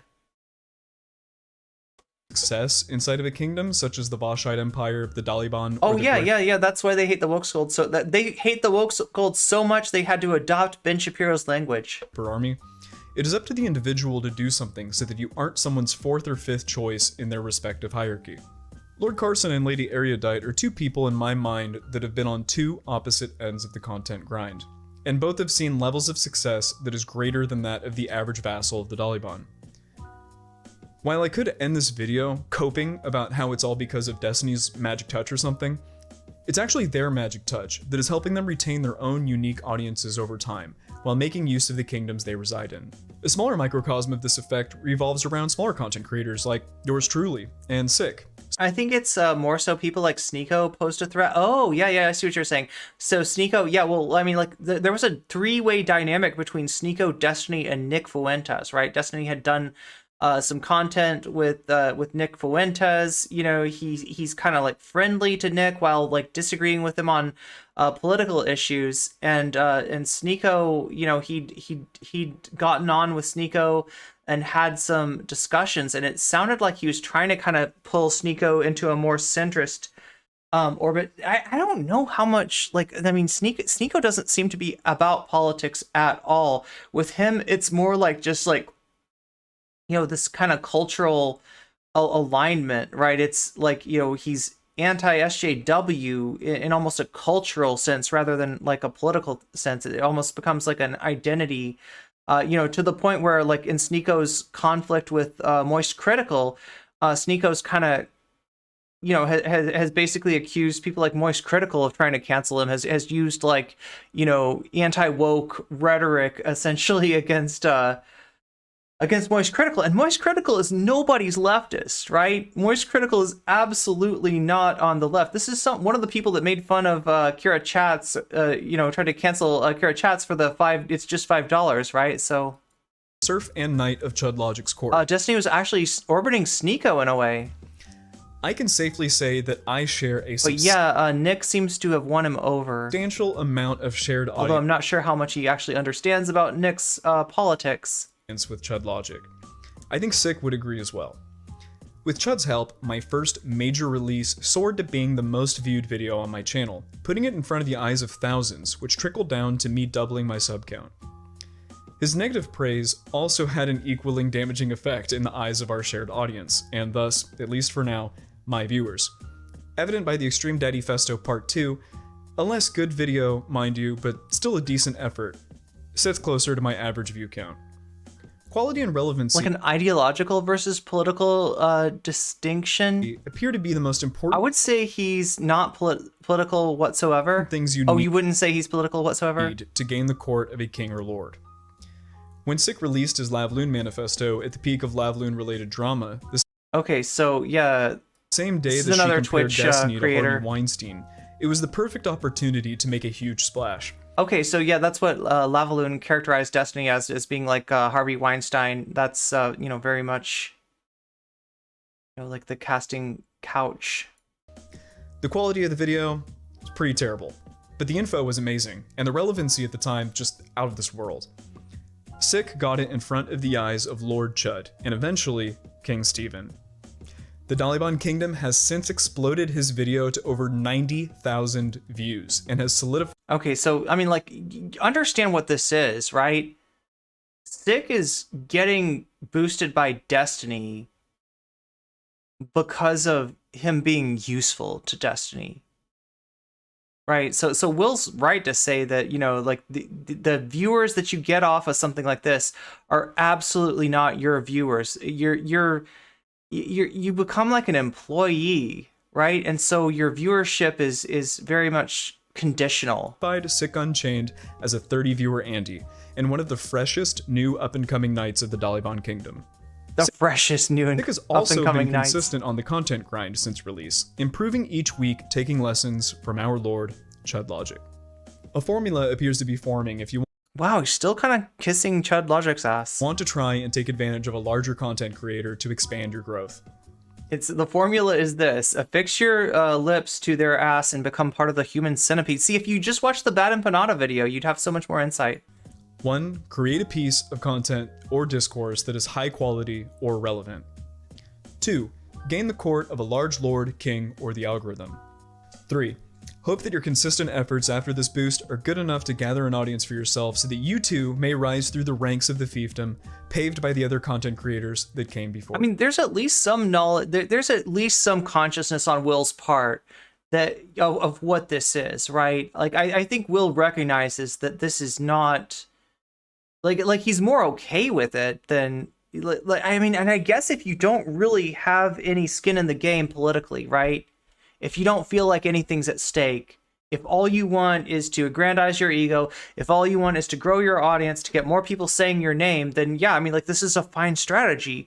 But if you're coming here for a reason, right? If you care about this stuff, if you have, you know, strong convictions, this is obviously not a good roadmap.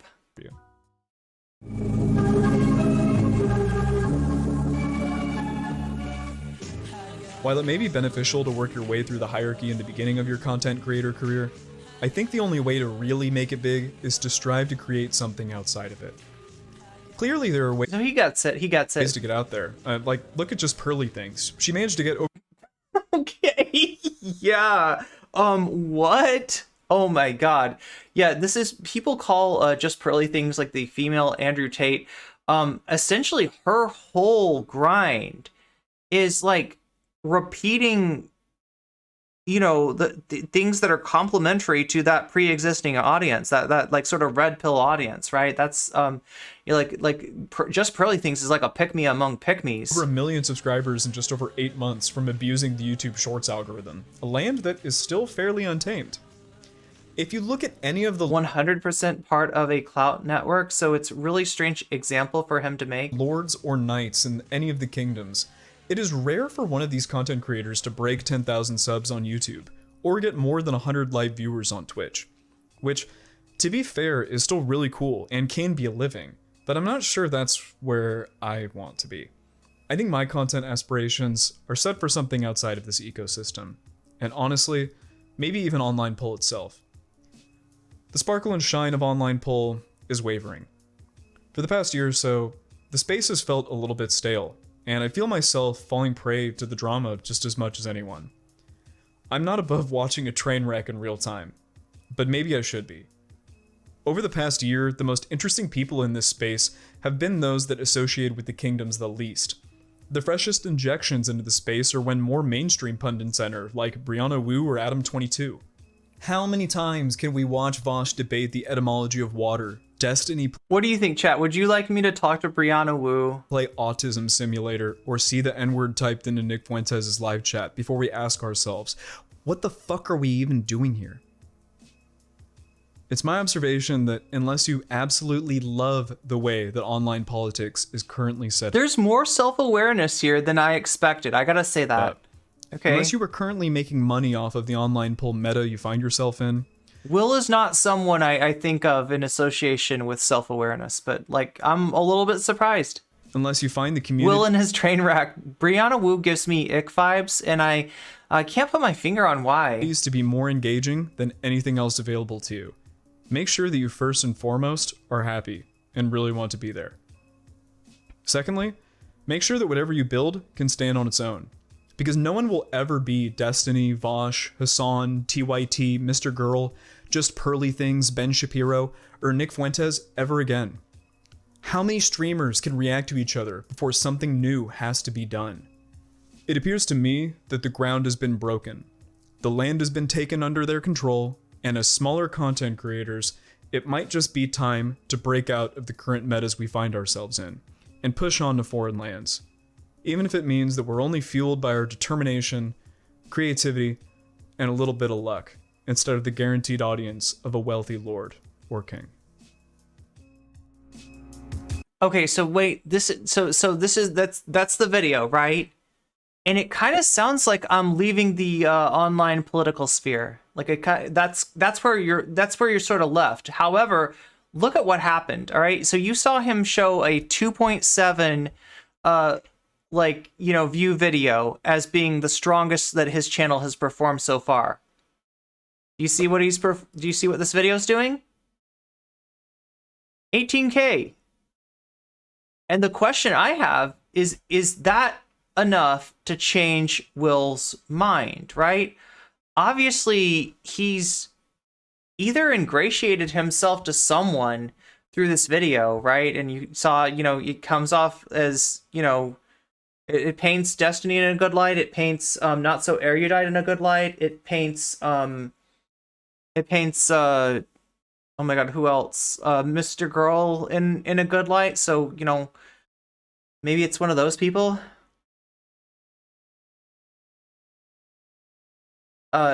Wait. FD video about cornbread tube? Do you have the link to that, V?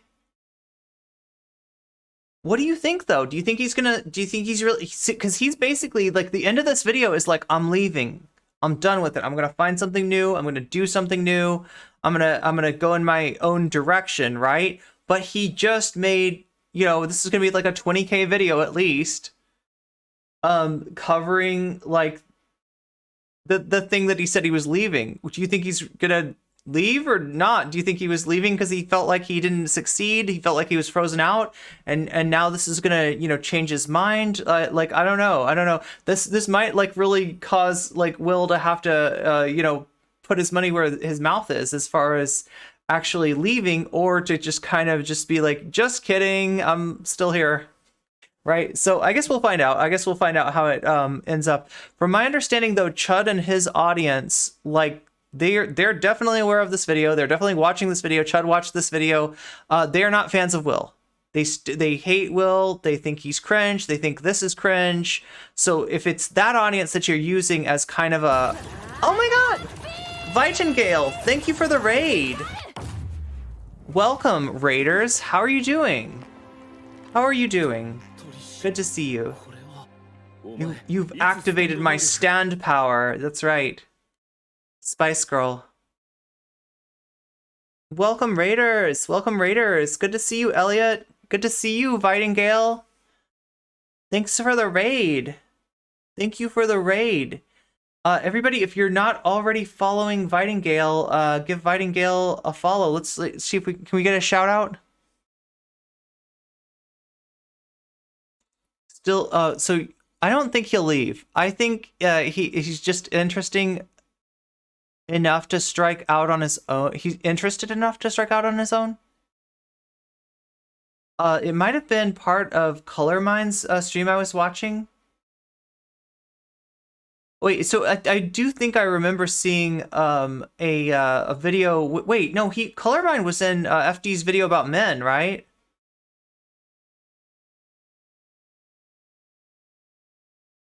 Oh my god, thank you so much. Thank you so much for the support. Wait, let me do the shout out myself, since obviously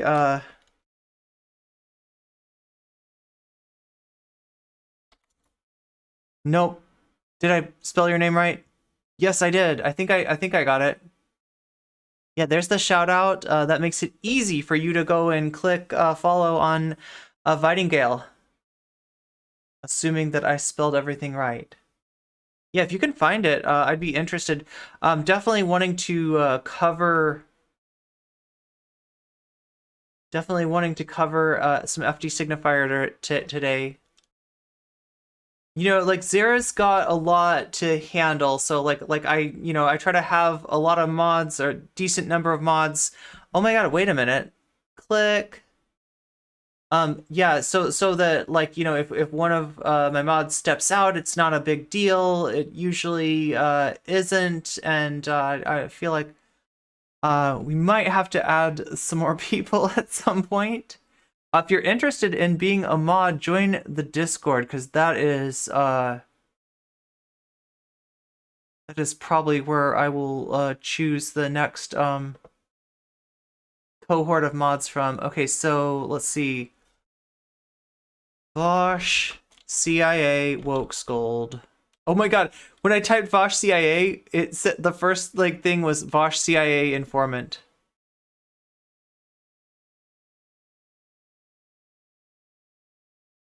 Wait. Really? Okay, it doesn't even come up. There's so much stuff here. Coconut Island. Let's try that.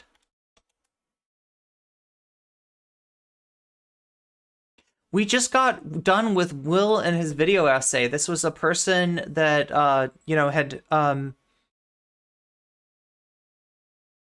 had really posted some cringe, right? Somebody who debated Polly on the issue of trans rights and whether there's a trans genocide going on, and definitely came down on the side of defending Lonerbox and saying that the issue with the danger to trans people was overblown, right? And that Polly needed him, that he was an excellent trans ally and had marched in 3 pride parades, right? So yeah, posted some cringe. Also kind of pissed off Chud Logic's community through a bunch of snafus there with his editor. And had done one video that kind of seemed like a swan song, right? He's going to do a video describing how online political dynamics work, and then be done with it and move on to something else. However, here's the weird thing: that video is blowing up, and I can't figure out why. Right? The obvious way that a video blows up is getting the attention, like he said, of the king or the lords and ladies, or somebody big, right? So he did kind of kiss Mr. Girl's ass, he did kind of kiss Not So Erudite's ass, he did kiss Destiny's ass a little bit. Maybe he got a shout out from one of them, maybe that's why the video's doing what it's doing, maybe he just got lucky with the algorithm. I can't figure it out, but whatever reason, it's going to challenge his decision to move on to greener pastures based on the fact that he's now had some success doing the very thing that he said he was done with. So we'll see where it goes from there. But yeah, another way of analyzing the online content sphere, right? You've got the paradigm of orbiters, where you see the bigger streamers as being planets, and then streamers orbiting around them, and then maybe even those streamers having moons that orbit around them. And that's, how it's been seen, like gravitational pull as a metaphor for clout, I guess. Then there's, of course, the clout human centipede by Bad Empanada, where he talks about the idea of Vaush being the head of the clout centipede, kind of shitting out bad takes into Xanderhall's mouth. Xanderhall shits it into Demon Mama's mouth, et cetera, and so on, right? That's another way to see it. And, Will is proposing a model that looks more like monarchy and feudalism. And that was, and somehow that conceit seems to have captured the imagination of somebody, because he's getting better numbers than he has in the past. So we'll see. Let's take a look at what Vaush is doing now. CIA loves Wokescolds and tankies is what Vaush says here. So. And this is kind of in a line of, I don't know, would you call it Darvo? Right? So more and more you'll see Vaush and his community criticizing other people for being reactionary, for instance, right? Now, Yeah, he's the last person to be able to really call anybody reactionary, right? Like that is his main thing, is doing lefty politics from a reactionary framing, right? Call it the very fact that he uses the phrase Wokescolds, right? That's a Ben Shapiro talking point that he's kind of hijacked there, right? So if anybody's a reactionary, it's Vaush himself. Now he is talking about how the CIA loves Wokescolds and tankies, right? When in actuality, like, what he's doing by his very presence on the online left is diluting the degree to which the degree to which there even is any like leftism here. So he accuses other people of what he's doing himself. Yeah, he gets out, either gets out ahead of that or kind of like, I mean, this is straight out of, oh God, I hate to say it, but didn't Goebbels say, accuse your opponent of doing what you're doing? I'm not saying that Vaush is a fan of Goebbels or anything like that, right? But this is straight out of that playbook. This is just Keffel's Tinderqueer shit over and over again. That he ripped off her racist BS. The CIA loves anyone who believes them. Yeah, and like look, if you want to talk about somebody whose worldview is very much in line with the State Department, the U.S. State Department, that would be Irish Laddie himself. He is a Twitter addict. Every time he says the left is addicted to losing or failing, it's because of his Twitter feed. It's just people who are mad. Yeah, well, yeah. Whenever he's trending, it's like 90% people calling him out. So he just stumbled upon this great idea on his own. I can only see this pattern happen like so many times, where I will say something that is essentially objectively correct, or at the very least pretty harmless. Objectively correct, okay. Get told by thousands of people to kill myself. And then all the people... Okay, so, nobody should be telling anybody to KYS. I don't support harassment, not even for this guy, but... Who are so outraged, I know, right? Spectacular Snyderman? Will then, turn around and sort of either ignore that or collaboratively participate in what I can only describe as CIA's ideal version of the online left, where no actual coalition building can be made. Here's the critical flaw. Here's the thing that these lefties will never let you do. Change a mind. It's the number one thing political movements are meant to do, and it is the last thing this particular type of lefty wants to do. It is so far down their list of priorities, it never even comes up. The thought of convincing people who don't currently agree with you to agree with you is not only is it not... The problem is you're not convincing them of shit. All you're doing is repeating the reactionary shit they already believe in. And, saying that, by the way, I'm a lefty, in hopes of getting more reactionaries to identify as lefties. On the priority list, they don't want it. When he's talking about coalition building, he's talking about a coalition of white fragility. We've seen this so many times. He's talking about a coalition of misogyny. How many times have we seen these excuses? Oh, we don't actually want these people in the online left. Oh, these edgy white boys, they couldn't possibly be a good leftist. Never mind the fact that, half of the people... Look, they could be, but, you're getting in the way of that, okay? You're, encouraging them not to unpack their shit. You're encouraging them to believe in things like anti-white racism. You're encouraging their fragility. They could be good comrades, right? Having privilege doesn't mean that you can't be a comrade, but it does mean that there's going to be more work towards doing that, right? And what Vaush's innovation is to hold their hands and tell them, you don't have to do that work. You can hang out here. I am a lefty. And I am plenty misogynist. I am plenty racist. Casual transphobia is fine with me, right? In the Wokescold online community, inculcated with white fragility, isn't scolding people explicitly about trying to change their... Oh my God. Yeah, well, I mean, there's no scolding from Vaush, at least when it comes to, white fragility. Domestic abusers and which, if you say white fragility to Vaush, the second thing out of his mouth is oh, are you Robin DiAngelo? works anyway. Horrible, monstrous people. I like no work. People interpersonally who are constantly tearing each other apart because they are performatively hyper fragile, and that obviously leads to a bunch of toxic infighting.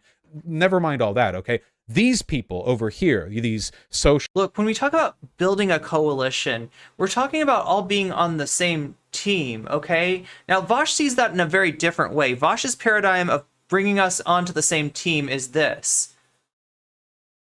People who have a problem with me, people who see racism in what I say, you know, people who want me to unpack my shit, people who want me to do some work, right? They're getting in the way of the coalition.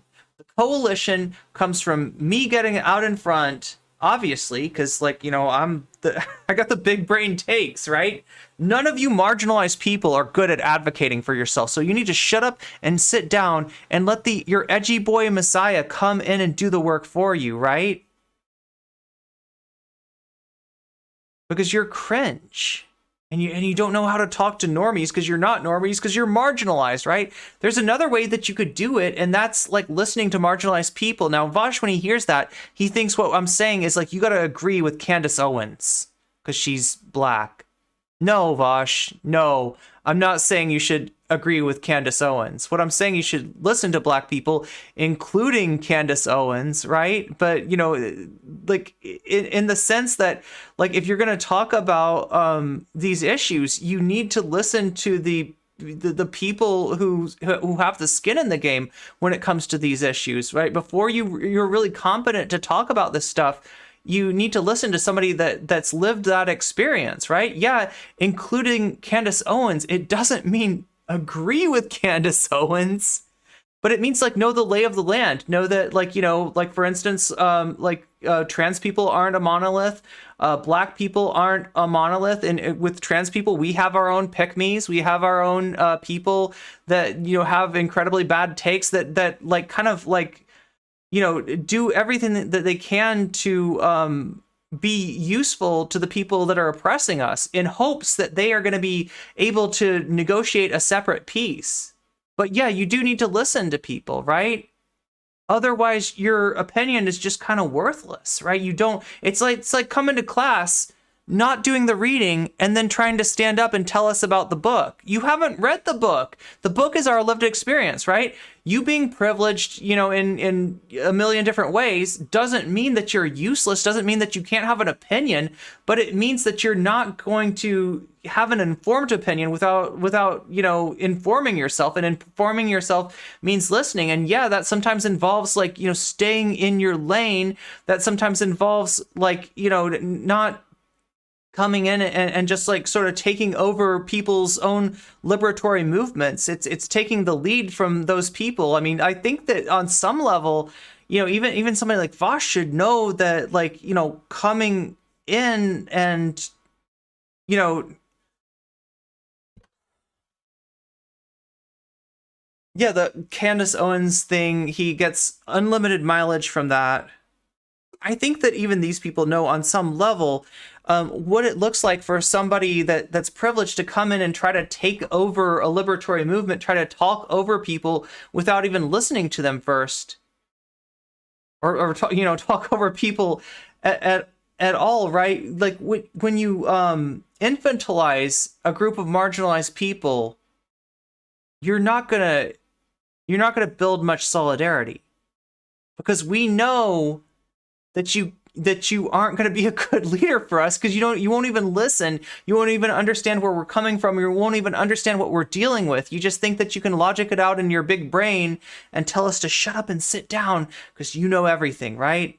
That kind of pedantic bullshit is what breaks movements apart. We want to build a strong movement. That movement has to be held together by a glue. That glue is called solidarity.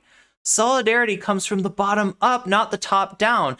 That's what Vaush and his community fail to grasp, and that is why they do more harm to the left than they do good. So yeah, there's my spiel. Actually powerful people, you know, millions of them. We don't want them in our online left because listening to marginalized people just means you have the full story about that community and their lives and discourse. It's not meant to be a tug-of-war debate tactic that these debate streamers make it out to be. Yeah, and so like when you're coming from a primarily like debate sort of world, sort of sphere, sort of paradigm, like, you know, Vaush, like I said, comes from Destiny's community. The apple doesn't fall that far from the tree. Debate culture is about dominance paradigm. That is fundamentally antithetical to the project of building solidarity that we're engaged in on the left, right?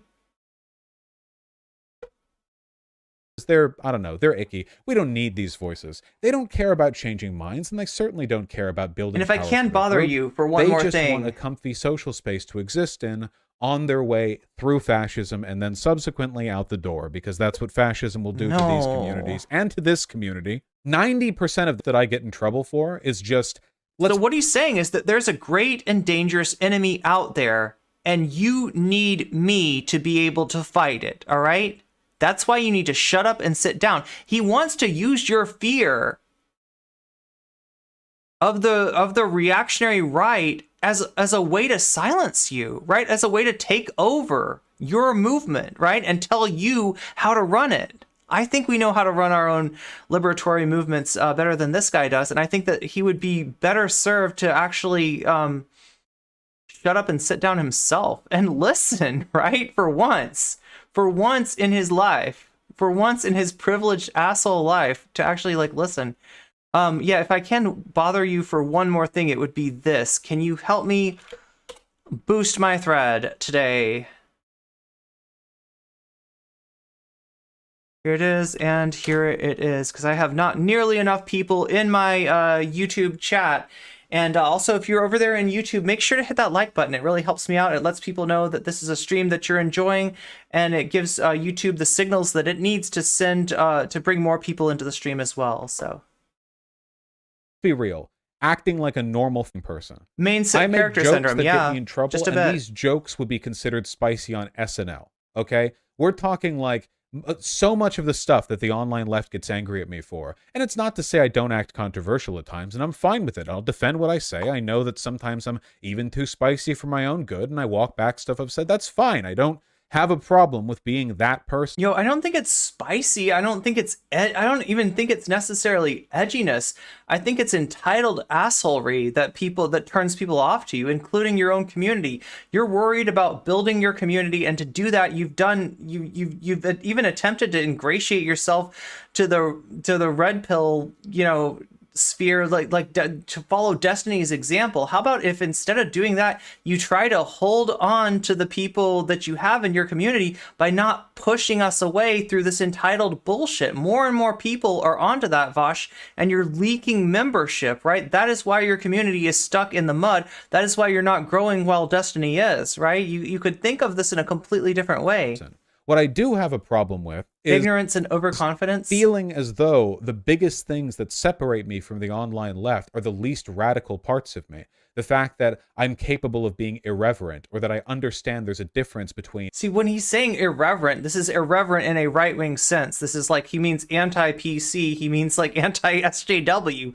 That's what Vaush essentially is a left-wing anti-SJW. Now, we do have another group that's like this, right? When we talk about, if you want to go back to like 2016 and talk about like the dirtbag left, you talk about people like Angela Nagel. I mean, like, Chapo's the name that comes to mind, but honestly, Chapo's not even that far down the pipeline as far as these things go. You've got, Chapo's just the beginning of it. You've got like Angela Nagel, Red Scare, like all that kind of shit. And you look at where that leads. You look at where those people that were reading To Kill, or like Kill All Normies, back in the day are now. They're in like Peter Coffin's community. They're in Caleb Maupin's community. They're in Infrared Haas's community, right?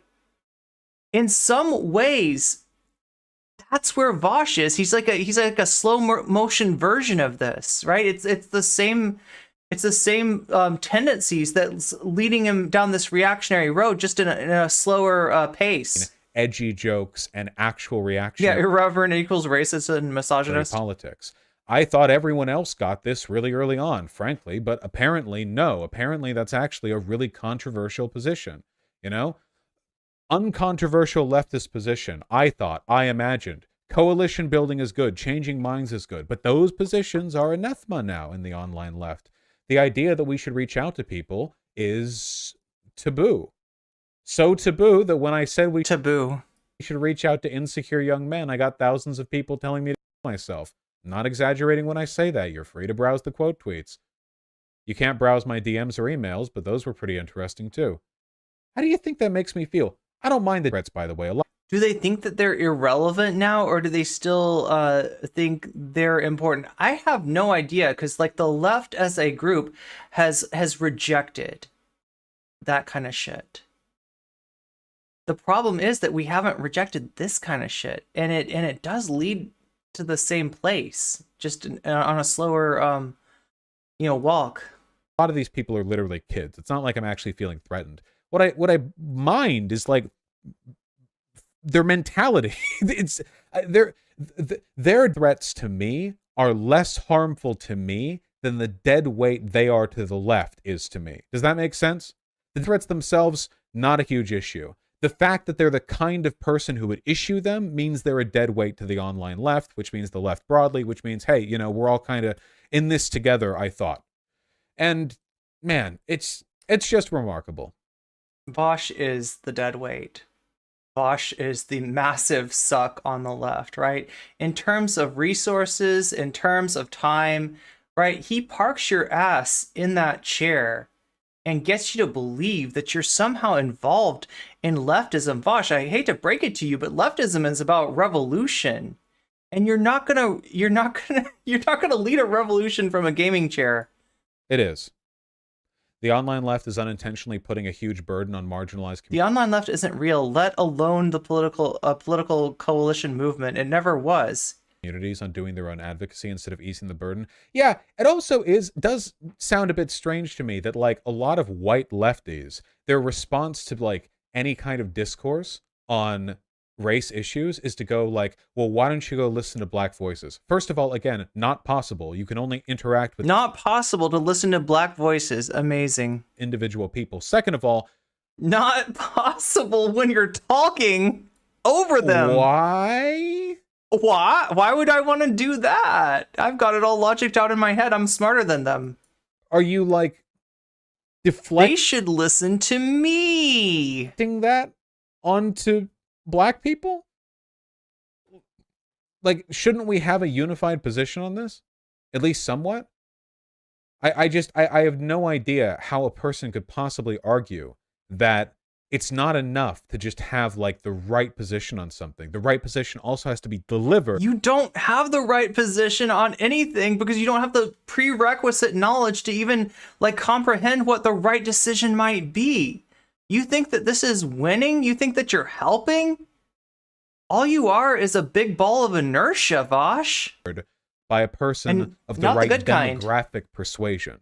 And this leads to some kind of like identity weird, politics. Like identity lefty politics. idpol min-maxing. Idpol. Oh my god, where yes. It's not enough to have certain opinions. You also have to be the right kind of person to issue them. I feel like it's like a JRPG where you're like swapping out like black woman, trans person in a wheelchair, white person. Wait a minute. And as opposed to like your video game, which is just you as the main character, like 24/7, because you're the best, you're the smartest, you're the brightest, you're the edgy boy messiah, you're our only hope, you're the one that can be in many places at once, you're the Maudib. With autism, like to maximize the effect of the same set of positions that they idpol is when you're asked to listen to black all people. Have. There are no black voices. There are only individual black people. Margaret Vaush Thatcher. You know, like, oh yeah, dude. Oh, the position that racial equality is good. Okay, well that gets a minus 30% penalty when issued by a white boy. Let me toot. Okay, black woman, perfect. All right, now it gets critical damage. Ooh, like. It's insane. He literally thinks that he has the best takes. That's what it is. When Huey P. Newton was asked what white people could do in support of the Black Panthers, he said they could form the White Panther Party. And you know, do you see how that's different than what you're doing though? Like if you'd be like going in there trying to take over the Black Panthers, like, right? You know what they did? telling Huey P. Newton to shut up. And like Vaush, wait, to hear that, to understand that, what did you have to do? What did you have to do? You read a quote by Huey P. Newton. Vaush, you're actually doing it there. Like in a small way, right? In one instance. Like that's the model that you need to follow. Do you not get the irony of this? You using Huey P. Newton as an excuse not to listen to black people? Do you not see the what you're doing? When leaders from North Vietnam visited the Black Panthers, Usul objects to you comparing Vaush to him. True. And called themselves the Yellow Panthers in an act of affinity and solidarity. Couldn't do that today. No. I mean, like, do you see that the difference there? Like, right? Like forming another organization in support, not trying to come in and take over by shouting other people down, by talking over black people, you know, by you know, taking over their organization. This is the opposite of what the Vaushites do. They take over every organization that does not reject them. Cancel culture. It was welcomed and celebrated with the burning of draft cards, but I guess they should have stayed in their lane and found their own name. Yeah, the perfectly said. Wait. The most effective civil rights activists, leaders, and movements in America. Wait, no, like, oh my God. American history and in world history broadly. How are you not getting this? Have always endorsed an attitude of pluralism, of coalition building, of shared identity. The idea that you can do some kind of like big, progressive miracle nationwide while separating everyone to their own distinct demographic. He did say form a parallel organization, right? He did, like, I mean, I'm sorry, but like, you know, he is trying to maintain, like, you know, the leadership, like black leadership of his own organization. That's why he said, like, what can you do for us, right? You know, and like maybe the answer you're expecting is like, you know, join our organization because we're not reverse racist. Come on in, white people. No, he said, like, you know, start the White Panthers, right? Groups, you know. Oh, white people. Oh my God, he's white missing people it. Shut up and learn over there. So white you're people, so close, you mean though. The dominant power group, the largest, most powerful, most socially attained group in the country. Oh, you can't do anything. You just sit over there and let us handle things. And by us handle things, what I actually mean is us stand over here and like talk down to you and not get anything done because we're not interested in getting it. You think that black people are trying to talk down to you, Vaush? That's rich. The desire to manufacture a distinct identity. Oh no, you can't touch that term. You can't touch that phrase. That belongs to us. How is that a progressive sentiment? That is the absolute opposite of coalition building. All right, well, if you want to see what the dead weight that's getting in the way of our progress, that's getting in the way of our liberation, that's getting in the way of our revolution is, it's right here. Here it is. Completely mute. Is this still part of the Will video? No, this is definitely not the... Wait, does it say Will truly video? Exclusive position to hold on this issue. It is opposite. It's you can never ever do anything. Will like got right through Vaush. Will did not spend a lot of time talking about Vaush. With this attitude. It was mostly about Destiny, Mr. Girl, etc. It's just not possible. And I don't know. I mean, it's a little bit distressing. In fact, I honestly think he spent more time talking about Nick Fuentes than he did about Vaush. Man, I remember back during 2020 when Bernie Sanders had a shot at the presidency, people on the online left. Oh my God! It felt like there was like a twin. Are we literally going back to the dirtbag left? Like, are we really gonna do this Chapo posting right here? Tinge of pragmatism, something maybe, but now it's gone. It's just gone now. It doesn't exist anymore. If you go online right now, the majority of the online left is reactionary and liberal in tendency. This is, by the way, fully liberal. This is 100. Yo, you're gonna talk about reactionaries? 100% like identity politics. There is nothing that distinguishes these takes. Right. So this is a fairly old clip I'm just now seeing here from like a like Ron DeSantis. So wait, did I just say Ron DeSantis? I was in my head. I was thinking Pete Buttigieg. My bad. Like a Pete Buttigieg, like K-Hive, just completely milquetoast Obama era liberal progressivism. There's nothing else. There's nothing even remotely radical about this. It's okay. Well, there's your daily Vaush segment. Vaush video still reactionary. Still reactionary. Let's oh my God, chat. So I think we've got, I think V is working on a FD Signifier clip for us to take a look at.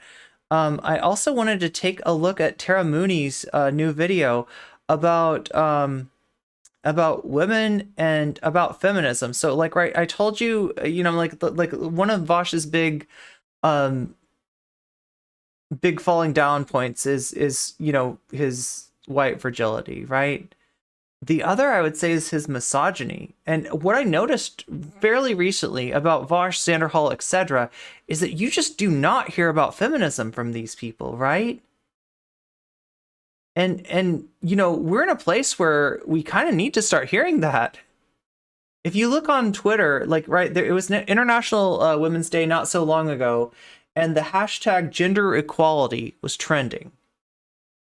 Probably like 65 to 70% of that hashtag was like just anti-feminism, was just misogyny, it was takes like, if women want equal treatment, then they gotta realize that they're gonna have equal responsibility, and women don't want to take responsibility. And I don't know, it was just like ridiculous shit, right? Like, okay, so if you take us back to like the early 2010s, there was a lot of pop feminism. There was a lot of really shallow feminism, and there was a lot of white feminism. There was a lot of like non-intersectional feminism going on back then, right?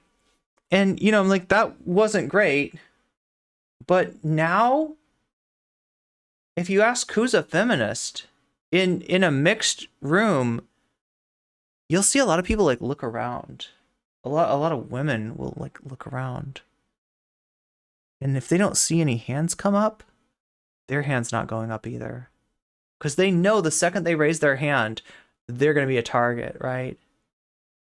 And it's in this environment that Vaush is like, you know, paralleling like red pill, you know, misogynistic viewpoints, right? This is a luxury of you know, fragility that we cannot afford. Yeah, like BuzzFeed, like oh god, what was it? You know, there was just a lot of shallow white feminism.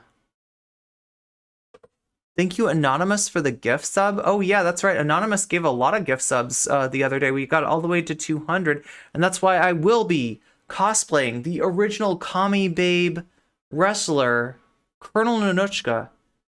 It's a safety thing, and it sucks that RTO, but it's illustrative of the white patriarchy. It sucks that it has to be. Okay, so this is Tara Mooney's new video. Just in time, Tara.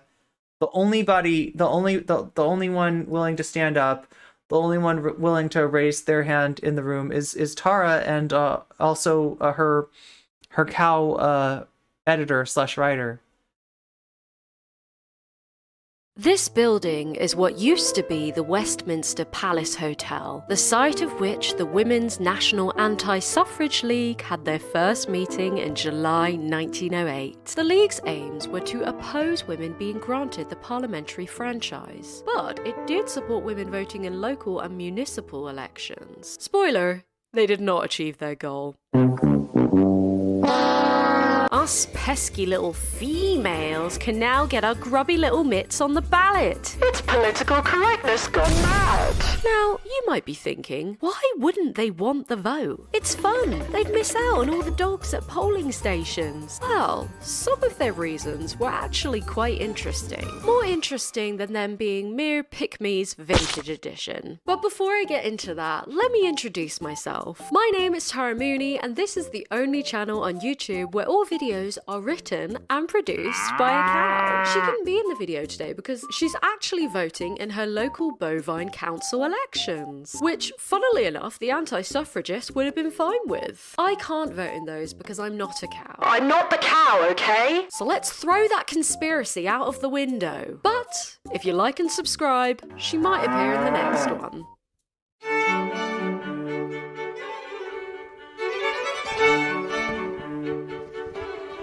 Today, I will be focusing on the women who fought against the rights that I enjoy today. But as it is International Women's Day, I do want to give a quick shout out to the Equal Franchise Act of 1928, which allowed women over 21 to vote. There was also the Representation of the People Act in 1918, but we don't count that because it was only for women over 30 who met certain property requirements, which is lame and not based, and I wouldn't have qualified, so we don't count it because it's my channel, so it's about me. So there. So yeah, thanks to the Equal Franchise Act, I have the right to vote. The right to spoil my ballot, and the right to make a smooth transition into my sponsor segment. Ayo! The other day, I was Googling myself and the cow, and you'll never guess what I found.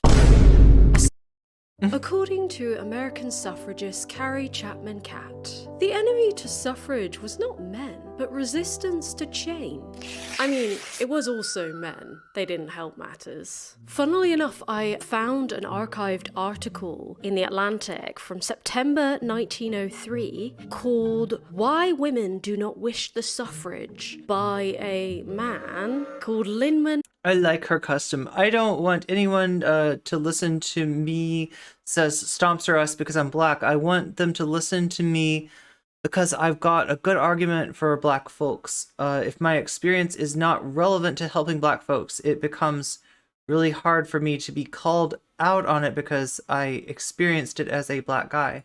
Abbott. Who needs a woman to write it when Linman can just tell you what women want? Briefly, I believe it is because woman feels, if she does not clearly see, that the question of women's suffrage is more Hey, what's than up, merely Nabil? political, Good to that see it you. concerns the nature and structure of society, the home, the church, the industrial organism, the state, the social fabric. In short, he argued that for women to vote and take part in political office would be against their nature. They'd be imitating men and therefore bastardizing womanhood because of God and motherhood and stuff like that. And to a change which involves a revolution in all these, she interposes an inflexible, though generally a silent opposition. It is for these silent women, whose voices are not heard in conventions, who write no leaders, deliver no lectures, and visit no legislative assemblies, that I speak. It is their unspoken thought and feeling I wish to interpret. He's speaking up for women, like a true ally.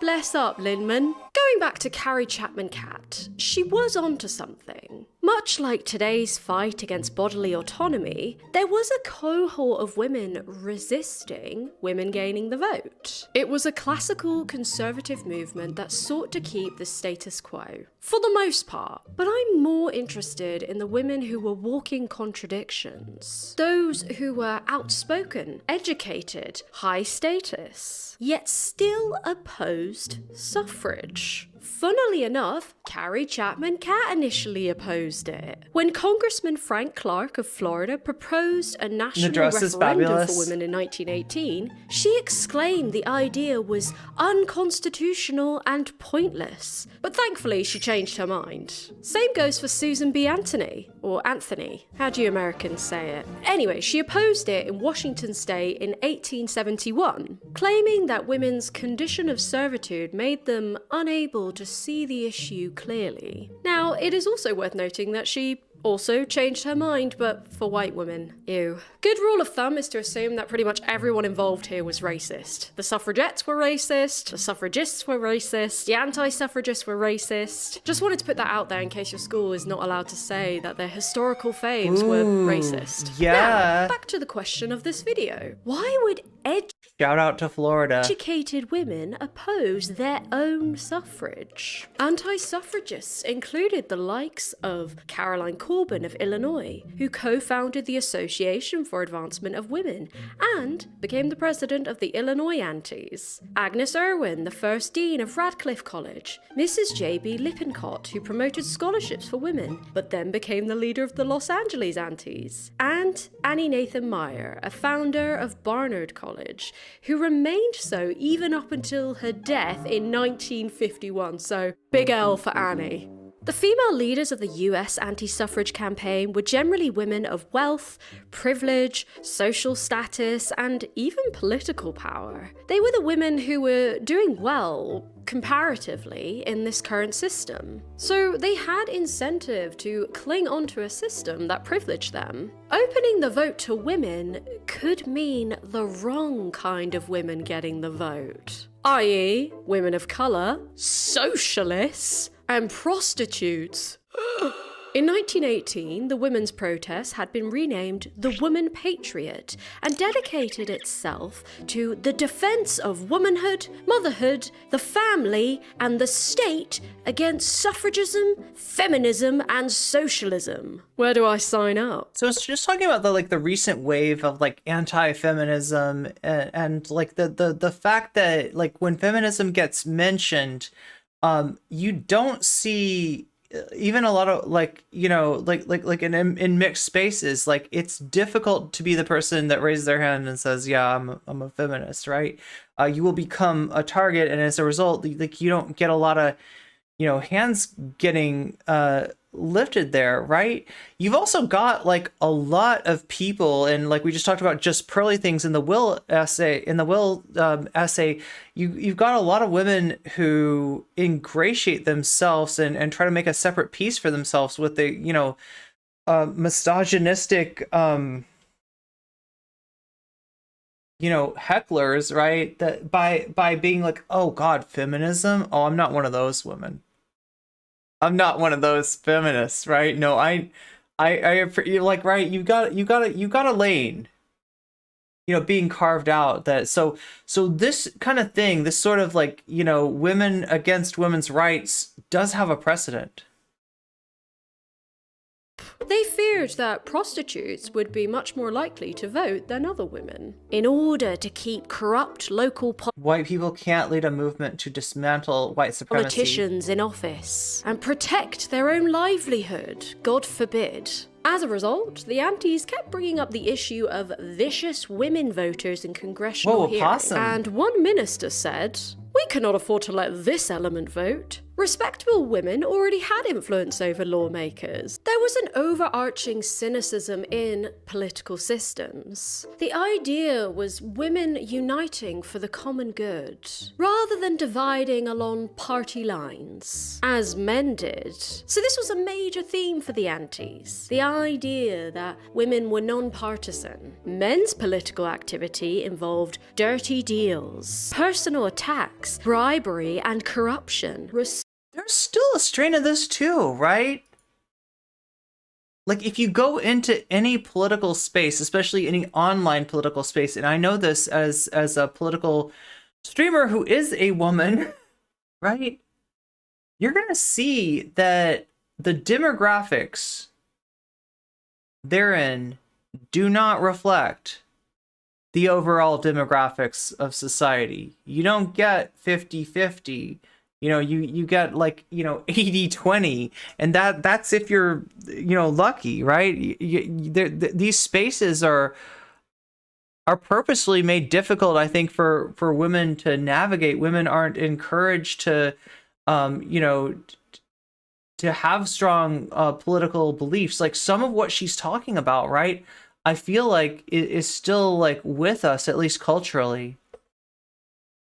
Respectable, married women held the moral high ground, while politicians occupied the moral low ground. So it wasn't as simple as just women should stay in the kitchen. Don't get me wrong, it's still sexist because it was reinforcing the theory of complementarianism. Women were equal. What? Complementarianism is a theological view in Christianity, Judaism, and Islam that men and women have different but complementary roles and responsibilities in marriage life and religious leadership. Complementary and its cognates are currently used to denote this view.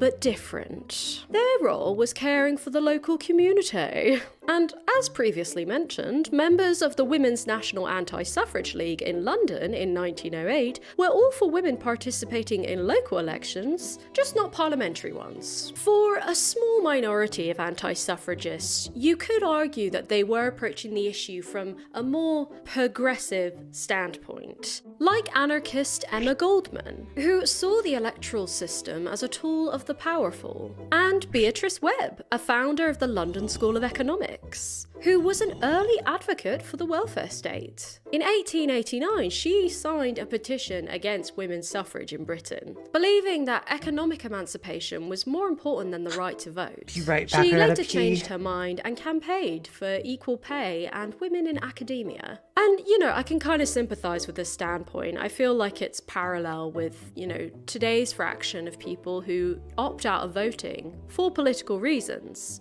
as a form of protest against the corrupt system. However, I don't think those people would say, because I don't want to vote, let's not bother even having the right to vote. Like, they still have the choice, and I think they're still for the choice. But anyways, so many of these aforementioned women did change their minds, even those who opposed suffrage for conservative reasons. Once the 19th Amendment in the USA was passed, many of the women who opposed this exercised that right, many of whom took the energy they were investing into the anti-suffrage campaign, then took it to the Republican Party. Former members of anti-suffrage groups in New York became involved in the Women's National Republican Club. Former anti-suffragist Ida Tarbell expressed that it would take some time for women to get comfortable with voting, but it's safe to say that, at least in the US, they have.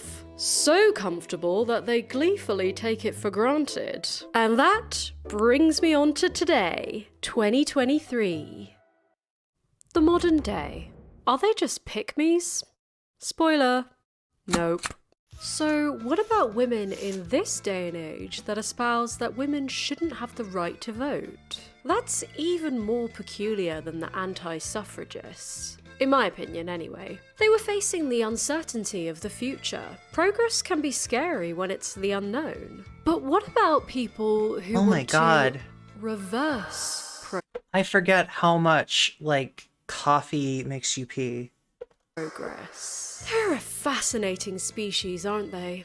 Because we've got the right now, so what they're advocating... We can't let the oppressor hijack leadership of our liberation movements and decide how much and when and by what means are acceptable. Our movements need to be led by us and on our terms.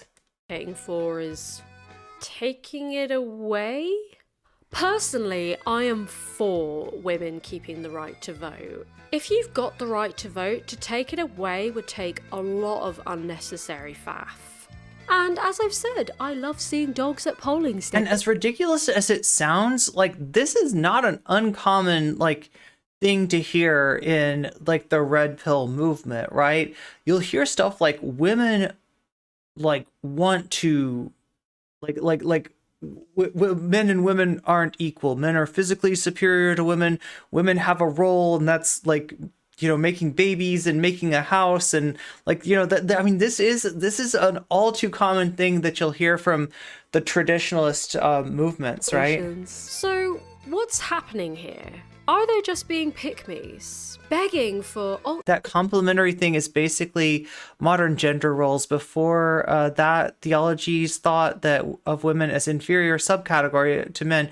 Yeah, you will hear. I mean, this is like literally something that I think I heard Sneeko say in the whole back and forth with Moist Critical today. Ultra-conservative men to accept them. I think of women back then not being able to vote and having the whole one house, one vote thing. Why would you marry a man who wouldn't vote in your best interest or you wouldn't agree with politically to begin with? Teehee.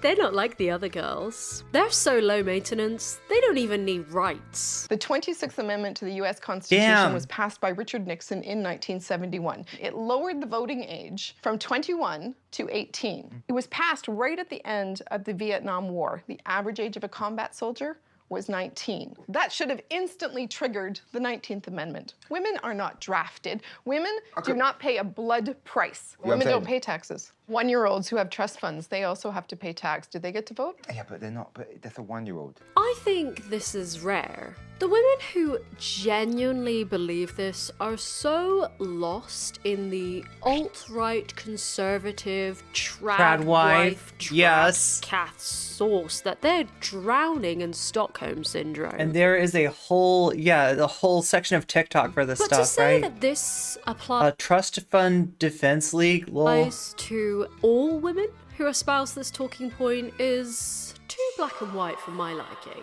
So Oh, that was the Red Ice TV lady? I have not seen her in forever. split these women into two Red Ice is, strands. Those who are for real and those who are not for real. The ladies who genuinely believe in this have You're fans of 1930s Germany, true. two subsections. The first, as I just mentioned, are those experiencing Stockholm Syndrome. The second are women in the alt-right looking to achieve their extremist conservative utopia. Gibbs is a former Trump administration official who in the early 2000s ran this think so tank Red Ice, called the Society. Red Ice TV was a YouTube channel that was, I don't know what to say other than reactionary fans of 1930s Germany. Right? I literally can't say anything stronger without being demonetized, but I think you get what I'm talking about, right? This was some of the first some of the early alt-right content to break through on YouTube, right? Stockholm Syndrome was created to silence a woman critic. The thing about did she go over this? Did Tara go over this? Because a lot of people think of you just use Stockholm Syndrome as a metaphor, but in reality, the whole conception of Stockholm Syndrome was heavily flawed, right? There's a story around this, the original incident, I think in Stockholm, that the syndrome was named after. The person who was thought of as having this actually, didn't wasn't I get so the idea is that that consciousness in a situation where you are under duress, a captive of somebody, that you have to in order to stay alive in that situation when somebody's holding a gun to you, right, you have to kind of do what that person wants, and it becomes a survival skill to anticipate what they're going to like and what they're not going to like, and you get to the point where maybe even given a chance to escape, you wouldn't, because your mind is so locked into that person's consciousness and staying alive. But the person who who was attributed to this phenomenon, that wasn't really what was happening. What actually went on was a misunderstanding by the police. And then all this it's victim blaming shit. It's sluggish schizophrenia or hysteria, oppressive BS. Blanchardism. Oh my god, yeah, I remember randomly stumbling on a Reddit Ice video about Vikings, about the Vikings show where they cried about the main character having an Asian woman as a love interest and for a white main character. I was looking for a video essay about that show. I might pretend to sympathize with my captors if my life depended on it too. Yeah. I mean, it's a whole ass thing. Right, there's actually video essays on this. It's an interesting, story about how the term was coined and why it was mistakenly coined. Why the person that was kind of thought to have been experiencing this wasn't actually, that wasn't what was going on at all. If playing along keeps you alive longer, that's what you do. But they're trying to claim, the Stockholm Syndrome is trying to claim that even after, there's a need for that that a person afflicted with Stockholm Syndrome is going to keep, kind of act on behalf of their captors, even after their captors no longer have the ability to harm them, right? And that's where it gets dicey. Trauma is complex, and complex trauma is little understood. Stockholm Syndrome means defending your captor after. Yeah, exactly. for the critique of feminism, and it basically argued several things, one of which was that the US has greatly suffered from women having the right to vote, that women did not possess the necessary qualities to govern, and that women should not be allowed to be in the workplace, basically. In the US, women... Stockholm Syndrome is a made-up thing by a misogynist to blame a victim for advocating for herself.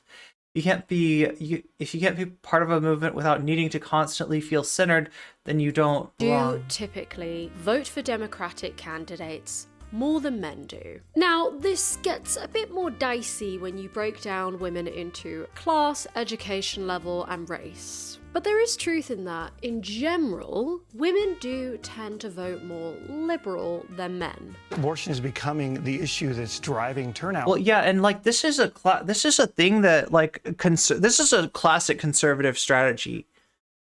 So like, you know, when right-wing governments try to take black voters off the rolls, and there's been documented examples of this happening, right? You know, there's probably some racism at work there too. But part of it is literally because they look at the voting patterns of black people and they see a benefit in taking some of those voters off the rolls, or like Ron DeSantis scaring black people out of voting by pretending to restore certain people's voting rights, and then actually you know, sending the cops after people when they go to vote, and you know, sowing confusion, sowing fear amongst the black community. It's entirely likely that any attempt to, like, you know, lower women's participation in electoral politics is going to be for somewhat for the same reason. Last night, exit polls, you guys talked about it earlier, Democrats win independents in a non-presidential year, and it was because these women just went crazy. Darn women. Oh no, so these women just went crazy. I can see the logic. If you want your Republican, conservative, unseasoned white bread utopia, removing women as voters could help. That being said, women are no monolith. Women who are white and conservative are more likely to vote Republican. It was women that got Trump elected. In fact, if you compare white women voters voting Republican to black women voters in recent elections, holy smokes, the difference is staggering. I do not support all women. Some of you bitches are very dumb. Why would you alienate a significant proportion of your voter base by saying that they shouldn't be able to vote? That seems counterintuitive, right? Here's my thing. They know that ain't gonna happen. They need women to bulk up their numbers, because women turn out to vote more than men. It's a fake talking point. This brings me onto the second category. Those who are not for real. A very academic title, I know. I think most of the people, i.e. reactionaries, who make this argument know that what they're saying is ridiculous. They know full well that this is an unachievable goal. In countries where women have had the right to vote for a very long time and are in government and blah blah blah blah blah. But yeah, they don't genuinely believe it. We live in an age now that in order to win in conservative politics, you've got to be even more over the top and provocative as your predecessor and or rival. And this brings me onto the first subcategory, reactionaries who want to trigger the libs. Personally, and this is where people take me out of context and say I don't think women should vote. Personally, if I in 2022 had the choice where I had to go fight in the front lines just like the men in a war, or I could give up my right to vote, I would give up my right to vote. And that's what happened back then, is they equated voting with says the 19th Amendment led the whole U.S. government to increase in size, adding, we conclude that the U.S. has suffered as a result of women's suffrage. Now, on a few other occasions as well, he also praised an organization that was actively trying to repeal the 19th Amendment. His own website that he maintained called this organization great. He even wrote them an email that they then posted on their website in the early 2000s that said, "You have my support." So we reached out to the Gibbs campaign yesterday. They told us that he made this website to provoke the left. I.e., setting a goal that you know you can never achieve believe, and living it out because you enjoy the fight. It's simply more fodder for the chuds to clap like seals. Honestly, letting women vote in this country wasn't one of the best ideas. Females vote with emotion and overwhelmingly support democratic feel-good policies that take away our actual rights. I'd rather lose my right to vote than lose my right to defend myself with a firearm. Lots of emotional responses to this tweet. As always, thanks for proving my point, everyone. Now, this subcategory does have some crossover with the second subcategory, which I'll call recruiters. Saying inflammatory things like, women shouldn't have the right to vote, makes you stand out, and it's a tasty morsel to attract a reactionary audience. Huh? I don't think women should vote. Lord Jesus, keep on Yeah, like I haven't seen Caitlyn Bennett in forever. going. Yeah, that's No it. women, you can't vote. No birth control. Keep it going. Yeah, no, because it's always freedom without responsibility. And I so, love like, it. Oh my god, this is what they say. Yeah, like, and then like there's this other thing that I saw on that thread that I was talking, or not the thread, the hashtag gender equality, right, where people would post like things like, if women want to, like, women who act like ladies should be treated like ladies, but women who act like men, or like women who want to throw hands, ... equal rights, equal fights, right?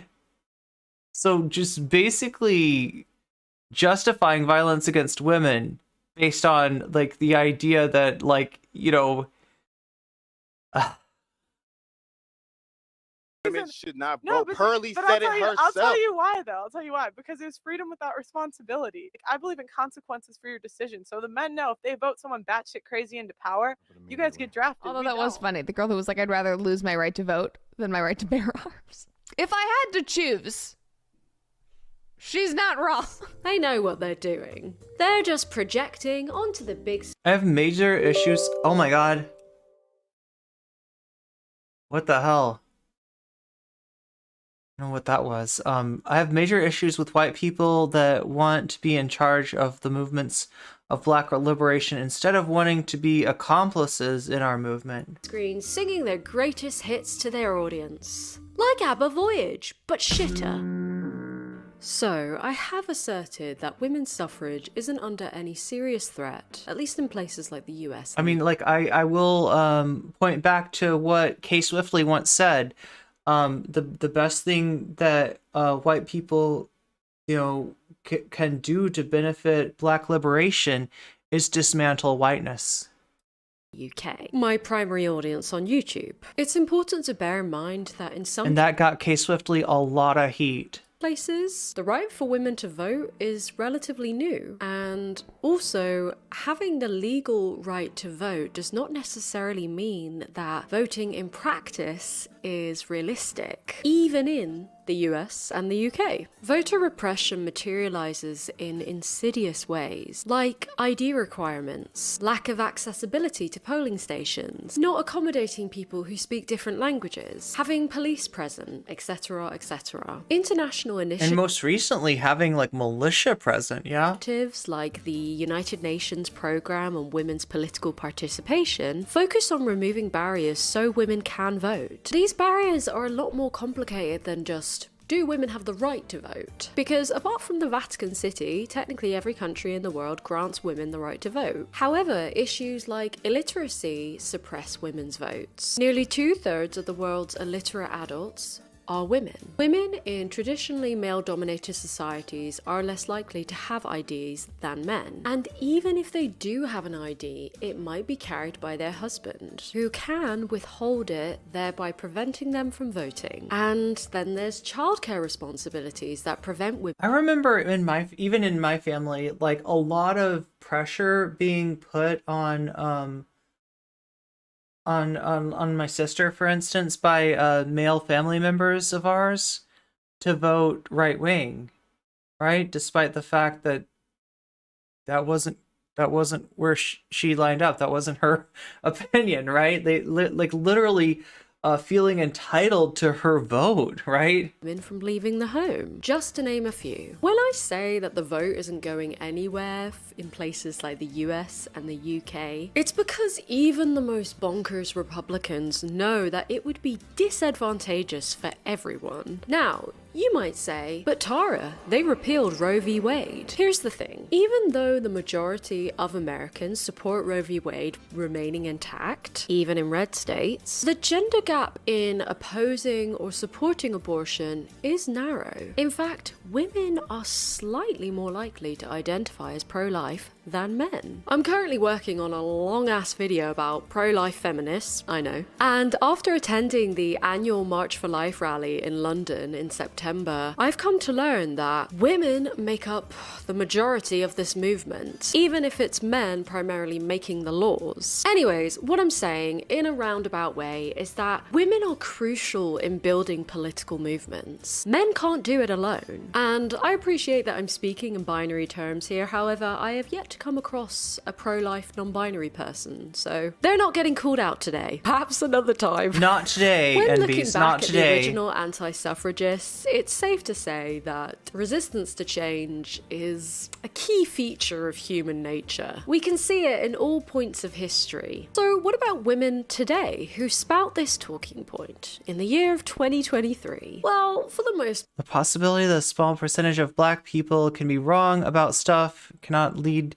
to the idea that white folks shouldn't listen to, platform, and include black folks. Majority of black people have a better understanding of marginalization, the marginalization we experience, and those material conditions inform our liberatory movements. part, they are just trolling the libs. And look at the results of having women being able to vote. If it weren't for women getting the right to vote, we would have a way more conservative government.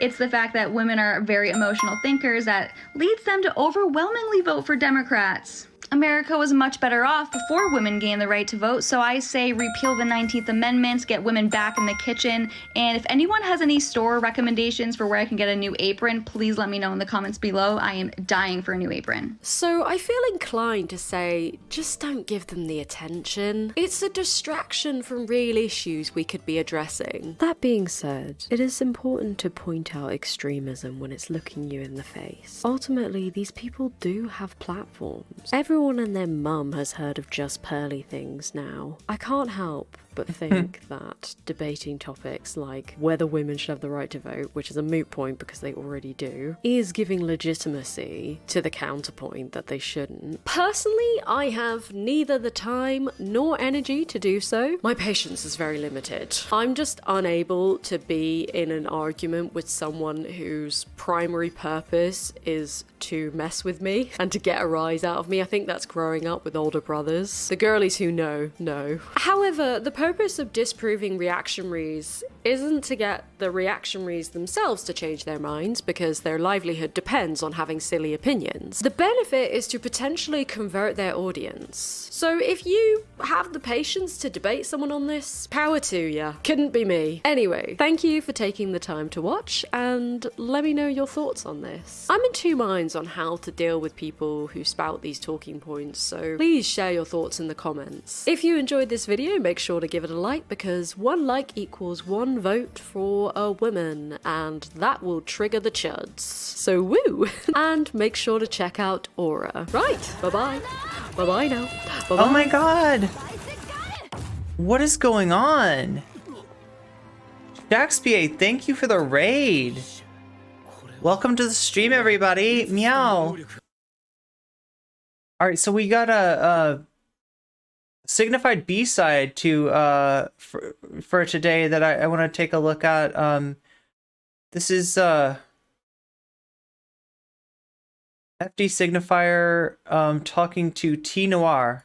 What's going on, people? I am just coming Welcome, here at Raiders. the beginning of the video to announce that your boy finally has a little bit of merch. It's pretty simple. It's a sticker, a hoodie, and a t-shirt. You can find it on CrowdMade. The link is going to be in the description, and eventually it should be on the channel page and all the channel pages, but it's a pretty simple and straightforward design. Shout out to the folks at Nebula for helping it come together. And yeah, if you're interested, please support the channel by buying There we some go. merch. All right, peace. So let me introduce today's guest. This is Miss T Noir. I shouldn't have to introduce T Noir, but because T Noir has the amazing, enviable ability of minding her business and drinking water. Honestly, far right male audience for these women hate them and think they are trad thoughts, no matter how much they coddle them. Yeah, I mean, like that's a like I mean you could even look back to Lauren Southern's experience, right? Despite the reactionary nature of Lauren Southern's content, despite all of her racism, she was criticized for not being trad enough just by virtue of her being out front as like a content creator. I mean, like that didn't make her any better, but like, right, she even Lauren Southern experienced a lot of hate from her own conservative audience based on that. Some of y'all may not have seen or like be really realize the greatness y'all in the presence of.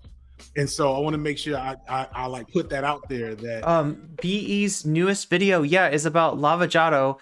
We were talking about lawfare there, right? Lawfare is a way of taking out governments that are inconvenient, non-convenient to capitalist hegemony and imperialism through the courts, right? And which is how Lula da Silva was taken out prior to the election that put Bolsonaro in power.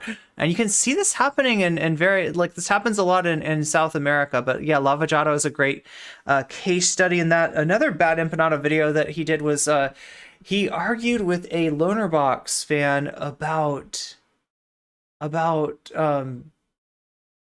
right of return, right? So Palestinian right of return, the right of Palestinian families to their houses and to their land that was taken away from them, and just kind of ridiculous, like what passes for leftism in communities like Loner Boxes, right? We are looking, if you do the archaeological genealogy of what Cornbread Tube or the current wave of black left-leaning figures like are right now, most of it ties back to the women we are in the presence of. And so I'm so excited to have like a dialogue in public about it, because I don't think people fully know the lore of like your come up. I mean, and you came up at the same time as I guess Kim as well. A little after, yeah. A little after. But very close, yeah.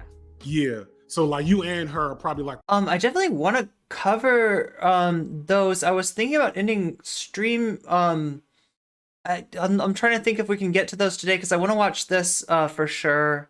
We might have to hold off on those till tomorrow. The first to kind of I would argue came out of the natural hair, like an aesthetic wave that was happening.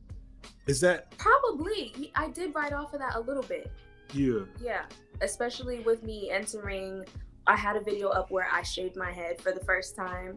So it wasn't that popular of a video, but it definitely garnered some traffic. And, after that, I had all those colors in my head. So there was definitely, my hair was a huge spectacle. Thank you for the raid, Shaxpa. And if anybody in here is not already following Shaxpa, you should be. You should be following Shaxpa. You should be following Videngale. That's dope and crazy. Because like as excited as I am that like me and Turb and Bill and Think Piece and all the other young boys are like suddenly creating this wave of black men, left-leaning men, kind of having these conversations and talking about these issues. Like, Shaxpa is based as fuck. So are you, Nabil. You'll probably be in. Go follow Nabil while you're at it too. Here, let me give you a shout out. Let me see. Make sure that earlier today, as long as we're not still on cooldown, I can shout you out too, Nabil. Something along the lines of "Black women did it first" is what is in my head. There we go. It works. If you track the genealogy of like black left-leaning content, so first you got to go back to Cat Black, because Cat's been here since. Oh my God, yeah. 2010-ish, right? There's somebody else you should sub to on YouTube. And then I imagine there was like the natural hair wave of the mid 2000s kind of created this fertile ground for a lot of Black women to gain followings. And then as the beauty and hair environment kind of became fractured, I know there was a lot of drama and different things. People like you, Nappy Headed Jojoba, Julesy, etc., started to move more into like social commentary, politics, etc. Yeah. And create like really what we're calling Cornbread Tube was really y'all first. And to be clear, doing well, like large followings. It wasn't like no small thing. It was just because y'all was minding y'all business, something I wish I knew how to do better myself.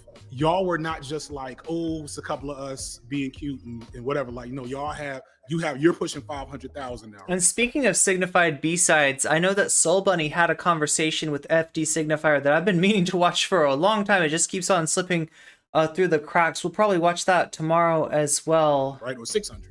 6, yeah. Yeah, so you're pushing 6. So this is not me bringing on somebody. I want to be clear, y'all. This is not me bringing on someone smaller to like give some shine. I am only here because of some things that T did to grow the space. And so I've been waiting for a while to bring her here and give her these flowers. Flowers in the chat for T Noir. Thank you so much. I'm rambling. To tell you the truth, you are kind of speaking the inner dialogue of my evil twin that sits on one of these shoulders. Because we have watched some Soul Bunny videos before, but I don't think we watched Soul Bunny talk to FD. So sometimes it's easy to get real cocky in these spaces, and sometimes when I start feeling down, I gotta remind myself, like, you kind of were one of the first dominoes. I don't necessarily want to say that I was like a pioneer or anything, because I learn from everyone and I take from everyone just as much as I give. But I put in a little work to blaze a couple trails, and that's the first time I'm saying it out loud. Like, you got me on my cocky shit today. But I mean, there's a time and a place for everything, so I'll reserve this space for that. Yes, I'm happy. I struggle with that too. You know what I'm saying? It's a weird, because I don't think any of us got into this on some super, I'm gonna be an influencer type shit, or we doing different types of content. If anything, we ran from that title, influencer. Yeah. But like, it's still influential. There's still waves and ripples. For sure. So can you tell the story? I'll fill in the blanks because I'm a nerd. But from your perspective, like how you found Khadijah, and like just that simple shout out, kind of the ripple effect. Could you kind of go into that? Yeah. So there came a point in time where my channel was starting to really pick up some traction. And right off the bat, I was like, I don't want to do this alone. I can't do this alone. And the way that I'm making these videos, even though obviously I'm the one writing it at that time, the only one editing it out, it was a one-person show, but the videos could not come to life without the contributions of others. And it's cool that Cornbread Tube is a thing. Don't tell Xanderhall, he'll get jealous. Never for a second crossed my mind that what was the weirdest thing that he made that bizarre call out of like all the, successful Black creators on LeftTube, just like, okay, what are you actually, are you trying to say something, Xanderhall? Take something, especially from another Black woman, that I wouldn't give her some shine to. Right. So with Khadijah, Khadijah was someone who I think their channel was being referred to me, and I would watch here and there, but Khadijah was sitting at something like 12 subscribers. Like, I'm so serious. It's so crazy how quick it happens.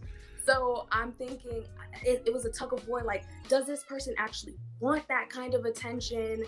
Would it be weird for me to kind of rocket launch them into that? But at the same time, I didn't realize how hungry people were for more Black people in this space. So I thought, okay, if I say something about Khadijah, maybe in 2 weeks they'll have 2K tops. I turn around. And Khadijah got their own fan base practically. Like, it became an overnight sensation. And I was so grateful that directly after, Khadijah was so appreciative and really melted into the space like so seamlessly. I'm like, okay, I handed off the baton, so to speak, to someone who was prepared for it, which I'm so grateful for. I'm so grateful I didn't ruin somebody's life. Yeah. Oh my God. We'll come back to like accidentally ruining people's lives off this shit in a second. Yeah. But Khadijah's content was just always so great to me, and yeah, it just worked that way. Yeah. You found out about Khadijah from T. So you passed the baton to Khadijah, and Khadijah just started like tossing batons in the air like dollars, like making it rain. Yeah. Like, hey, one of y'all grab it. One of y'all grab it. It's COVID. Niggas is here watching videos. And so Khadijah shouted me out, shouted, I think, Yara Zaid out, shouted out Foreign Man, and a couple of different people. Shout out a lot of other people besides us, but I think we're probably some of the most notable people to kind of, because what Khadijah did, for those who don't know, Khadijah mentioned other creators, because what it's clear, like, I don't know how you did it, and that's something I'm curious about, but it's so clear that it's hard to get a wave if you're us without like getting a hook in someone else's wave first, you know, because I was at 1,000 subs before Khadijah shouted me out, and then talked about one of my videos, one of their videos, and then that took me to about 5,000. Then I had a big blow up video that really sent me into the stratosphere. And I know Khadijah got a shout out from you, and then they had, I think it was their digital blackface video that shot them into the stratosphere. But like your videos, go ahead. I think it was the Bridgerton video. It might have been Bridgerton. You're right. Yeah. It might have been Bridgerton. But and you that did something. I was so shook. I vividly remember when after my video came out, and then Khadijah, that was the first video that they released after I mentioned them, and it was doing something like 300K views one day. I was like, oh, I was so shocked. I couldn't believe. And then that's kind of when it really clicked for me. Like, I think we in here. I think we started something. Here. Yeah. And that's, I want to come back to that. But before we get into like the weird impact that I think we're all managing that we have, how did you grow? Because like, Kim, like you grew in terms of everybody else in this space, in this nebulous black, because I'm not, I don't want to label too much, because then the label becomes commodity, then it becomes all kinds of other toxic stuff. But you grew, as far as I can tell, nobody else that's doing content adjacent to what we're doing grew as big as you as early. And everybody else has, people that different like models of how they do content. And I know everybody else had like either one big blow up or a shout out or something, but you kind of just came up out of nowhere. Do you know exactly what you did, or like, how do you put it in a bottle so we can sell it? Okay. So I was on TikTok trying to make something shake. I was like, height of the pandemic, we was all being sent home, and I'm like, if this is how life is gonna be, I can't. So I'm like living on TikTok. I'm just setting the tone. Like, I'm living on TikTok, and I'm noticing that there is this gap. There's this gap where people are complaining about the lack of representation and just like the algorithmic bias and all of that, but didn't really have the language for it. And then it was almost like, we talk about the algorithm, right? And like, there's something really rotten about YouTube's algorithm. When you look at how easily like content that embodies implicit bias, whether it be anti-Black racism, whether it be transphobia or whatever, how easy of a time that has catching traction versus how difficult it is for us to catch traction in support of liberatory movements. There's something really rotten going on, like in so many ways, right? It's and like, I mean, you could look at it from like a sense of the advertisement that outfits like the Daily Wire do and the question whether there's like a conflict of interest going on in YouTube. You could look at from an algorithmic engagement, controversy. I mean, like, here's an example, right? So I recently came out with a video about Scott Adams, and it was Scott Adams being his racist self, being an absolute ridiculous ass clown. When I typed that name in to see what was out there, I saw a surprising number of videos which were like, basically Scott Adams did nothing wrong. The cancellation of Scott Adams being treated unfairly. Scott Adams is racist as fuck. What is wrong with YouTube, right? And like when I look at the shorts on YouTube, whenever I see shorts that have anything to do with trans people, it is hardly ever like trans people in the shorts algorithm, like getting into my feed, and I'm trans, so like if it should be getting to anybody, it should be getting to me, right? I don't see that. I see transphobia in my feed. I see out and out disgusting, toxic ass transphobia, unabashed in my feed, like all the freaking time. Like I see, manosphere shit, like, right? All this garbage has such an easy time getting traction in the algorithm. And yet the stuff that we need, that marginalized people need to get seen, does not get that traction. And I really wonder what's going on. I think that's the closest we ever came to a race war, that little point on TikTok. Right before the riots actually broke out. Yeah. And so people were nitpicking the things that, let's say 5 years ago, we would have been told we're doing too much to nitpick at. I've had to report so much anti-trans misinformation on YouTube. The problem is I don't think it's really getting taken seriously, right? You've got Matt Walsh, huge creator. I have never, correct me if I'm wrong, but I don't think there was a week that Matt Walsh had a strike against him that was keeping him off of YouTube, right? It seems like he just keeps on going. He keeps on getting worse and worse, more and more outright eliminationist in his rhetoric, and YouTube doesn't do anything. I only got one taken down for incitement. So things. And you definitely aren't getting stuff taken down. Like the big stuff, right, is the stuff with creators like Matt Walsh, who, his company, Daily Wire, pays money for advertisement for Matt Walsh's bullshit, for What Is a Woman, right? Huge ad campaign. Like YouTube doesn't want to kill the golden goose. Like the black sin, that word, that was the first time I heard a word like that. We're identifying that these white creators who are, costuming everything about our identity are blowing up. But, take someone like, I think her name is Head of the Hoochies. Someone like her who, lives and breathes and is an actual black person was not getting the same amount of shine. But there was no language for it. We're kind of just in the comments like, this is weird.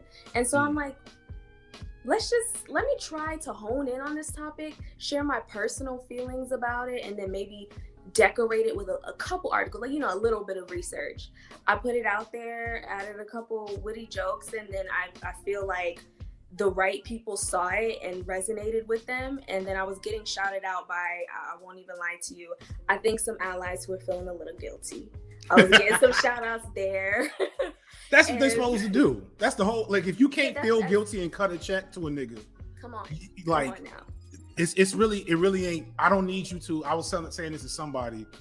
I don't need you to introduce yourself in every comment. Like, as a white American, YouTube needs to stop goose stepping after golden geese and sort their shit out. Especially with how Kat Blatt was treated, in that big YouTube event. Remember? Yeah, like that's I don't need I don't need you to do that.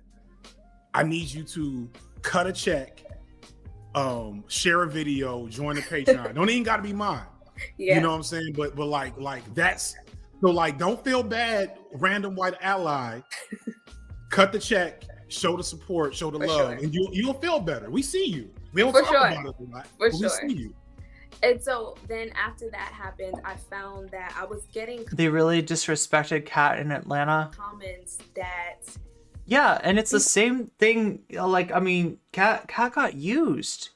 Kat, the same thing that I said about like Twitchpol, like, right, in terms of trans people, they're not there for us.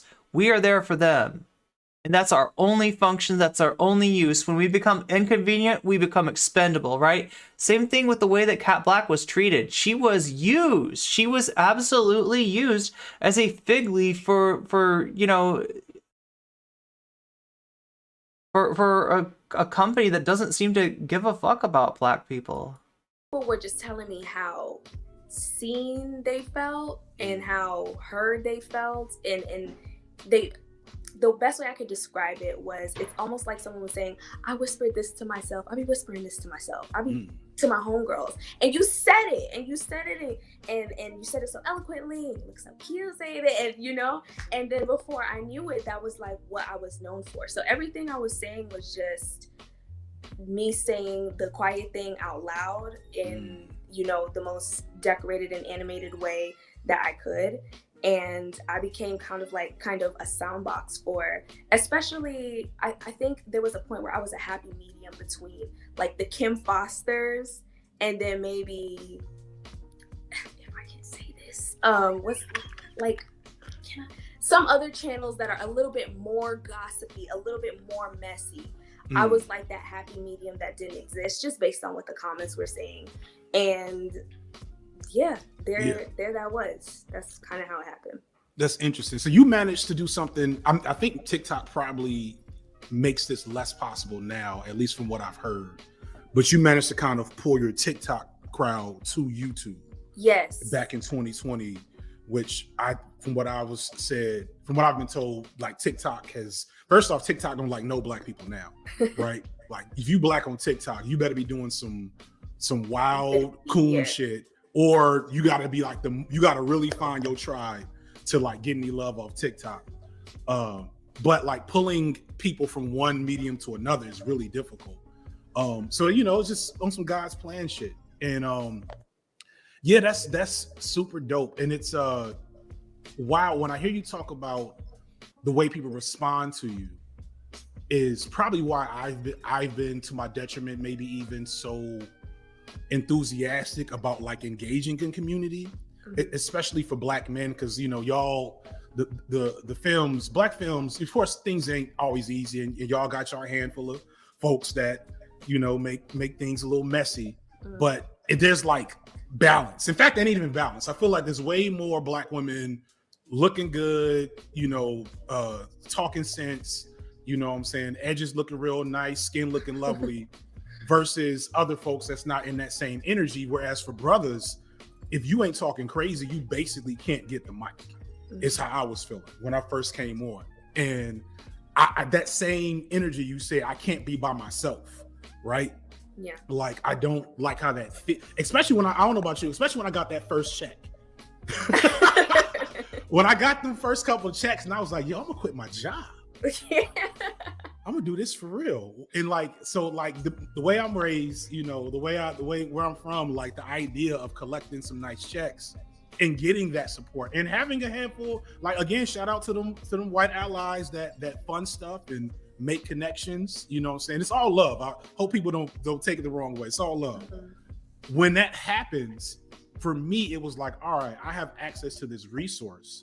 And even though I'm not like on some black excellence, we all gonna get rich and save the world stuff, I'm definitely not about to change my life through these mediums and feel like there's value here and then not try to figure out other ways to include as many of us as possible, especially when you start to do some practice over here. There are for us. Sending some love to poly people is a miracle. And now you have someone say hello to poly for me. It's going to be a short stream today. Got to keep it under 6 hours. Is doing Thank you for being here.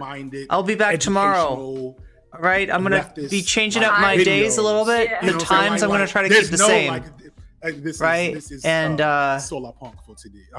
I shouldn't imitate his accent. You can do it because you I cannot. You do should it. not. I'm Jamaican. Send Polly my love. You're Trinidadian. No, I don't know. Jamaican. You know, I'm a nigga from America. I don't be knowing the difference, and I just be doing different shit. I love you, Weasel Watchers. I should imitate your accent.